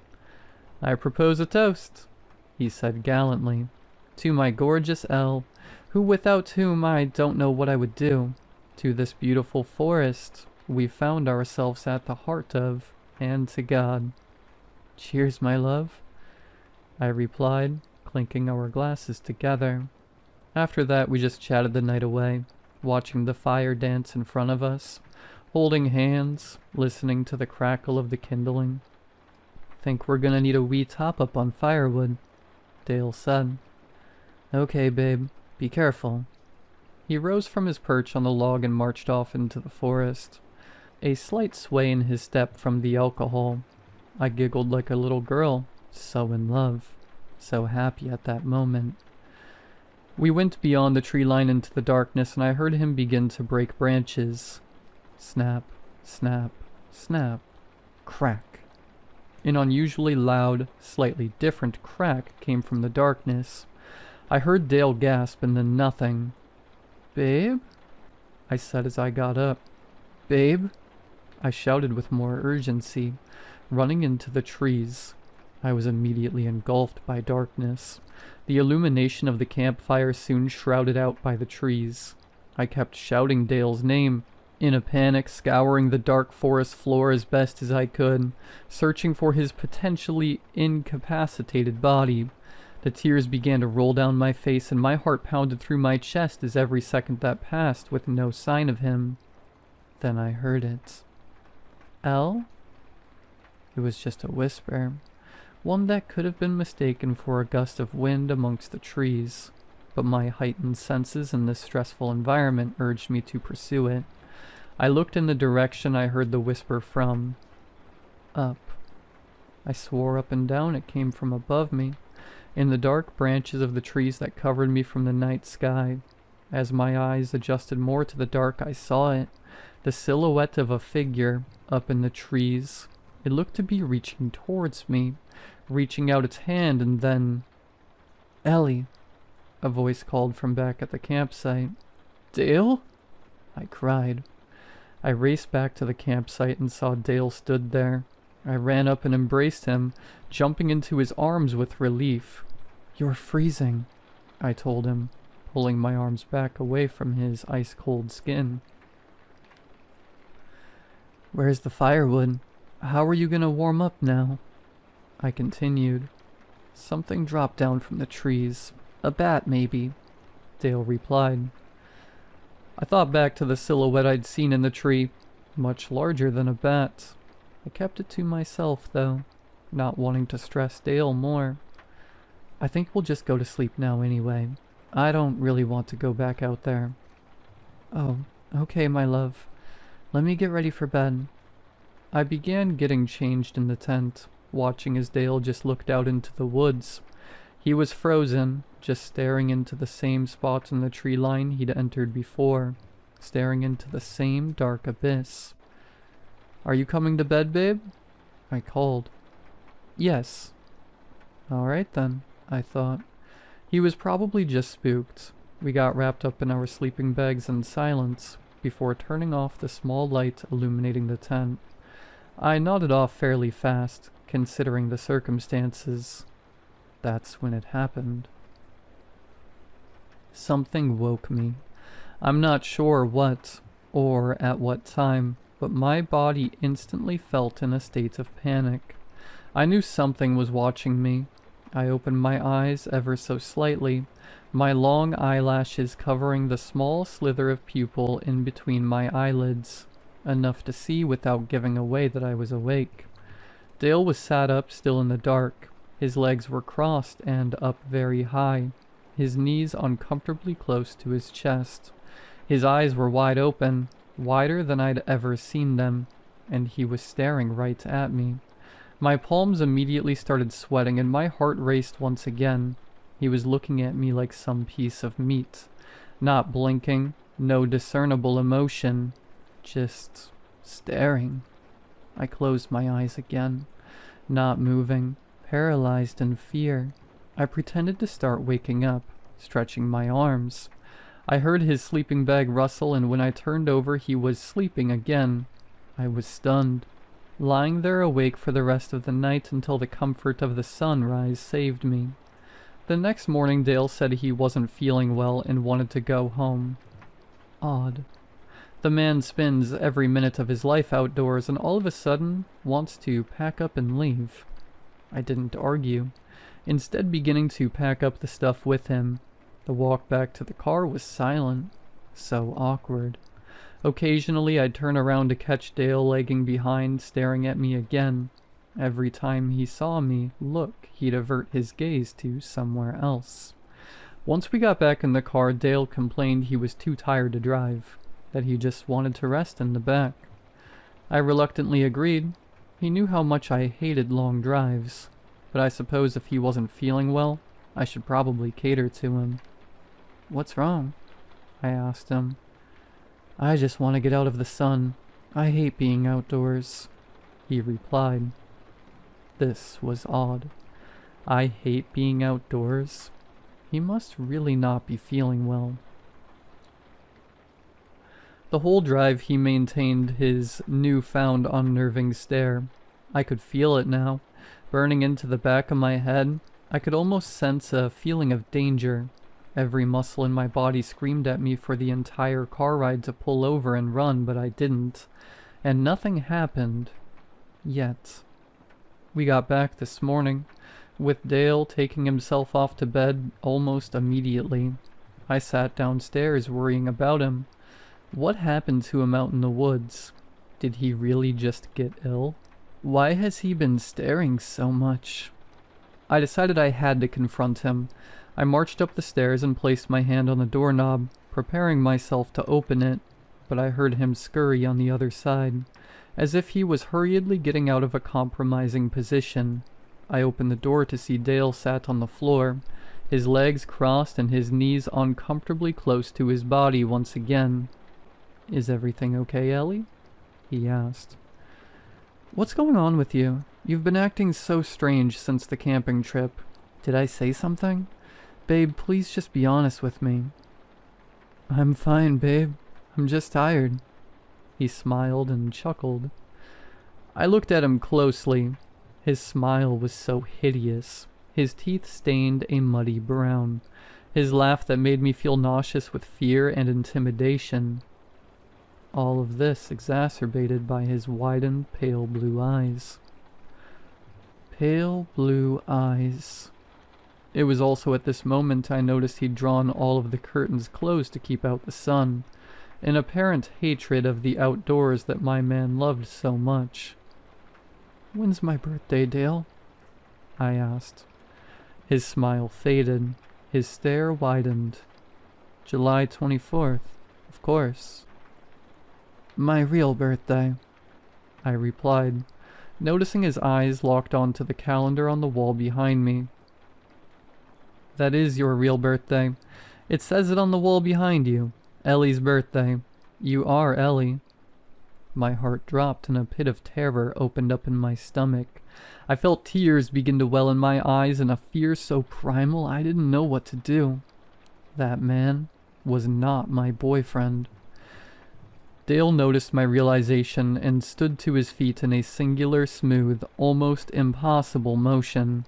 I looked at what he was holding, grasping a handful of dirt from the now empty plant pot on the bedside table. He maintained his stare, never breaking eye contact, as he slowly raised the dirt to his mouth, before hurriedly shoving it in there. He munched on it ferociously, like a ravenous beast, swallowing it without even a glimpse of discomfort. He licked the dirt surrounding his lips, savoring every morsel.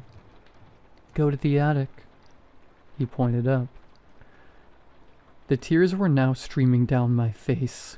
I opened my mouth to speak, but the words almost refused to come out. I slowly turned and obliged, feeling his stare piercing the back of my head as I pulled down the stairs to the dark attic and climbed up. I barely reached the top when I felt them slam behind me. Darkness. I sat there for a moment, just thinking about what had transpired. Had I really just seen that? I felt a buzz in my pocket. Oh my god, my phone. I hurriedly reached my trembling hands into my pocket, pulling it out, the screen illuminated by a Snapchat notification. I had Wi-Fi, but this attic had no signal. I raced to type a Snapchat message to one of my friends, loading the app up, the waiting time taking almost an eternity. The message was from Grace, my best friend. I opened the chat. Grace. WTF. That's so horrible. You can be such a B-word sometimes. What? What was she even referring to? I scrolled to the message above that. A voice message sent only 3 minutes ago. Sent from me. My work phone's downstairs. Logged into Snapchat too. But what could it be? I tapped the message, and the sound that played was the worst sound I could imagine. Worse than that scream the other night. The sound of my own voice. I don't even want to repeat the things said on that voice message. And before I even had a chance to justify myself, Grace had blocked me. That was when I noticed more and more of these messages being sent. Sent to all my friends, to my work colleagues. It was only when I put my ear to the floor of the basement that I heard him, or should I call him it, recording these messages with an uncanny resemblance of my voice. That brings me here. I can hear it moving furniture around the house. I can hear it scuttling around, by the sounds of it, on all fours. I'm at a loss. I don't know what to do. I'm terrified for my life, for Dale's life, for all of yours. I turned my head to the mountain of boxes in the attic. Posters, paintings, and anonymous stuff sprawling out of them. There was one in particular that caught my eye. One of Dale's posters, labeled with a biblical passage. One that seemed to taunt me. Matthew 7:15. Beware of false prophets, who come to you in sheep's clothing, but inwardly they are ravenous wolves.